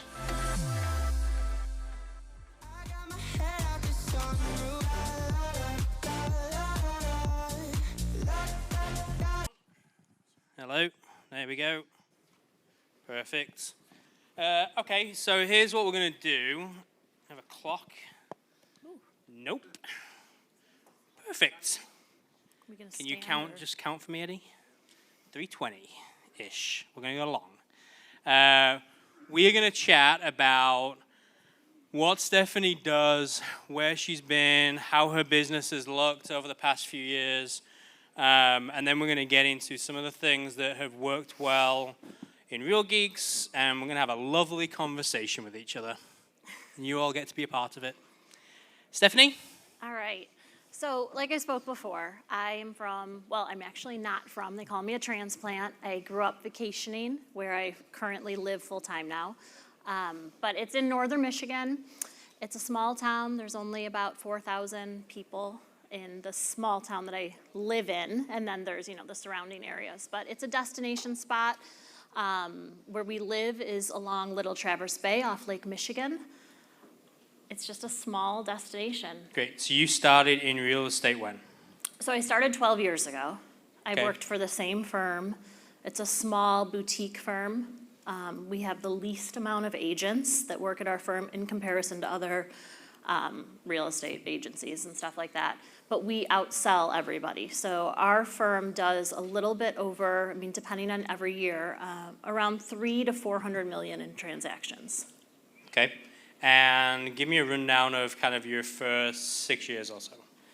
My first 6 years. And we're going to go 6 years because something happened after the 6th year. Yeah, my first 6 years, I was having great years. I mean, 8 million every year. My husband was still working full time, so it was a little bit of like play money, more. It's always been a passion. I don't ever want to call it like a part-time hobby because it was never that for me. I was working full time, but it wasn't necessarily supporting my entire family. And then some things, we got some traction and things changed in our personal lives, and we made a decision that possibly he could leave his full-time job and do a lot of the stuff that I was delegating out that I didn't like to do. So there's a lot of marketing that I was, subbing out and having people pay for, property management, helping like care for my clients' homes when they're gone, or checking on rental properties, part of that business. So Jim left his job and was able to join me. I'm still a solo agent. He's licensed, but he doesn't sell. I mean, I think he's had to show like 3 properties in the last 6 years ever, and one was because I had a baby 24 hours before. But other than nice that, of you, Scott. Nice of you, Jim. He's like my biggest cheerleader, my greatest support, but he's not in the real estate day to day. Like we don't share an office looking at each other, and he's not doing the sales. Okay, so 6 years ago, we got into that, and then you had a doubling of your business. Yeah, so what was kind of going on is I was working the business with loose Excel sheets, no database. I started with one and didn't really care for it. When he joined the team, he's a researcher. Like, he did all the research, figured out where I should be, what I should get into. He found Real Geeks, got me set up on a website. I hadn't had one before. And then got into the CRM, and in 1 year, that's the big thing, in 1 year I went from 8 to 16. And everyone wants to know, like, well, how did you do that? And the simple answer, I truly believe, is when you're doing at that market, my market is also a higher end market, so to get to 8 million, I wasn't doing 50 transactions necessarily. So for a while, I could keep it all in my head. I knew who all my clients were, I could keep in touch with them, but as you grow, and when you grow fast, that stuff goes by the wayside. So how big is your market, to give some kind of point of reference for people? in what regard? It's not Dallas-Fort Worth, right? Where there's tens of thousands of transactions happening, No, definitely not. So to give a perspective of where I live in Bay Harbor, which is on the coast of Little Traverse Bay.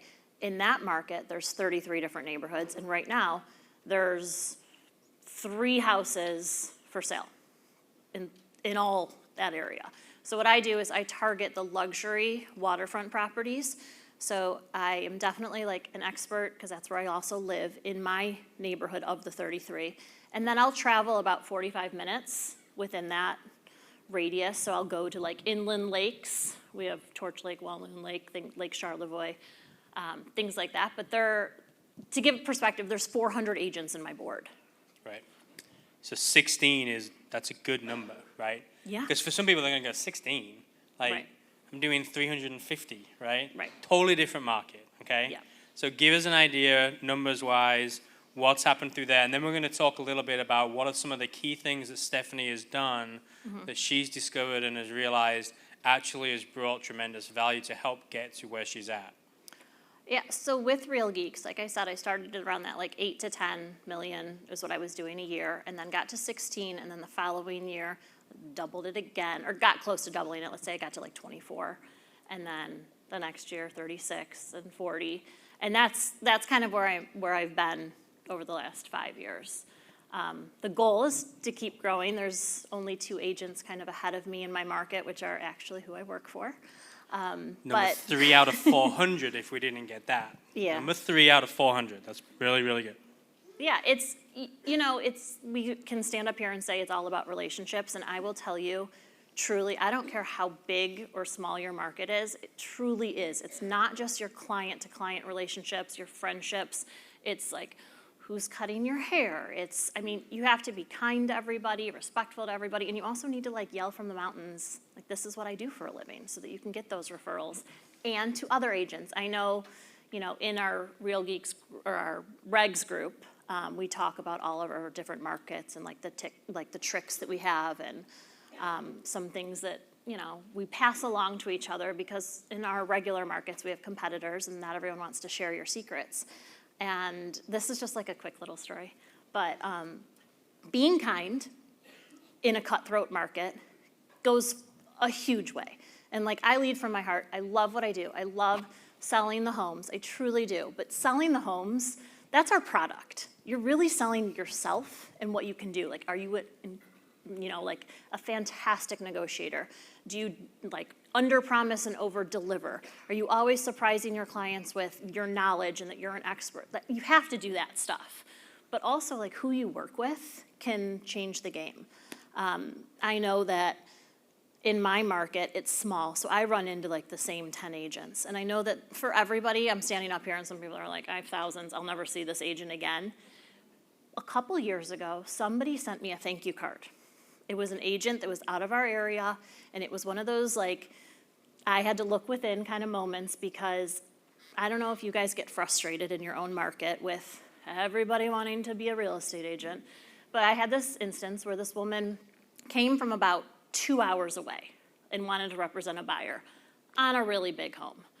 And I was a little bit like, can't you just refer them? Like, you aren't gonna know how to get through the gates, you're not gonna know the dues, I'm gonna have to handhold her. But I put my ego aside and I was really nice to her, because I wanted to treat the person how, if I had to go there for some reason, because I said, do you want to refer this? And she's like, no, I've worked with these people for 3 years, like, I don't want to just refer it and only get this. So I said, all right, I get it. So after having that conversation, if I was in that situation, I wanted to be treated kindly. I mean, I didn't want to feel like not an expert, even though she wasn't going to be. So I gave her, a bunch of information, kind of held her hand, and helped her on properties that weren't mine, even though she called in on my listing. So long story short, months later, I didn't know this, but I ended up selling to her client, unbeknownst to me, like months later. She showed it a couple times, it didn't work out. 6 months later, they ended up calling me. I didn't know who these people were, so I didn't know. But she sent me the nicest thank you card. And it was just, hey, staff, thank you so much for like all your help, and you were so kind. I reached out to a handful of agents and they were rude and didn't want to give me information. And it sat with me. And now forever I'm gonna remember this agent's name, which she stood out to me. It was a handwritten thing. I started writing to my local agents. So when I do a transaction now, I don't care how big or small it is, I send them a thank you. Takes me 10 seconds. But I always say, like, thank you so much, you were great to work with, hope we have another deal coming soon. That's it. And within my own market, it's super, I mean, if you can imagine, like, we only have 400 agents, so it's hyper competitive. I mean, there's only 10 of us that are really in the market.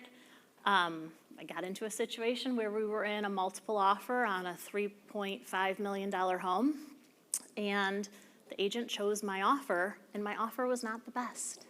And she said to me, I wanted to do the deal with you. That's awesome. Which is amazing for my client. And it's one of those things that, like, I need to share that story more and more, because that's what my clients need to know is For sure. It's not always about all of the best options. They didn't have the best options. But because I had been kind to this agent and I was easy to work with, and you always have to fight for your client, but there's a nice way to negotiate for your client. And then there's that other side of things where you can be a bulldog and end up losing something for your client just based on ego. So I know that's not Real Geeks related, but for anyone in this room that is new or not, that's just like a really back to basic, simple thing that doesn't cost a lot of money. Yeah, and you're not doing it just, I want you to hear, I'm not doing that, sending a thank you just to, get the deal, but it gives you an upper hand in a competitive market. Well, one of the things that we talked about in the solo agent room is it's really, really important to differentiate yourself, right? Mm-hmm. To figure out, hey, what are the things I can do in a market that oftentimes is saturated with agents, whether that's 400 and there's 10 of them that are doing all the business, or it's a market of 2,000, 10,000 agents, whatever that is. How do I differentiate myself? Who thinks that sending a note to the agent, thanking them for the way they were on the transaction differentiates? Stephanie, right? Absolutely, right? Stephanie has challenged me and other people in our group on how she communicates with all her past clients. Who feels like they communicate really well with all of their past clients? Not a whole lot of hands. Stephanie, just share 1 minute, what do you do to differentiate yourself in the sense that how you communicate with your past clients? 2 things. I'm not great at doing the custom stuff, and like I have actually never had a client meeting or like an ice cream social or a pie day. I haven't done it, partly because I have to figure out how to do that in my market because But they're you not will always do there. it, yes. I'm working on it. But the good part that I do is I have a constant like past client list going all the time, and I call them all the time. And so anyone that is just starting with Real Geeks, when you're putting the people in, give all the details that you can, because it takes you like 20 seconds from the initial start, but you'll forget things. So like you're on the phone with them and you're writing, it's so-and-so's daughter and she's in dance or she does this, all that kind of stuff. All the little details are like, what's the wife's name? Where are they coming from? Because then when you call them, you can look and you have something to say. Like, hey, how's Florida? How'd you guys do in the storm? Or blah, blah, blah. You have information. So I constantly do that. Yeah, there's a thing called the Ford script, which is out there that I'm sure a bunch of people have heard of. Family, occupation, recreation, and dreams, right? There's just a way to have a conversation with folks and engage with them, right? That's what Stephanie's doing. Yeah. She's not calling them asking for business 4 times a year. She's calling them, she's probably asking some of that time. Yes. But a lot of the time it's just, how's things going? How are you doing? Like showing a genuine interest in people. People really like that. And one thing is, they're not sitting on the other end of this phone waiting for you to call them. So whenever you feel like, oh shoot, I let that person go, I haven't talked to them in a year, they're not thinking about you. Like, check your ego. They could care less about you. But you call them and say, like, hey, how's it going? Like, how are the holidays? Did you get up to the house at all? How are the kids? And they're like, oh, yeah, we were actually up there. And, my friend was looking, and blah, they just start talking and give you even more information. And half the time, they'll, like, give you a referral or give you some information that you had no idea. I mean, a lot of times when I call, they end up saying, like, we love the house so much, but we're thinking of getting an investment house, or, like, what are the rentals like? Just info that, in my mind, I'm like, I sold them the dream. I sold them their dream house. Like, they're not going to buy again. But then you get them talking, and half the time, they're like, all right, we're ready to do something else. Okay, so that's the non-Real Geek piece of Yeah. things that you've done. There's two things Real Geek specific that you want to Yeah. share of what you do, differentiate, how you use it, and how that's kind of impacted your business. Yeah, absolutely. So I am probably the most basic of the Real Geeks users. Like, Craig is my idol. I would love to get all the workflows going. I do like very, very little of it. But the 2 things that I can stand up here and say like I do well is once I have a lead come in and I take them from new to whatever I'm going to put them in after I spoke to them, I set them up on 2 different things. All the time, I'm going to set them up on a saved search, no matter what. I'm going to talk to them. I'm going to find out enough information to get them within a price point. And then I also tell them in the conversation, like, hey, I want you to know I hear you. Like, I hear what you're saying, but because our market is so different and there's so many different parameters and our MLS is a bit basic, I'm going to have a broader range. So when you see things come through, I want you to know, like, I heard you, but I'm trying to capture everything so you don't miss something. So I kind of give that disclosure so that I can maybe bump up their price range or maybe, give them something else and not miss it. And in that saved search, you're going to use that super saved feature, right? You're going to do as deep dive as you possibly can. Yeah, as much as I can without eliminating something because, buyers are liars. And sometimes they're going to tell you they have to have 5 acres. Well, I'm going to bump it down to like 2.5 because if it's the perfect house, I know they're still going to want it. So there's things that you have to be an expert and know what they're saying. But yeah, I always set them up on a saved search. And then if they're a closed deal or just somebody that's real specific on a neighborhood that I know that I can get easily, I'll set them up on a market report. And I know that sounds simple, but I want you to hear me.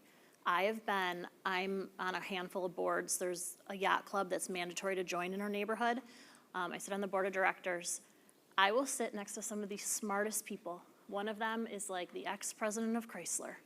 And he will say to me, he's done this like 3 different times. Oh my gosh, I'm sitting right here and I just got an email from you, you're good. And I'm like, they're automated, like, of course. Like, come on. But they're... And that's why you're like, I am incredible at what I do. I say to him all the time, I'm like, I am so You didn't great. even see me do it, that's how good I am. You didn't even see it. But they're impressed by him. So we mentioned that I'm like in the top of my market, and the 2 guys that are above me, I don't poach anybody else's. Like, I am the most ethical that you can come by. But I have had clients come up to me that work with them, and they're like, hey, I heard that so-and-so got this report on like days on market and like who sold and all that kind of stuff. And I'm like, yeah. And they're like, can you send me that? And like, they're in my database. And it's amazing because I'm never gonna go and sell their house because they're agents in my office and I just don't believe in that.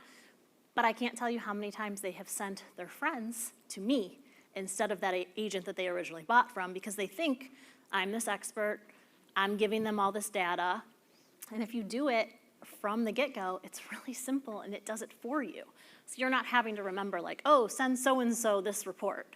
They were interested. It's like you do it once and it just keeps doing it. So. Yeah. No, that's been really, really good for you.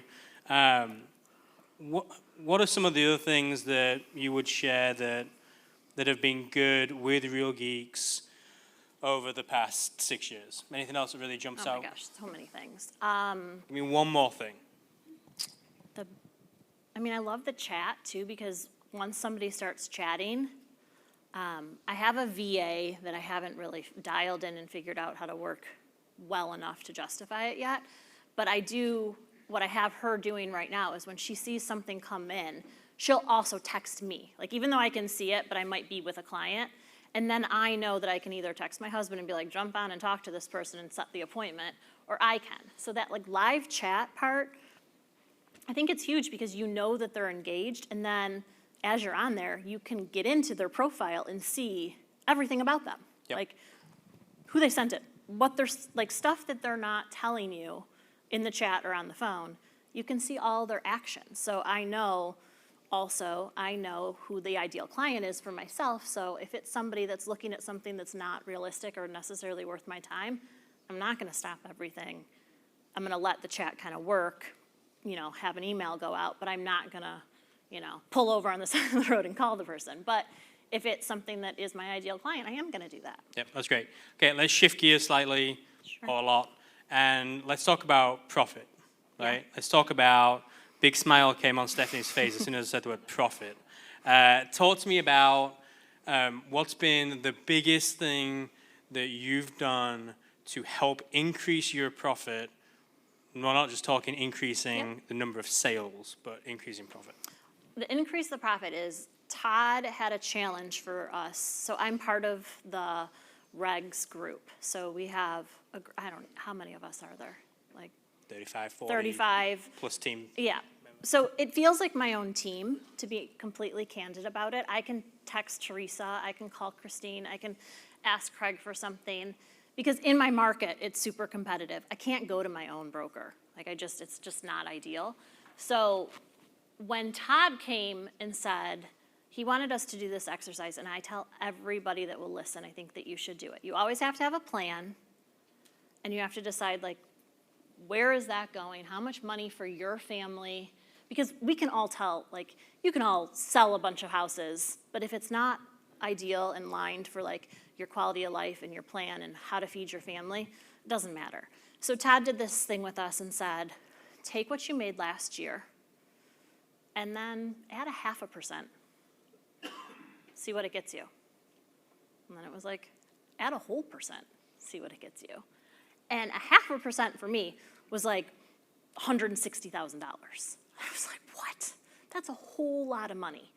And then the extra percent was, even more.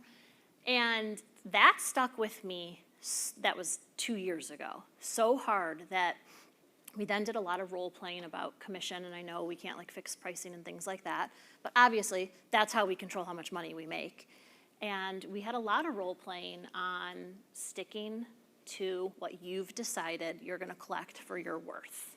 Right, you have to figure out what you're worth. What Yes. value are you bringing Absolutely. to your clients, right? Yeah. If you're delivering more than everybody else is delivering in terms of results, do you deserve to get paid more than what everybody else is making? If you're doing more and getting more, that's up to you to decide, right? Yep. But that's a part of the conversation that we're having. Yeah, and it was interesting because just like that little bit of a switch for me to see the dollars on paper, not everybody is motivated by that, but for me it was like, well, heck, I could work less and make more money if I just changed this little piece of my business. So I started going into listing appointments and I realized I'm a talker. This is not comfortable for me up on stage, but I am a people person and I love to talk, and I realized I was talking too much when it came to commission. And every single one of mine, no matter how much value I show them, they will want to dig into me on commission, period. I mean, they're just, whether they're women or men, they're successful, they negotiate everything, they always want to negotiate. And I started saying, no, and literally pausing for the amount of time that made me uncomfortable, and just like would wait it out. And sometimes they're like, all right, well, I had to ask. And then sometimes they're like, well, no, like, that's $320,000. I'm like, okay. Pause again. Yeah, and then I got to a point where in the group, which is why I feel like this board of advisors term that we use all the time, like my core people that I can go to, we started really digging into it because I was like, yeah, that works sometimes, but sometimes it doesn't. Like these guys are master negotiators that I'm working with. I mean, they're putting together huge companies and all the stuff. So one of the things that we came up with, which I still use to this day all the time, is, all right, you want to negotiate on this? If I'm going to negotiate on my own worth, which feeds my family and feeds myself, right off the bat, within the first 20 minutes of meeting with you and doing this listing situation, what am I going to do for you? Like if I'm gonna negotiate on my own worth, do you really think I'm gonna defend your house? I'm gonna give your own money away because I don't care and I don't like you now. So that's literally what I've said to people is that doesn't feel right. And ever since I started like with that, I had one guy actually say to me, I do not like that. And I was like, okay. I'm like, fair enough. And I hung up the phone. And then I was with my kids and we were like sledding, and I said to my husband, like, oh my God, I can't believe I just lost that listing. Like, I have the perfect buyer for it. And I was dying. A little piece of me was like, why didn't I just take it for 5%? And 20 minutes later, he called me back, and he's like, well, I'm annoyed. And I was like, okay, so am I. And he's like, you are? And I was like, yeah, I'm annoyed that we have only spoken for 25 minutes. I've told you I can sell your house for more money than you thought it was worth, and you are still trying to nickel and dime me on this. And I said, I don't want to work with somebody that is not going to appreciate my value. And I was really, really strong. And I was like sweating through my clothes, and like we hung up the phone. And then 20 minutes later, he called again, and my husband and I have this system on our phone where like he can see the numbers and I can see the numbers, and he was like, this guy's calling you again. And I picked it up, and he's like, send me the paperwork. Click. And I was like, all right. So I think this board of advisors and like what I call my people has really made me know my worth. And if I wasn't an expert, I wouldn't feel confident enough. So you really have to do that. You have to, if you're new, dig in, learn the neighborhoods you want to sell in, or like or the neighborhoods you want to elevate and get into. Like really learn it so you can say those things, because that's what they want to hear. I've also used the line of like, when you go to have surgery with your doctor, are you negotiating what he's going to charge you? No. Like, you want a professional, you have a professional. I'm not negotiating on that. Yeah. So no, that's awesome. kind of my shtick on that. And that has changed my business. So from that year to the next, it was a huge swing. And I can't remember the exact numbers off the top of my head, but I think I sold like 3 less units and made about 170 more just from that one thing. And obviously that one thing I had to do a bunch of times, but it also weeds out who you want to work with, because the people that are going to keep coming for you, they're not your ideal client. Yep, we talk a lot about ideal clients. Yeah. And it's been fun to get to know Stephanie and Jim over the last 3 years or so. Yeah. And seeing this progression. But some of the biggest things that I want to make sure we highlight here is like, hey, you have to figure out what you're worth, right? How do you differentiate yourself? How do you figure out what you're worth? Make sure you've got systems in place. Make sure you've got things that are there to actually provide value to your clients so you can deliver more than what other people are going to be delivering, results and otherwise. If you're not doing that, then you're not worth what you're charging, right? If you don't care what you're charging, if you're not doing anything to actually deliver value, then you're overcharging them, right? So you got to figure out that out. Figure out some really good systems. How do I do this at a really high level? Because at the end of the day, we want to create an environment where our clients are so happy with us that they're going to, we tell them this from the very beginning. I want to deliver such world-class value to you that throughout the course of the transaction, I want you to introduce me to at least 2 or 3 family members, co-workers, friends. Then I want you to tell them about the experience you're getting and refer them to me. And I want to have a conversation about real estate with them, right? We're putting that out at the front end because we truly believe what it is that we're doing is different. And it's really fun to hear Stephanie echo that and say, hey, these are the ways that I'm doing that over the last 3-6 years. And it's just a really fun thing. And there's so many of the stories that we could share about that. Anything else you want to add? No, I mean, there's a million, but you really have to know your own worth and then fight for it. And then people respect you. And the more and more you do it, the more comfortable it becomes. And then the level of your clients kind of rises because you become their local celebrity, their local expert, things like that. And then the fight is less because the person is actually telling their best friend, like, hire her, she's great, she got these, results for me. So once that really snowballs, it becomes a lot easier and you become more comfortable with it. Yep, that's awesome. Round of applause for Stephanie. All right, we're going to take 2 minutes. If you need to use the bathroom, go use the bathroom. If you need to grab a water, go grab a water, whatever you need to do. We'll be back in here in 2 minutes. We're going to be with Andrew, and we're going to talk about some conversion, leads to listings type of stuff, how we use Real Geeks to do follow-ups and things like that.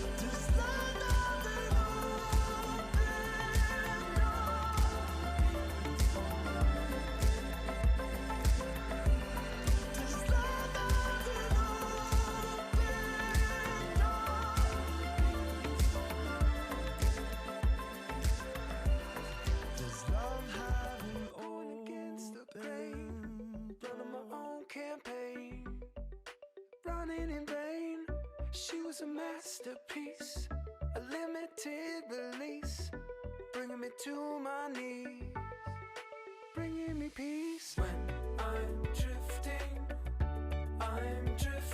with you.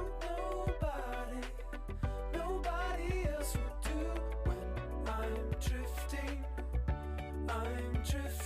with you. Nobody else will do. She said, I'll wait for you. She said, I'll wait for you.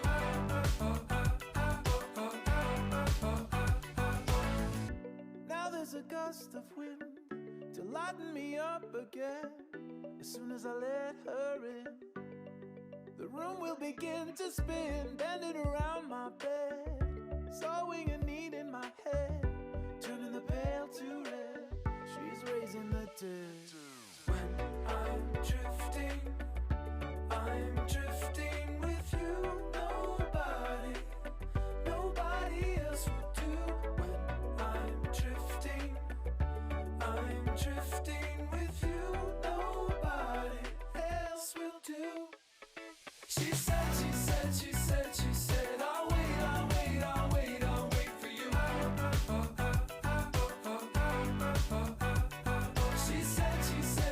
She said, I'll wait for you. When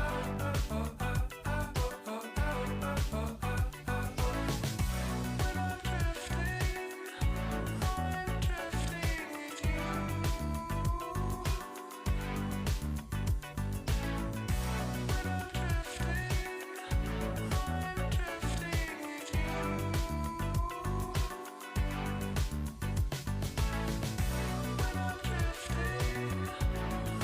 drifting with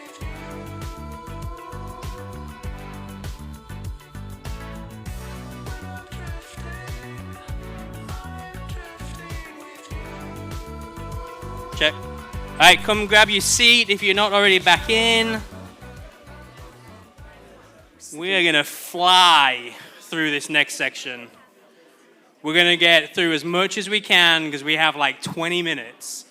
But we're going to go through as much as we can. Anything we don't get to, we will figure out how we can get to it afterwards. We'll post some resources. We'll figure that piece of it out. But we're going to fly through this over the next 20 minutes. So this is Andrew Smith. Andrew is one of our buyer specialists on the team. Give us 1 minute, who you are, what you do, how long you've been doing it. Over to you. 1 minute, what I do, Give who it I am. 90 My name's seconds. Andrew Smith. I am been on the team for a year and a half. I'm a product of the pandemic into real estate. I was in travel before, and it was quite a year from going on unemployment for a season into real estate. It was a crazy year. My first year, I'd say that I made more money in my first year than I did in any previous year. I think that's a testament to the team that I'm on, the tools that they equipped me with, and part of what we're about to talk about. Yep. So what we do on our team is we have a 6-week agent in training onboarding system, right? We do that with every single new agent that comes on the team. They go get their license, they roll in.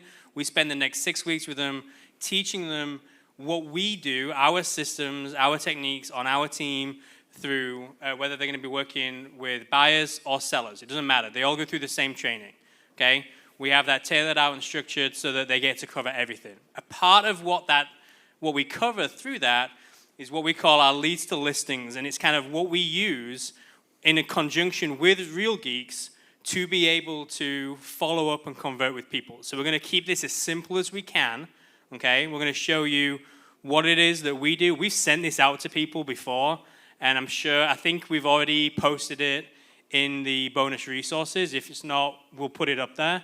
Would you pull up on the screen for me the leads to listing sheet? Okay, and then if you would, Ryan, scroll down to the bottom. These are the scripts that we use. We've talked about some of that stuff before. Down the bottom right here. So this is what we're using. Could you all put that on the front screen for me too, just so I can make sure I'm reading it right? Thank you. So this is what we're using on a daily basis to make sure that we're following up with the right people at the right time, okay? So Andrew, if you would, I'm going to have you kind of share how you use this, sure. How you use it in conjunction with Real Geeks, what you're doing to make sure you're keeping up with who it is, and then we can expand on anything that we need to expand on. Yeah, so I mean, as you can see here, the ideal call plan is how we lay out. The first thing we do is, as soon as we get a call, a lead, sign up on Real Geeks. It's distributed to us, get an email or text or however you want to be notified. We can change those notifications. You call them 3 times within the first 5 minutes. And if you all remember back to roleplay yesterday, that was what Terry was doing when he was in his very important business meeting but still manage to sign up on our website. So if they don't answer, I might leave a voicemail. I personally would do that because if someone calls me 3 times and doesn't, I know they're a telemarketer. Like, I'm not going to call them back, and I will block that number immediately. So I prove I'm a real person by leaving a voicemail. What I've done is I've brought up the most cynical person on our team that can, there you go, yes, that can lead you through this because that's the way Andrew thinks, and I love it. So, yeah, and then it's a follow-up schedule, right? I use Mojo. Mojo is an integration that's worked really well. I'd say Mari is the best person on our team to really talk about this. But Mojo is just a fantastic tool that is an auto dialer to call hundreds of leads at a time, one at a time, but all of them really quickly. And so as far as getting on the dialer, we're on that. Our team sets up 9 to 11 every day, right after our huddle at 8:30 till 9. We're all expected to be prospecting, calling these leads and following up with them. Let me pause you. What does a call mean? A call? Does a call only mean a call? It doesn't. You're right. I've started calling them seeds because we're planting seeds, right? Okay, like it. So now I call it a call, a text, or an email. Can also be a handwritten note, right? What are you doing that is one-to-one, right? Not automated to one, not one-to-many, but what are you doing that is one-to-one? A call to one person, a text that you wrote, not an automated text, but one that you wrote to one person, or an email that you wrote to one person, right? A handwritten note. All of that in our mind is prospecting. All of that is calling, right? We just use the phrase call, but it's all of those things. Sorry. So what does that call look like? When they answer, our script, if you want to go back to that, is basically, hello, is this prospect's name? We want to verify that that's the person that we want to talk with. We had a hot debate in the large team and brokerage breakout session about whether we use that or not, because some people just want to go straight into it and say, this is who I am, who's calling. Anyway, right now, we're asking who it is. I want to get a verification of who it is. Craig's laughing. And we verify, yep, that's them. Because other people will sign up for someone else sometimes. We want to make sure, oh, it's not you? Well, maybe your wife, maybe someone else signed up for you. Anyway, from there we go directly to, are you looking in this area or open to other areas as well? We're looking for signals. Are they generally open to the idea of buying a house right now? And they'll say yes or no. And I'm going to go into, well, my value stack. This is the bulk of the conversation where I'm trying to not just give them value, but find connections. Ryan, scroll up a little bit. I think you'll see on that a value stack. Yep, right there. So this is some of the things that we're using as a value stack, right?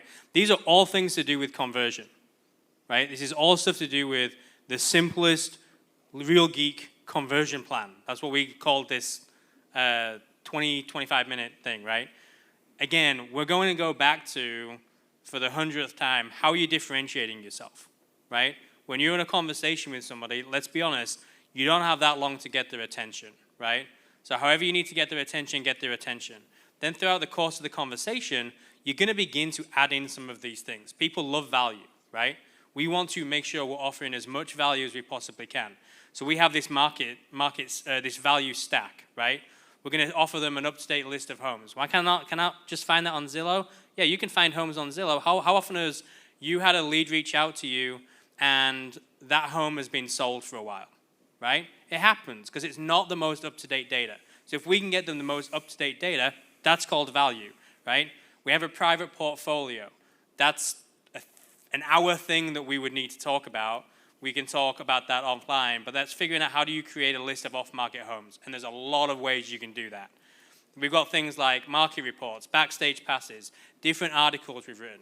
We talked about the YouTube channel in the solo agent section that we were in. We talked about all different things that we can do to offer value throughout the course. All of this is going to lead to conversions, right? Scroll back down for me, Ryan. Connecting them with a lender, updating them on what's going on in the market shift, what's going on with interest rates, things that they want to know. Yeah, so that's all going to be a part of the call, right? There's a lot that we would need to go into with all of that stuff. Now, that's all on day one, and that's assuming we even got them on the phone on day one, right? So we can all read, but I'm going to read it anyway. So the next couple of days, you're going to do one call early, you're going to do one call late, right? If you're a newer agent, if you have availability, the message that we put across to our team is if you're not doing something in the afternoon that's real estate specific, if you're not showing a home, if you're not doing something like that, now if you've got time with your family or your kiddos or whatever, you know, do that, right? You can do that. I build that time in, but build in some prospecting time, especially if you're early on or you're trying to hustle for that business. Like build it in the morning, build it in the afternoon, find some extra time to do that. That's going to be days 2 and 3. You've got to call a day for the next 5 or 6 days. You've got to call a week after that. You've got to call a month after that. How the heck do we keep track of all of this stuff, right? Real Geeks has the way that we can keep track of it. We just have to make sure we're doing it well, okay? It's called follow-up, right? Anybody heard of follow-up? Yeah. No, right? Like, who follows up? It's ridiculous. Like, we have to make sure we're following up with folks. You know, studies and stats show it takes, on average, at least 7 attempts to talk to somebody, if not more nowadays, right? We need to make sure that we're calling them that many times. Call somebody, put them in, make sure, obviously they're in Real Geeks, use the follow-up. It's going to pop up on your dashboard. If you do that well, every day when you come into the office and you click your dashboard, it's going to show you the first people you need to call, okay? Now, the first people you need to call should be all the new people that signed up overnight, okay? Would you just go and pull up just Andrew's leads for me? So if you go to Go to new leads or leads list. Mm-hmm. And then we'll have just Andrew's instead of all leads. There you go. All my leads. So Andrew's going to do that, right? And yeah, that was Andrew's. So on his dashboard, he's going to have some names that he needs to make sure he's calling. The first people you call every single day are going to be the people that signed up overnight or that you hadn't got to yet, okay? But then if you're doing this well in your dashboard, it's going to show you who else you need to call, okay? Now, some people on our team have done it a slightly different way. As long as it's working, we're okay with that, okay? But for the most part, we want to get really good at using this follow-up system that Real Geeks have built out to make it really simple for us. If you don't use it right now, just start using it, right? You don't have to go back. If you've got 10,000 leads all in your Real Geeks, you don't have to go and start doing it with all 10,000. Just start with the ones today, okay? Figure out who am I going to call today. Okay, maybe you go back over the last month and you begin to add those people in, or the last week, okay? And just begin slowly integrating all of this into it. It's going to work, okay? What we're not asking anybody to do is reinvent the wheel, okay? Real Geeks have done some of this stuff for us. I joked in the other room back there that there's this thing, we asked the question about who really struggles with their time, right? Would everybody say they struggle with kind of keeping track of time? And then there's this awesome thing called a calendar that is out there. Like, Real Geeks have that. It's on here for us to help us figure out this is who I need to call and when I need to call it. But you have to be disciplined enough to do it, right? You have to be disciplined enough to use the system, to do the calendar, to call when I say I'm going to call, to keep the word to yourself that says, I can do this, right? I challenge myself in saying, if I can't keep my word to myself, who the heck can I keep my word to, right? Is there going to be things that come up that gets in the way of it? Sickness, for me, kiddos, my wife, like, can things happen that means I don't get to do it? Sure, and I have to make sure I get back to it.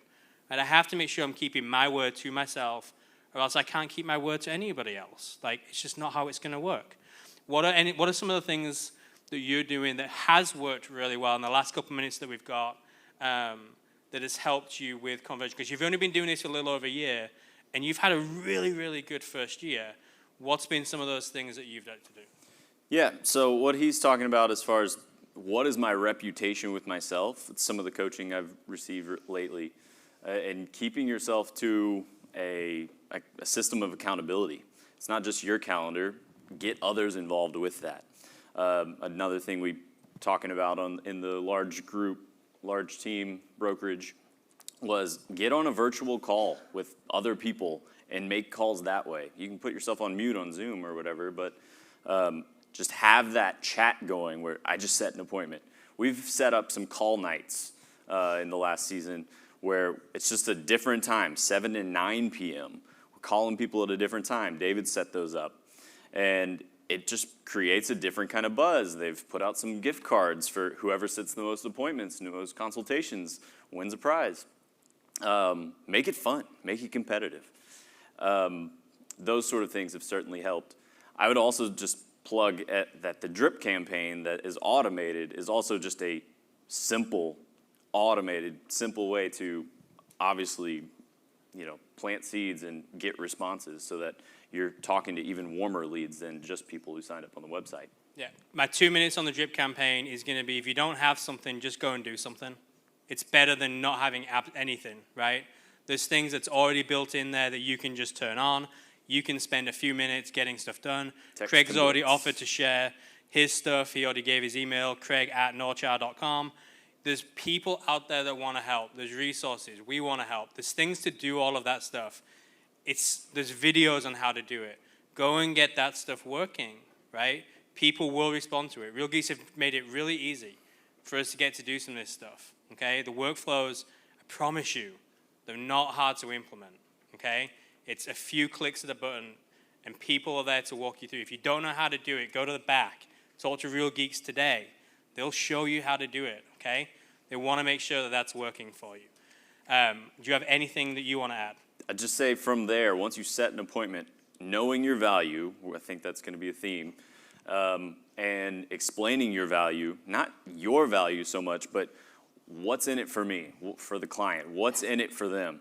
Explaining, here's everything that you're going to get. Here's the expectations up front. Sets the tone for the whole transaction and relationship going forward for months and years. Last thing I'm going to say, if you struggle with doing this, if you struggle with following the system, keeping your word to call the people, calling them multiple times, doing the follow-up, I'm a firm believer, we are designed to not live in isolation. That's what I believe that we're designed to not live in isolation. We need community around us. That's why there's a bunch of people in this room in the Real Geeks community that all want to be together for 3 days and on virtual saying, I want to be surrounded by people to help me get better. If you're struggling with this type of thing, get people around you that's going to hold you accountable for that, right? That could be in your office. That could be somebody in your family. That could be somebody in this room that you're saying, hey, would you want to partner up and do some of this stuff? Have a check-in and do some of these things. Get people around you to help hold you accountable to be able to make sure that in a year from now or 6 months from now or a month from now, you're not in the same position, right? Of saying, hey, I want to be able to do some of this stuff, but I didn't do it, right? Because nobody wants to be that, right? We all want to continue to grow and get better and learn. I think we all do. I hope we all do. So that's the last thing I'll say on that. Hopefully this was valuable for you. We're going to take a 15-minute break. You have 1 hour left on the silent auction items. Let's go and get as much money raised as we can. Reminder that Compassion has raffle tickets for dinner with Todd, dinner with the Englishman right here, this guy, and with a bunch of the speakers that we've got. We're going to go somewhere really fun at 8 o'clock tonight and have a really, really good dinner. You got 15 minutes.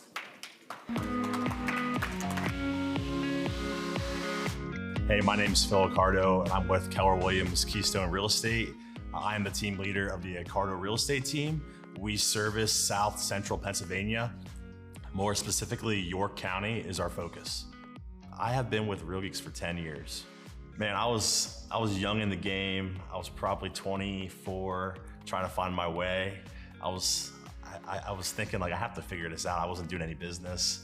I started going to Google, researching stuff. And I was like, I need to get a website, And I actually got linked up with, I found Real Geeks online. I was looking at a few other ones, but their price was right. The first year I got into Real Geeks, out of the 55 homes I closed, 25 of them were Real Geeks leads. And that was me as a newer agent working it all by myself. The main reason I went with Real Geeks was because when I was learning about how to build a real estate website, What I learned was that it was all about getting people to stay on your site and making sure people could find the information on your site that they wanted to find. I felt that a lot of the platforms that were on the market, they weren't able to like actually code the website, the back end properly for what I wanted to do. Like for example, I wanted to search by a school district. And it was actually really ridiculous to me that these companies couldn't code into their advanced search the ability to search by school district. Some of the features I like about RealGeeks is how they also offer pay-per-click marketing with the website. And it has allowed me to generate tons of Google leads on the internet throughout my career. I'm still doing it. The cost per lead is always lower than almost anybody I work with. Some of the specific features that we take advantage of are, just simply when someone favorites a property, the notification comes through. I mean, that's definitely a hot lead. Last year alone, I closed over 20 homes using the PPC Real Leads program. When the lead comes through, we apply the 5-week grind action plan, and it's not that complicated. It's just 3 calls a week, 3 text messages a week, and 3 emails a week for 5 weeks straight. Then we go from there. I definitely recommend RealGeeks to anyone who's looking to, start a real estate website for generating online leads. Without a doubt, it's probably one of the most affordable ones, and it just works. There's so many websites out there that don't really work well. They're not programmed right from the ground level up, and RealGeeks is definitely not one of them. RealGeeks is fire. All right, folks, here we go. Grab a seat. I've got a really, really exciting treat for you. I'll give you one more chance, I promise, on the auction. I know there's a bunch of people sitting in other people's seats hovering near the one item you want to be the late bidder on. Come on in, grab a seat. Couple quick announcements, and then I've got some really fun stuff. We are wrapping up the primary user conference focused portion of our 3-day event. And then tomorrow we will transition to bonus day, and we'll talk about that in the morning. It's going to be wonderful. It's very similar, but the attitude shifts a little bit where tomorrow my team and I will just pour out as much as we can for you. We'll answer as many of your questions as humanly possible, show you a bunch of our systems and our philosophy. It'll be great. But it's a change of gears from what we've been doing the last couple of days. But before we wrap up today, you have heard me talk about compassion for 2 days now. You've heard me talk about why you should be overbidding on these items and buying raffle tickets like crazy, but I have done a horrible job of that compared to our guest who gets to speak to you now. My friend Eunice, feel free to come on up.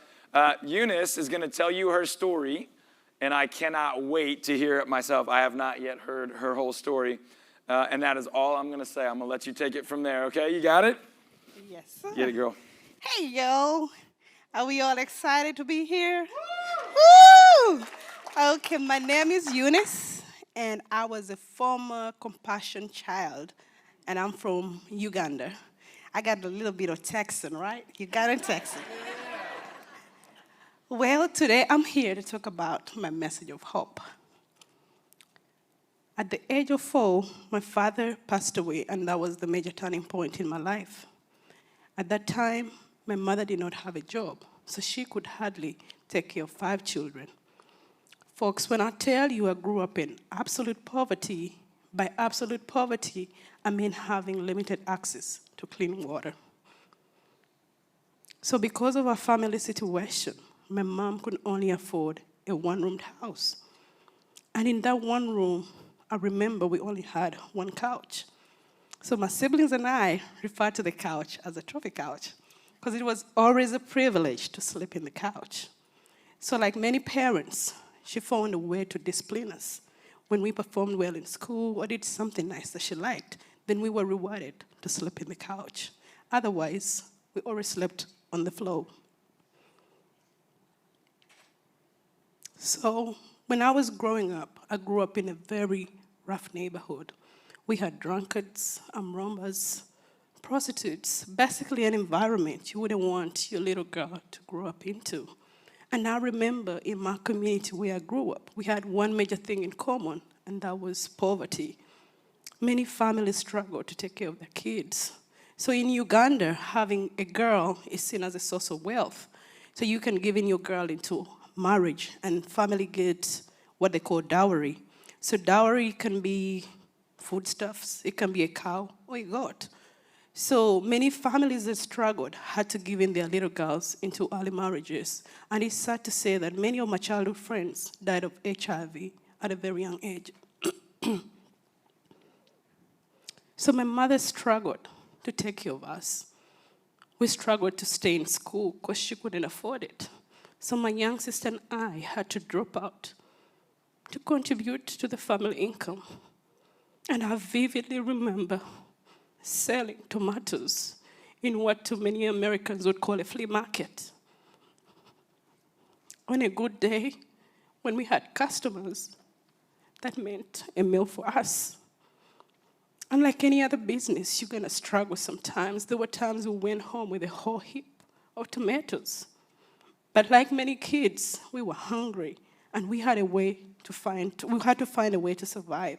So we were the kids in the neighborhood that scrambled through people's garbage cans just to look for leftovers. So hope came when a lady all the way from Oregon sponsored a little girl all the way from Uganda, and that little girl was me. So through compassion, I found love. My physical needs were taken care of. I was able to get an education. And my major thing that I remember, I encountered Christ through compassion. So today when I talk about love, I talk about the love that I got from my sponsor, Julie. Julie always sent me a letter. And in each of her letters, she always emphasized how much she loved me. Most of our parents struggled, so just telling you I love you was a by the way. But Julie always compensated for what my mother could not do. Like many teenagers, we go through a stage of low self-esteem. I wanted the pretty dresses, the nice shoes, but my mom could not afford them. But Julie always reminded me, Eunice, you are fearfully and wonderfully made, and that has guided me growing up as a girl. So Julie always sent me a Christmas gift and a birthday gift. This money supplemented our home income. So when we were growing up, having chicken was luxurious. So I always reminded my mom, Mommy, Julie sent us some money, so we're gonna have some chicken on Christmas.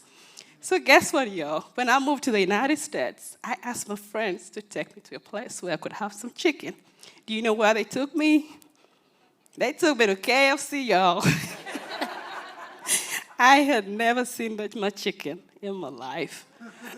So compassion partners with communities in the local churches. So every child that is sponsored has the opportunity to go to what they call a center project. So when we go to the center project, we are taught the word of the Lord, we write letters to our sponsors, and we have a chance to interact with one another. But there was one remarkable thing about this center project for me. We had what we call porridge. So porridge is corn mixed with water and sugar. So every time I recited the Bible verse, I had the chance to get that extra cup of porridge. So the more I grew up, these words started making meaning.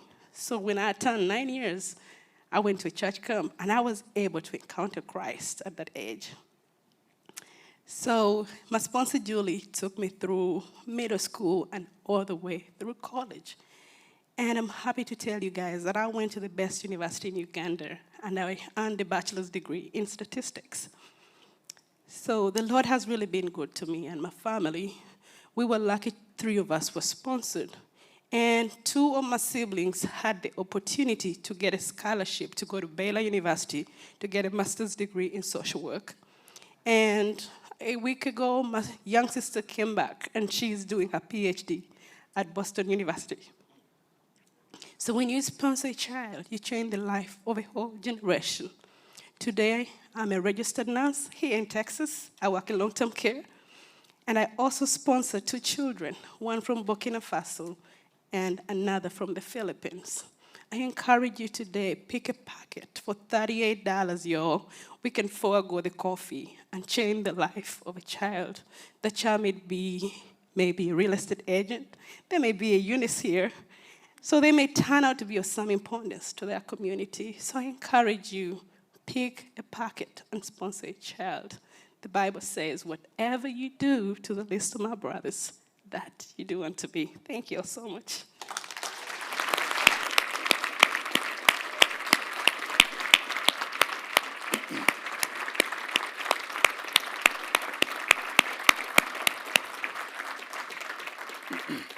Eunice, you didn't tell me y'all were Baylor people too. We got to hang out. All right. I love it. I had no idea what she was going to say. We didn't get a preview of that. I just feel like it's a privilege to be able to build businesses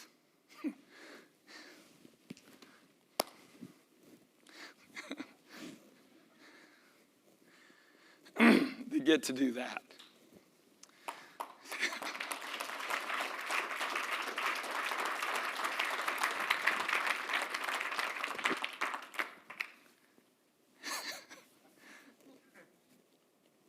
So let's do more of that. Let's build businesses that allow us to live lives that have impact in the world.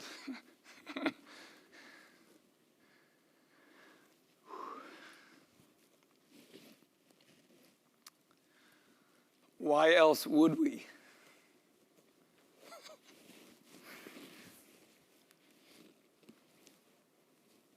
I don't do this. I don't know how to fix it.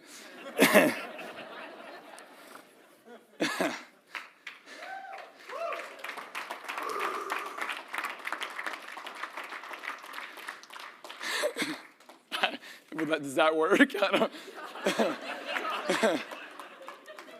don't. Someone tell my wife this happened. She's not sure it's possible. Okay. Eunice, thank you so much. Thank you so much. And Ashley, we're going to give you a chance to share in a minute. It worked. That's amazing. Okay. We'll wrap up this conference that we're at here. But if you would like to make a difference, what an incredible example of what we can do right now. Now, look, there's lots of other ways you can have impact and make a difference. But right now, you have an opportunity that's within like 50 feet of you.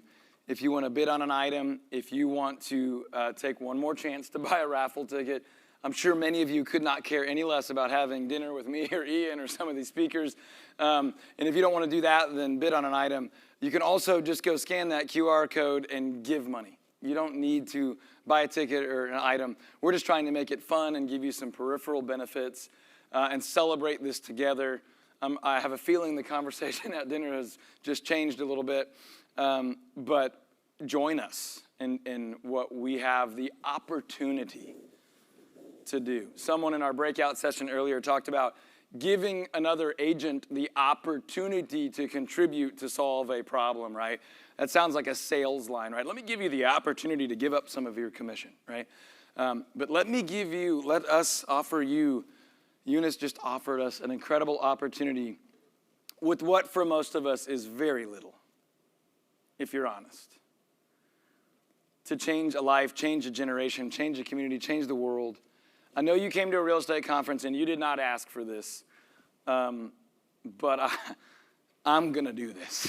I'm going to do this when there's a room full of people and there's an opportunity. So I'm going to give you a few minutes right now if you would still like to take one more swing at an auction item or a raffle ticket to do that. And so if you want to get up and move around a little bit, feel free to do that. While you do that, I've got a few more wrap-up announcements for you. But if there's some motion in the room while I'm doing that, I would love that. I would be thrilled. So that will not be a problem or a distraction. So if you want to do that, feel free.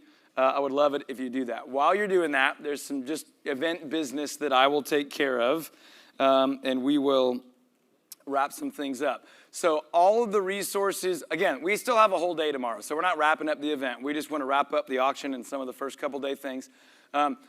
All the things we have promised to put on the resource page, we are going to do. If we told you we would do something and we haven't yet, that's because we're gathering the slides or we're reformatting it or something to get it up there. You can scan the QR code that was in your swag bag. If you've lost that, that's fine. There's one out at the regs booth. It's a blue and reddish little QR code. And if you just want to write down the domain, I'll give it to you right now, and you'll have it forever. Type it in your phone or write it down. It's URGUC.com/ and I'm looking at Robert in case I say it wrong, regs, R-E-G-S, bonuses. URGUC.com/ regs bonuses. And if you go there right now, you can get the whole leads to listings program that we sell all the time that Ian and Andrew walked you through really quickly. The whole thing's already there. You can click that button and you get it. There's been a little bit of confusion on the past event recordings. They're there. You click on that first button. It's going to prompt you with a free login where you set up an account on our membership site, and then it's going to give you access into our membership site. There are going to be a lot of things inside that membership that you don't have access to because our coaching members and other things have that. This was just the easiest platform for us to put this on. You will have access right now to the 2019 conference recordings, all of them, 2020 and 2021, all of those recordings you have access to. You know why you don't have access to the 2022 recordings yet? There it is. I won't name any names, but the people that have been asking, we're not that good. We are just simply not that good. So it's not there yet. So it'll probably be 3 or 4 weeks before this year's event recordings are up on that site. The reason for that is we'll cut out the breaks and the dead times, and we'll clean up any weird audio and all that. It won't be perfect, but it'll be usable and really, really clean. And that'll be up in the next 3 or 4 weeks. Give us some time. And if you don't like that, I'm sorry, but that's what's going to happen. So we'll get it up as quickly as we can, reasonably, and get it up there clean in a way you can use it. And any resources that are offered tomorrow, we'll get up there as well. So I know we have Josh's slides that we're going to get up there really soon, or if they're not already up. Al's going to get us what he's comfortable getting us. We're going to get that up. I think we might have some of the Real Geeks stuff from Paul. I'm not sure about that, but we might. Any of the offers that have been made, like CTE's got a sheet out there. We'll get that up there maybe a little bit after the event. But we'll leave that up just for event attendees. I shouldn't have to ask, and I probably don't, but I'm going to honor our sponsors. Please don't share that link with someone that did not attend this event. I trust you're all high integrity people, so I don't need to repeat that. But I've given my commitment to our sponsors that they're giving away some stuff or discounting some stuff for you because you're here and they had a chance to meet you and spend time with you. So please don't share that outside the event. And I think that's it for those items. Couple quick notes on tomorrow. Bonus days right here. We really don't change that much. We just want to respect Real Geeks and our sponsors. To be clear, that the tone of the event will change a little bit tomorrow. It's fun, but it's more from my team and I talking about our stuff as opposed to, we still have panelists that are not on my team and other things, but I just want to be clear about that. So tomorrow we start at 9 a.m. except the 7:45 to 8:45 bonus session, which Real Geeks has freakishly and generously offered to the people that have said, hey, could I just get a basic dive into how to set things up and turn things on and make it work. So that is tomorrow morning, 7:45 to 8:45 right here. And then at 9 a.m., we'll start bonus day, and we will end at 4. So we end a little earlier than we have the other days. And when we end at 4, we really do end at 4. There's nothing after that. So if you got to take off for a flight or whatever, factor that in. But we will wrap up at 4 tomorrow, and then it is literally like grab and go. I'm sure many of you are staying. If my team and I can help you find a restaurant or entertainment or something to go do, be asking us. We'd be glad to do that. If you have your event booklet in front of you, there's a map in there with some recommendations right around here. But if you have another day or two in town, let us know. We can point you towards things, near and far, of all kinds of stuff. And we would love to do that. We would love to host you in that way. So please don't hesitate at all to ask one of us in the red pullovers or me where those things are or how to do some of that. A couple other quick reminders just because we've had some questions. The Real Geeks executive team dinner is tonight at 7 p.m. The winners, I think, should have already connected with Chris, but just in case you haven't, go connect with Chris. The winners for today's raffle, which we're literally going to draw in like a matter of minutes, we'll have dinner with our crew and the speakers at 8 p.m. tonight. So there's a gap between that one because our team has some other stuff we got to do. So you can hang out, whatever, and find Ian to connect on that dinner for tonight. And he can tell you when, where, how. It's really close. You can take a cheap Uber or we could carpool. We'll talk about that. I'll do that. When we draw the winners here in a matter of minutes, I'll just send you straight to Ian, and we'll get squared away on all of that. We do have one more raffle tomorrow. That's the only kind of prize thing for tomorrow. And we'll still get that money to Compassion and all of those good things. You got about 1 minute if you have one last minute auction or raffle buy. Otherwise, would one of you guys just grab the tickets for me on the raffle? And then we're going to do that right now. While I'm waiting on those, does anybody have any questions really quickly, virtual or in the room? Hey, Todd, I just want to let you know I talked to Real Geeks offline. They're going to put our workflow into the library. So. You guys thought Craig had done all he was going to do, but he's a giver. So Craig and Ann will put, for those of you that didn't hear that, Craig and Ann will put their primary workflow in. Real Geeks is going to push that into the app CRM stuff so that you guys have access to it. We all have access to it. To be clear, Craig and I, we borrowed from Craig and to rebuild ours out a year and a half ago or so.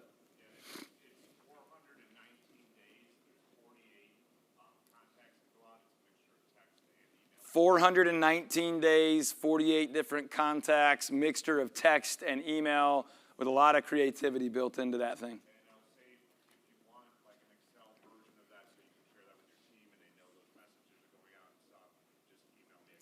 If you want an Excel version of that, just a simple to see what all's in it so you can tell your team what their prospects and clients may be getting, you can email Craig, contact him, reach out to him, and he would be willing to share that. How cool is that? No, that will be pushed into the Real Geek CRM and app. So you can go into the back end where the workflows are and pull that. Real Geeks can explain to you the technology of how that works, but yes, that'll be accessible to every user, right? Kevin's nodding yes. It'll be in the library, the workflow and resource library. This is a weird group. You've heard me say it several times, right? I mean, I've been to conferences where people will share stuff off to the side, but how often is someone like, yes, I will give all of you something that took me months and months and months to build. It's just crazy. I love it. I'm encouraged by all of you. Do you have one more thing, Craig?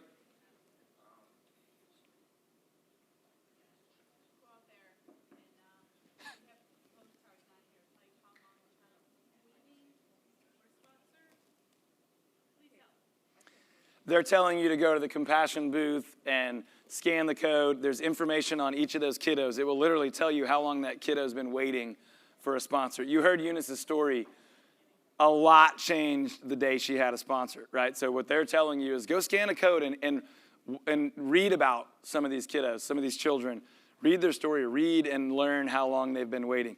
I do not want to pressure you to do something you don't want to do, but if you want to have impact in the world, man, there's not a lot of better ways than with $38 or an auction item's worth of money to change a life, a community, a family, a generation, and it's not a generation, it's like almost all future generations, right? Education, income, food, shelter can change an entire family tree. So it's incredible. And the Schneider family are some of my favorite people on the planet, and they're imploring you, as I am, to jump in with us. Not because we need your money. These kiddos will benefit from your money, but you may need to do something like this to feel the life change that you can be a part of, just to get to come along for the ride of what God can do. It's incredible.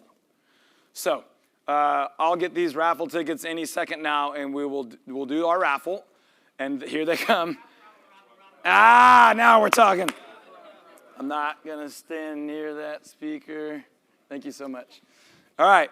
We're going to do this, and then, yep. What time is it? All right. Auction items going once. He's literally writing. Going twice. Sold, sold, sold. All right, grab them. Okay, we're gonna do the raffle, and then we're gonna do the auction, and then we have a short close with a couple more important things. So don't leave. All right, we're gonna have a raffle. Well trained. It's just good coaching, is what that is. All right. You know what to do, right? We'll see. 2. Decent start. 2-1. 2-1-6. 2-1-6-0. 2-1-6-0-7. Here we go. 2-1-6-0-7-6. All right, stand up if you're still with me. 1, 2, 3, 4. All right, here we go.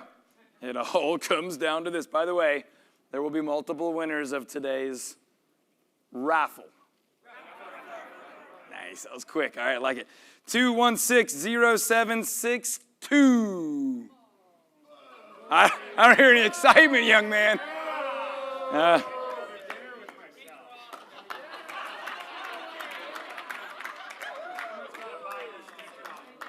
All right, here we go. Did you hear him? Hey, I love someone that's just always on mission. So Craig is a speaker. Craig's already at the dinner. So he goes, I want dinner with myself. Who wants to buy this ticket off me? Does anybody want to buy that ticket from Craig? Donation to the back. Anybody want to buy it? Raffle it off. You want to raffle it off? Or let's auction it off. We'll auction it off. So Craig's already bought it. Does anybody want to buy it for the second time so we can feed some more kids? Starting at the entry price of $25. $25. Anybody want to guarantee? We got 25. Does anybody want to do 30? What? We got 100. You be the auctioneer.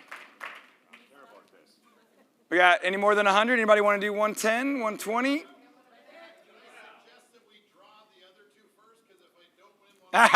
We'll do that.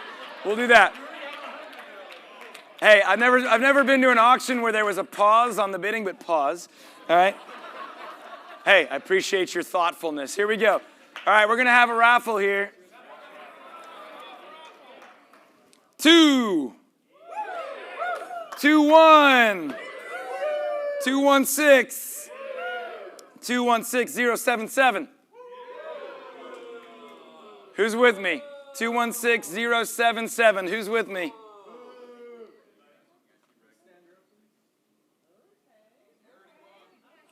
All right, we got a couple. 2-1-6-0-7-7-9. Okay, I need something. Well done, sir. See you at dinner. All right, here we go. We are going to have another raffle. Here we go. You have 2 dinners tonight? Okay, here we go. Well played, sir.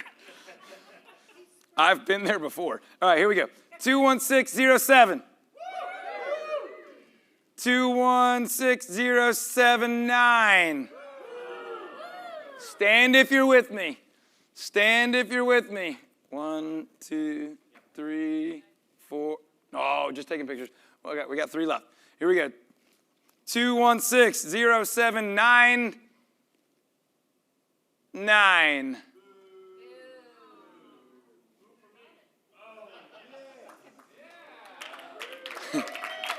I have never run a raffle in my life where I accepted any of these week celebrations, but after Eunice's talk, I'm in for sure, no matter what. You got dinner. I'm glad you came up here, Don. I appreciate it. Just see. I got an IOU on a solid man hug. All right, we got 3. We got 3. Here comes 4, and then we got to pick up our bidding. All right, here we go. 2-1-6-0-7. 2-1-6-0-7-5. Stand if you're with me.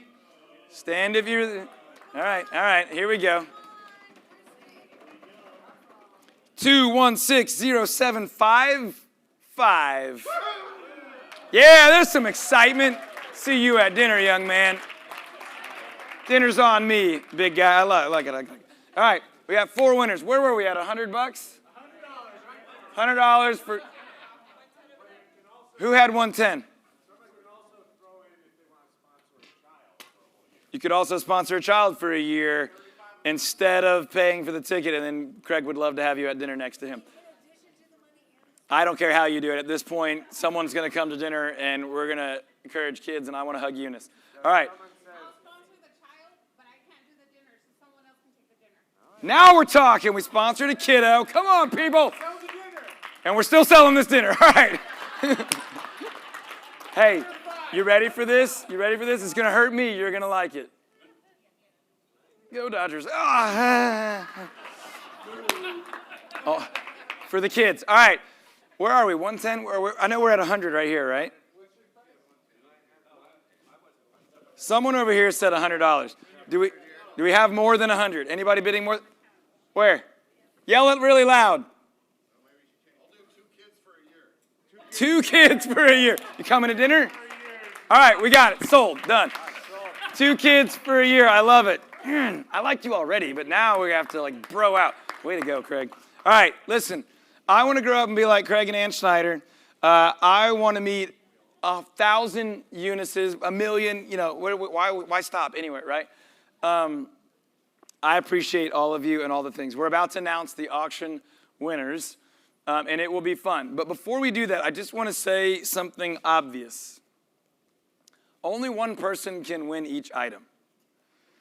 So if you didn't win an item, but you were excited about that money going to feed kids, this is a crazy concept, but I want to get it across. Wait for it. You can still give that money to Compassion International. And if I can do something for you, if you didn't get the scooter or the training or the books or the time with Al or whatever, and you want to give that money to Compassion and you have a favor that you might want to ask me that I could deliver on, I would love to make that happen in almost every situation. I'm sure there's someone that has a request I will have to say no to. But look, if we can feed more kids and we can change more entire family trees, I'm in. If you have ideas how next year we can blow this up even bigger, I'll take that call. I'll buy that meal. I'll meet you in the middle. Let's do that together. Okay? So I'm going to announce our winners. When I announce the winner, I want you to come up to me and get this sheet from me, and then you will take it back to the Compassion booth. You can scan and pay, and then my team will make sure you get your item, your connection to the provider of that thing, or whatever the follow-through is. Make sense? All right, but wait, there's more. Before we announce all these winners, we have one more auction to do. Who can bring me the Tatis jersey real quick? And can I get my there may be a third entry, by the way. We have 2 current bidders that have been throwing down on the Fernando Tatis jersey, even though he got in trouble for performance-enhancing drugs. They're still cool. Allegedly. He was guilty, so it's not really allegedly, but. Yeah, allegedly he was convicted. In reality, he was. But that's a legit signature on a legit jersey. Pretty cool. I'll set this away from you two. All right, I think at the moment on Tatis, we were at 200. 225. 225 Wait, I'm already. bidding against myself right there. Yeah, you are. 200 still. At the moment, gentlemen, I've got 225. Could I get 250? Now here's what I'm going to say. You're welcome to come into this at a $25 increment, okay? You're welcome to. Just raise your hand and we'll add you in. Otherwise, we're going to keep going. Why does one bidder have a microphone and the other one doesn't? This doesn't feel right at all. I'm going to pass it, maybe. 225. All right, we got 225. Can I get 250 from anyone in the entire room? 250. 250. Can I get 275 from anyone in the entire? Anyone's eligible. Can I Yep, get right here, it is. Todd. Okay. Right here. Yep. Can I get 300? Who? 300 from the AV team. Hey, by the way, they control the mic. I bet they're going to cut one of y'all in a minute. Can I get 325 from anybody? 325. 325. Can I get 350? I got 350. Can I get Who are we talking to on the, I love it. We got on the phone. 350 on the phone. This is a real auction. 400 from the AV team. 425. 425. Can I get 450? What? I got 425. Can I get 450 from any? 500. Come on. 525. I'm looking for 525. 525 right here. Can I get 550 anywhere? I got 525. Can I get 550? I'm going to be out. He did drugs. I'm out. 525. 550 on the phone. Come on. This is great. I'm having more fun. All right. 550. Can I get 575? 575. Terrence Bickmore. 575. Can I get 600? Can I get 600? I got 575. Going once. 600. Yes. Come on. 625. Didn't even flinch. Didn't even flinch. Can I get 650? Yes! 700. Can I get 725? 725. 725. Fernando Tatis Jr., total PED user. 800. 800. Can I get 825? 825. 825. I'm so excited. So excited. So excited. 875. 875.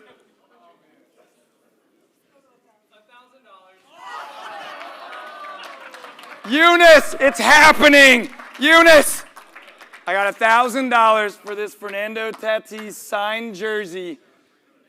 What do you want to do? Sorry, $1,025. $1,025, sir. We're going to go over on this session. Nobody leave. Going once. 1,050. 1,075. 1,075. Going once. $1,200, ladies and gentlemen. 1,225. 1,225. $1,225. 1,250. 1,275. 1,275. Going once. $1,400. All right. 1425. He's slowing down. His mouth said something that his eyes didn't say. 1425. Going once. Going twice. 1450. 1475. Eyes and mouth are on different page. 1475. $1,500. Anybody else want in on this? I got $1,500 for this signed Fernando Tatis Jr. jersey. 1525. He can have it. $1,500 going once. Gosh, I hope someone wrecks this. $1,500 going twice. $1,500 for this signed Fernando Tatis Jr. jersey. Sold, sold, sold. Terry Bickmore. Way to go. Way to go. Way to go.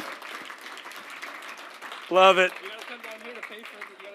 Love it, love it, love it, love it, love it. Hey, you feeling what I'm feeling right now?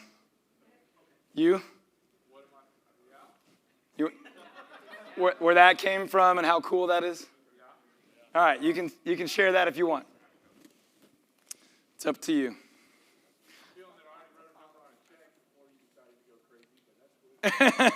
Well, we'll solve that riddle. All right, I don't even know where that sheet is to take it out. We'll figure it out when we get there. Who wants to know who won a 90-day free trial with Real Sync and their integration with Real Geeks? I bet you these 4 people do. Got a whole day tomorrow, and I just got really too excited about an auction. All right, because of time, we're just gonna go quickly here. Ooh, I might not even be able to read that. Who is the $325 Carrie Groves? Is that right? Craig, sorry. My handwriting's worse than yours, I promise. Craig, you are the winner for $325. Come on, get it, buddy. By the way, I know your name. I was looking at the first name too much. Way to go. All right, for the GoTrax electric scooter, which you saw Ryan so, elegantly demonstrating while he ran Mike's the other day. Now, to be clear on this one, that one's mine. We will ship you a brand new one to your home, unless you're local. If you're local, you're welcome to take that, and you're not local. David Hakimi, you won for $385. Sound good? Where is he? Where is he? I don't even see him. Come get it. David, is he here? I know he hasn't left the event, so I'm going to let that. David Hakimi. $385. We'll figure it out. Yeah, I'm not getting rid of that one. All right, 3 tickets to the Summit, which is a separate kind of staging, real estate, short-term rental, investing, multifamily, kind of all-inclusive event for $100. We have Monica Escamilla. Where's Monica? Thank you so much. Appreciate it. All right. These are really cool. I love these. Professional Staging Associate Designation from the same organization as that, by the way. Model My Home's been out here. Home Staging Redesign Association, same group of incredible people. My good friend Jana runs that group. They've been our stagers forever. They're wonderful. There's 2 of these. The winner of this one for $325 is on virtual. Yeah! Christine Sparks. It wasn't your handwriting, but it's awesome. Way to go, Christine. We'll walk you through all that. What's that? I know, that's why I said it's not your handwriting, but I couldn't read the handwriting, but I'm not blaming her. All right, here we go. 4 Dallas Mavericks tickets. This is great. David won. David won Ian's tickets. They're sitting next to each other. Y'all work it out. All right. Come get you coming? All right. It's right there on the edge. Okay. Orlando Magic jersey, early days, signed by Dwight Howard. Pretty cool one. That was back when he was thought to be sane. Is won for $400 by, oh my gosh, Emma Boivora? So sorry. Tramonte, no one gets Tramonte right either. Way to go. Congrats. Thank you so much. This is a fun one. I'm in another group of marketers, and Adrienne Hill-Horton is in there, and she's incredible with branding and image building. So she's going to do a 2-page personal brand website for Eric Peterson for $200. That's usually $5,000. I know multiple people that have paid $5,000 or more, and you just got that for $200. Well played, sir. Plus, you got dinner tonight for sponsoring kids. I appreciate you, buddy. All right, Pensacola Airbnb, which is great because I won't say who, just in case she doesn't want me to. I just spoiled that. One of our winners already provided this one. So you're going to get an Airbnb that Ian can tell you lots of details about in Pensacola, plus a restaurant voucher while you're there to stay. This is way beyond a $700 value. And for $525, I got beat by Robert Bember. I told y'all not to let our team win, but you did. Well played, sir. Oh, this is great. There's a piece of artwork back here created by Andrew's sister, who's a talented artist, that I won. Ha take that. All right. Congrats. Yay me. All right. Cincinnati Bengals jersey signed by Chad Ochocinco. That's right. He changed his last name to his jersey number and spelled it out in Spanish almost correctly. Here we go.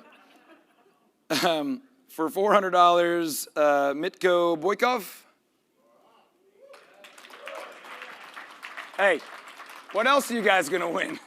Well played. I love it. There's the Tatis. By the way, on the sheet, the high bidder for that was $225. We got to $1,500. God bless America and Compassion International. You can take that to the booth. Thank you. My best book bundle, and that is the majority of my realtor specific. There's a couple non-real estate specific, but they are great for realtors. That book bundle goes to Randy Assel for $550. Way to go, man. This one I love because you could go on Amazon and have them shipped to your house for cheaper than that. But way to dig in and serve kids. I appreciate you. Thank you very much. Another professional staging associate designation course from HSRA. This one goes for $300 to John Byers. Way to go, man. Come get it. Love it. John's in College Station, so he's not too far. Cassandra Rosen is another person from a marketing mastermind that I'm a part of. She's incredible, and I have won her LinkedIn training for my whole team. Thank you, Cassandra. $350 on that one. She's really great, so look her up because you didn't win. Mini Rams helmet signed by Hall of Fame coach Dick Vermeil. Jeremy Payne, $50. Solid snag. I bet he's going to put that on eBay and make money, but that's okay because the kids get fed. Way to go.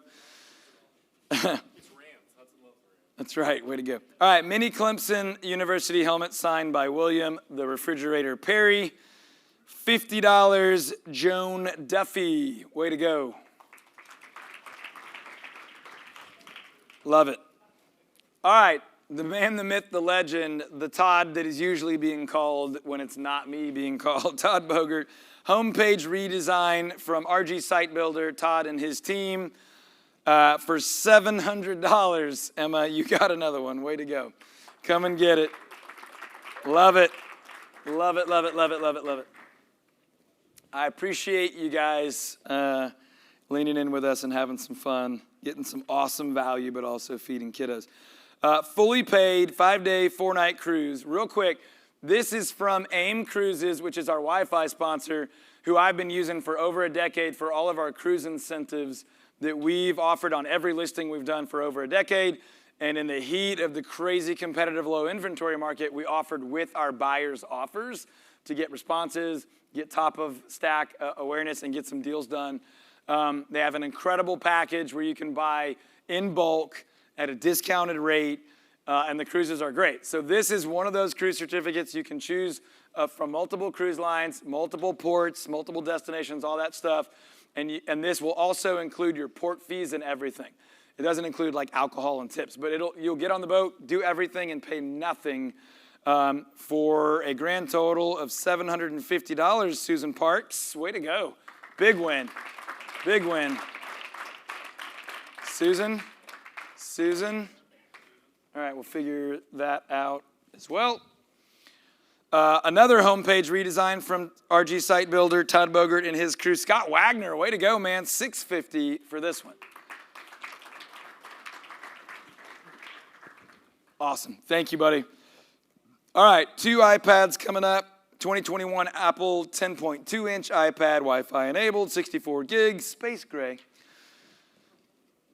Fair market value, $300. Stephanie Jones, one of my favorites, $500. You're the winner. Come and get it. When is it fun to overpay for technology? When you get to feed hungry kids. Way to go. Oh, man, I got outbid on the other one. Same exact item. Space gray, iPad, Donna, you got me. $550. Donna Sandell, come on, girl. Thank you, thank you, thank you, thank you.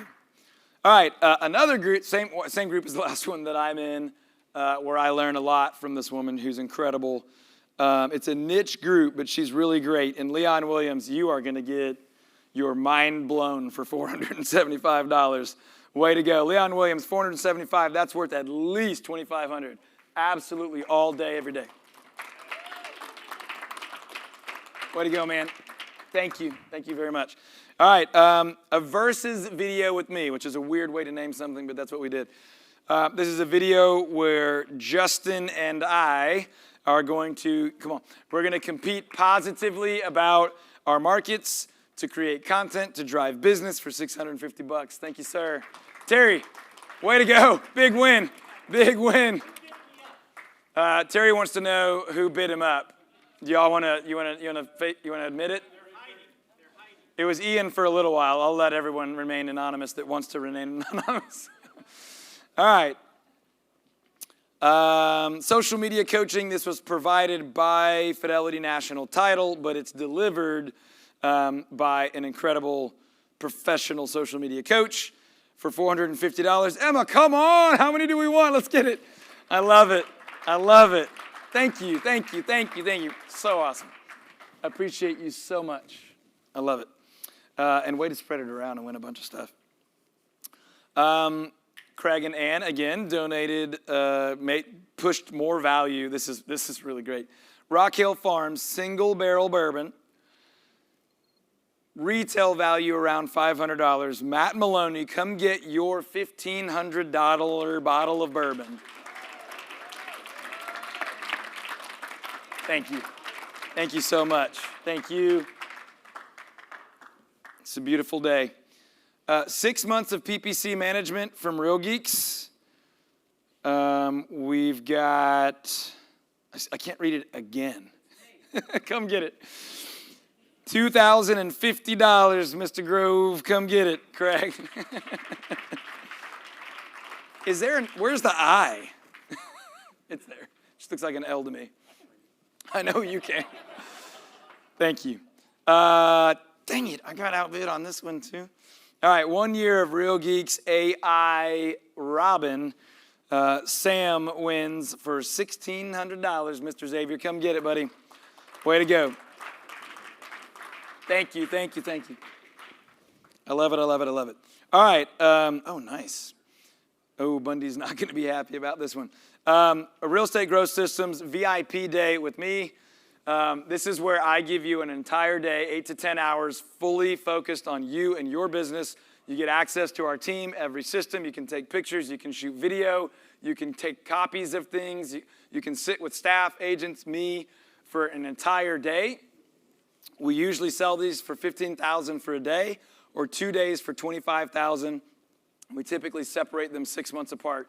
One day, let's build a massive plan, and the next day, 6 months later, let's pick up wherever you've left off on implementation and push it even further. And for $2,500, Matt, can't read your last name, Matt, I'm so sorry. You are, man, I can't wait to hang out. Nice. Yes, way to go. Thank you. We'll schedule that in a little bit. 2-hour private coaching session with some random dude named Al Lewis. Al goes, I don't know what it's worth. I don't know what a couple $100. I was like, let's do a minimum of 500, Al, please. He's like, I know it's worth more, but I just don't know if anybody else will think it's worth more. Well, it started at 700 was the first bid. And then went to 850. Then went up to 900. And then Carrie Lee wanted this thing and just said $1,500, give it to me. $1,500 for 2 hours with Al Lewis. However he can help you. Yes, thank you so much. So take your winner sheet, go to the Compassion booth, and scan the deal and pay for that right now, please. And then we will make sure we get you scheduled or get things delivered to you. And you have...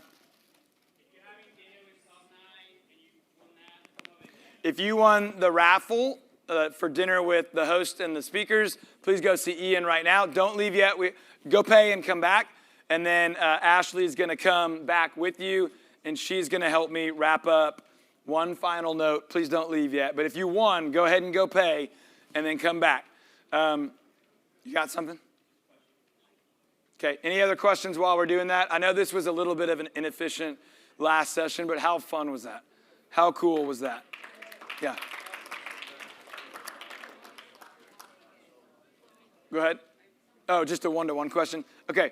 Hang tight. We'll be back in like 3 or 4 minutes. If you'll mute me for a second, then I'm going to come right back.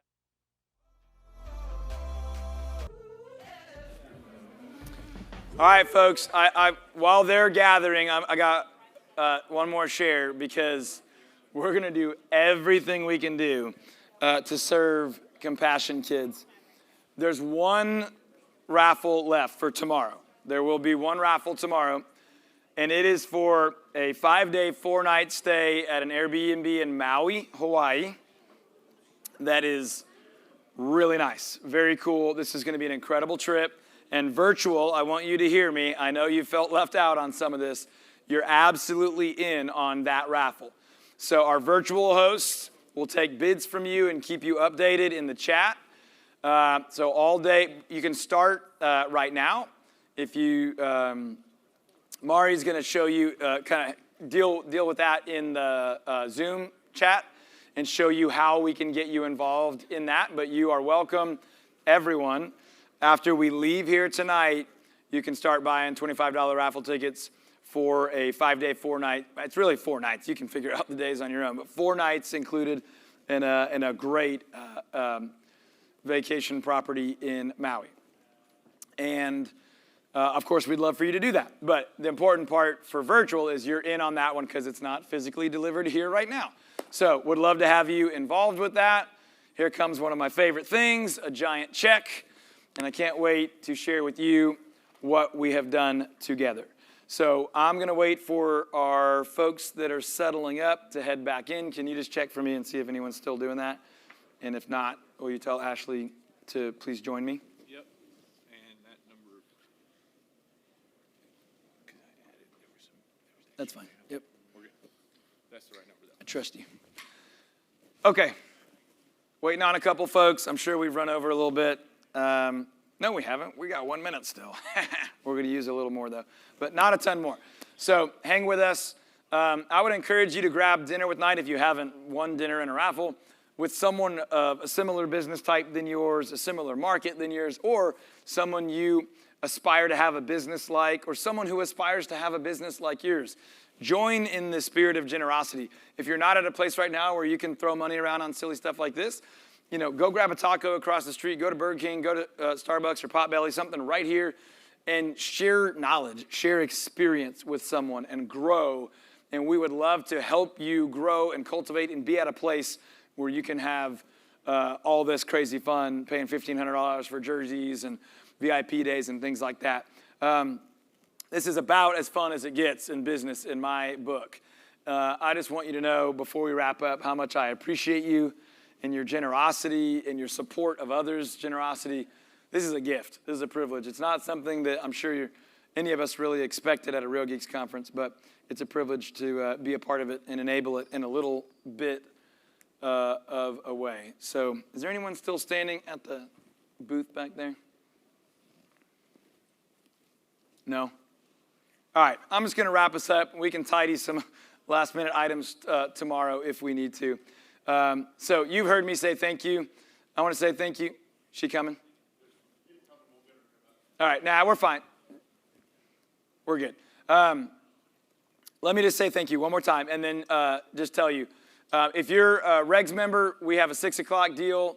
I'm not trying to be a punk to everybody, just make sure everybody knows. 6 o'clock for Regs members. And then if you won dinner with us tonight, ours is at 8. And the Real Geeks executive one is at 7. They're at different places with different instructions. So if you're one of the winners for ours, go see Evan. If you're one of the winners for Real Geeks, you've probably already seen Chris, but if not, go find him. Otherwise, grab someone, go to dinner, enjoy that. 7:45 tomorrow morning right here if you want to do sort of the simple walkthrough of how to set up your Real Geeks technology. 7:45 a.m. to 8:45 a.m., and then we'll start at 9 a.m., and we'll go to 4 p.m. for bonus day, where I will give you all my voice has left to give, and my team and I will share anything you want from us. Everything on your schedule is still going to happen. That's what it is. It's just we're gonna try to give, and we're going to bring some people up that want to do the same thing and answer all the questions we were only able to answer part of so far. It's going to be great, and we're going to pull people from the crowd. So if you've got something to contribute, we still want to get that from you. We want to hang out with you at the break and everything. So for the sake of time, I'm just going to wrap us up right now. If it's okay with you, I'm going to wrap us up with a quick little prayer because I thought what Eunice had to say was incredible, and I thought this has been an amazing wrap-up session. So God, thank you for these people. Thank you for people of different faiths. Thank you for people of different business levels. Thank you for people who got to experience the opportunity to participate and give in different ways. Thank you for today. We appreciate all that you have given us. We pray for a safe night and a wonderful day tomorrow. We ask these things and pray these things and are thankful for these things in the name of Jesus. Amen. All right, folks, we'll see you in a little while. Oh, before we do that, hold on. There's one more thing. Look at this thing. This is the amount of money that all of you together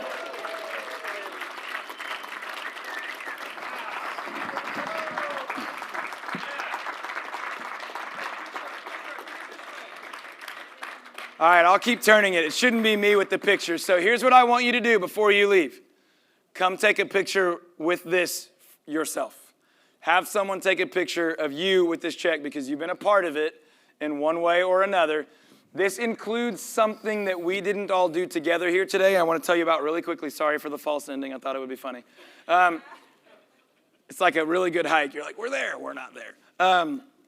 Here's the thing. There's some really cool people seated among you that wrote a book together this year, and they generously decided together to give all the royalties from that book to Compassion forever.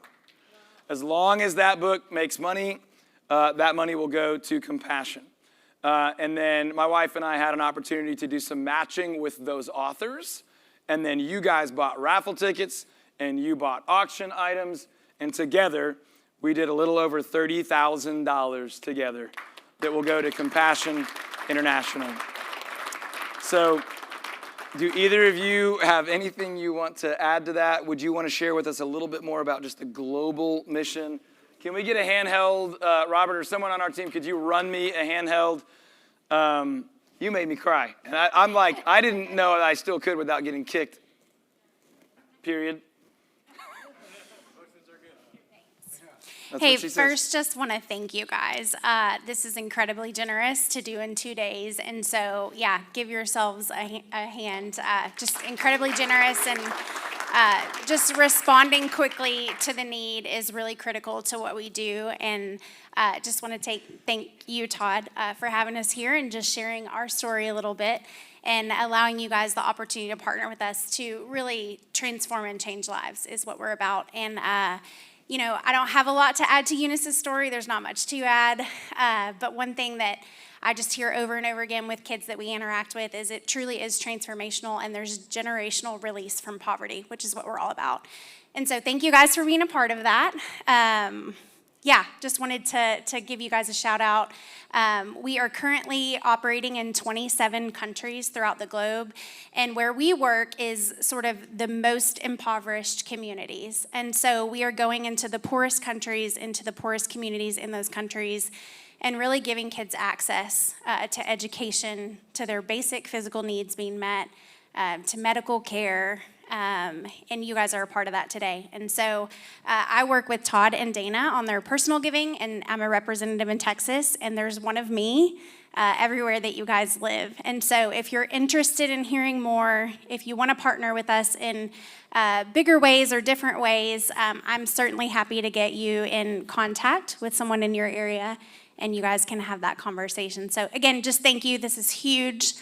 This is definitely going to meet a critical need, and just grateful that you guys got to be a part of that. Eunice, can I get a hug? Yeah. Thank you so much for coming and telling your story. All right, come take a picture with this, celebrate this, and then one final, I'm incapable of stopping. Go and do this in your market. Go and do this with your people. It's you may not all see it that way, but I hope you feel like you've been given an opportunity to join us in this. Ashley's teaching me how to do this better and allowing my wife and I to invite others in with us. Would you go home where you live and do something with your team or with your clients or with your brokerage or with your lender or your title company or whatever? Would you find ways to go and change the world? I know I don't need to encourage you, but I hope we've been able to they have been able to give you a picture of it and let you feel it just a little bit. It feels good. It is good. It lasts. It can be eternal. So go home and replicate this and invite others to, if you have influence over anyone, invite them to go and replicate this still more. So I'm going to leave this up here. Take a picture. Brag about it. Share it. Invite others in. And we'll see you either later tonight or tomorrow. Thank you for joining us in this. Thank you so much.